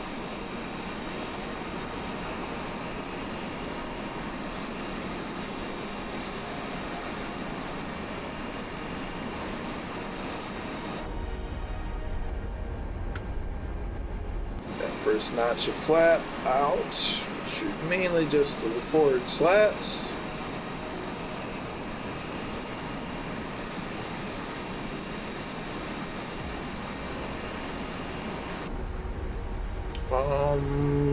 Did I set it to 2,500 feet or 3,000 feet? I can make a difference. No. Utilities. Okay, I set it to 2,500 feet. Okay, no, we're fine. I'm like, why am I still descending? Like, I thought we were done with that. Alright, everybody. Look at that.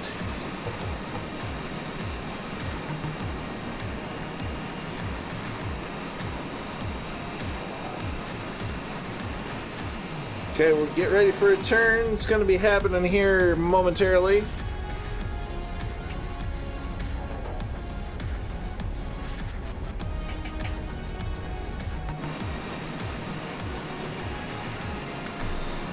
Second notch out.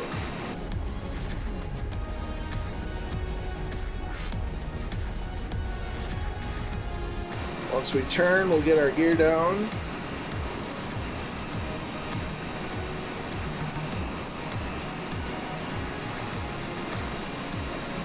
Look at that. Isn't that cool?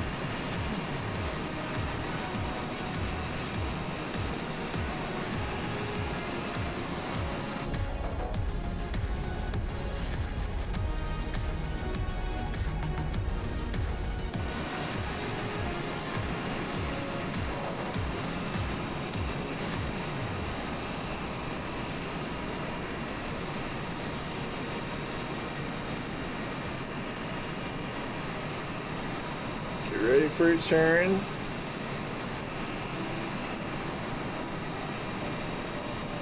There's the turn. Start of the turn.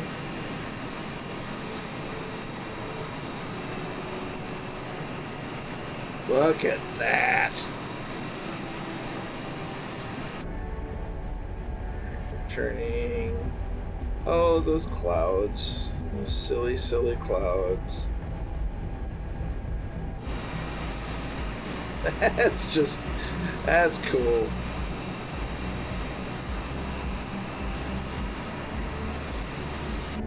Alright, gears coming down, and then another. We're gonna go ahead and disable autopilot because it's gotten us on the right course.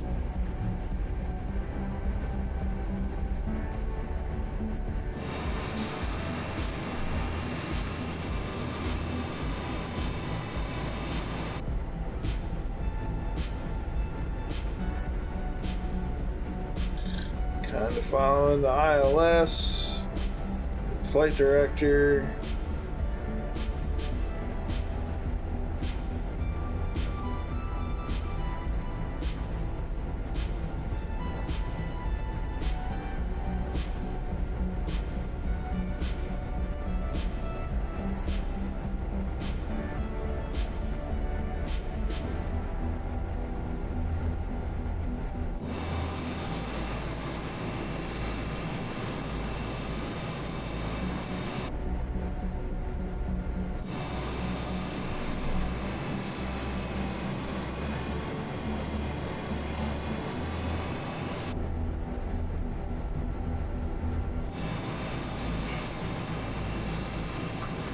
Oh yeah, that's this. We got.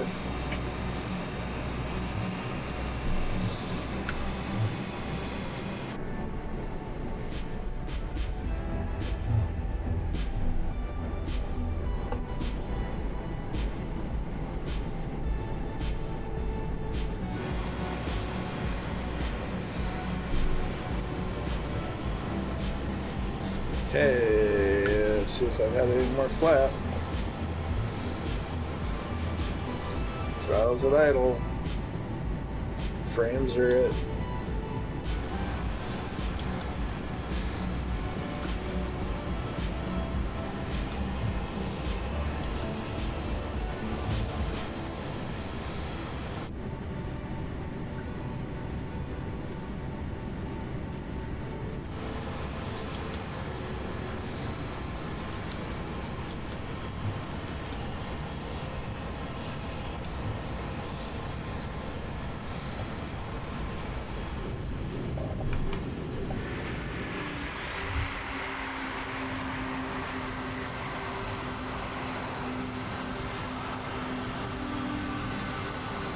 Probably not the greatest landing I've ever done, but made it down. Whew.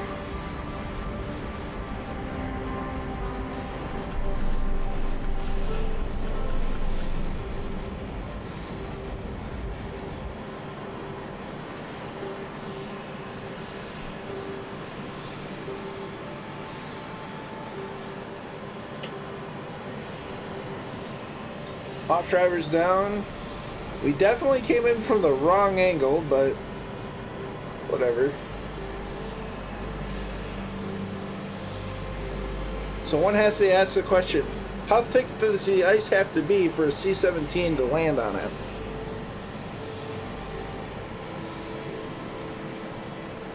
There's the Dark Star. Can they do it?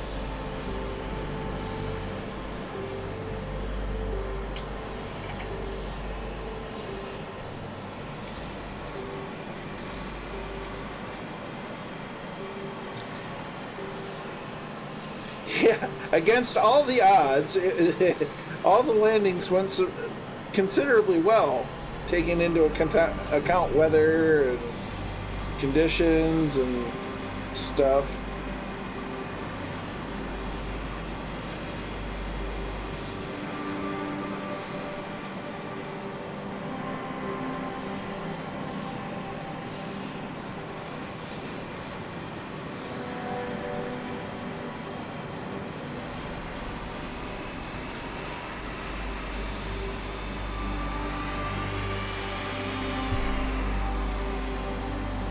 Alright. Thanks, Bad Dog. Now we're going to get that open, get that open.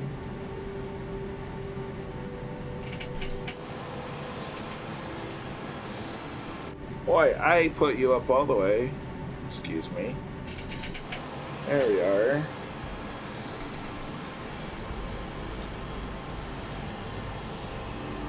And then shut down.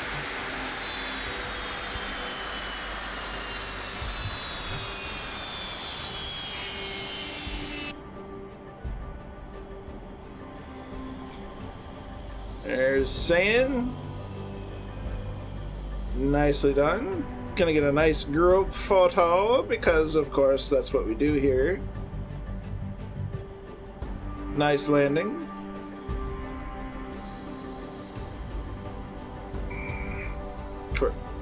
We'll try to get it as scenic as possible without getting a building obstructing everything. Now, bear in mind, I get a little extra width on the frame than what is seen on the stream. But there's plenty of room right here for another plane.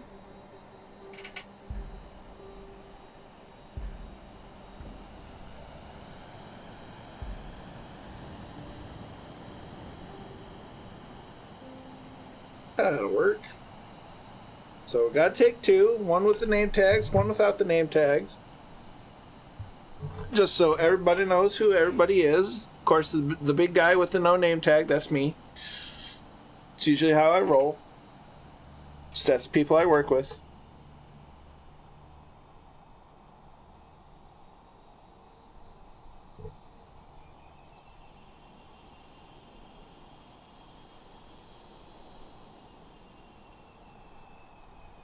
Alright.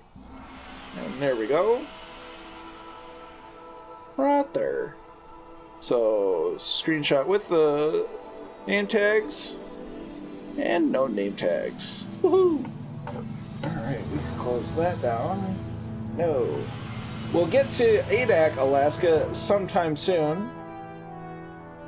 Let's see. We're gonna raid Raleigh Mall.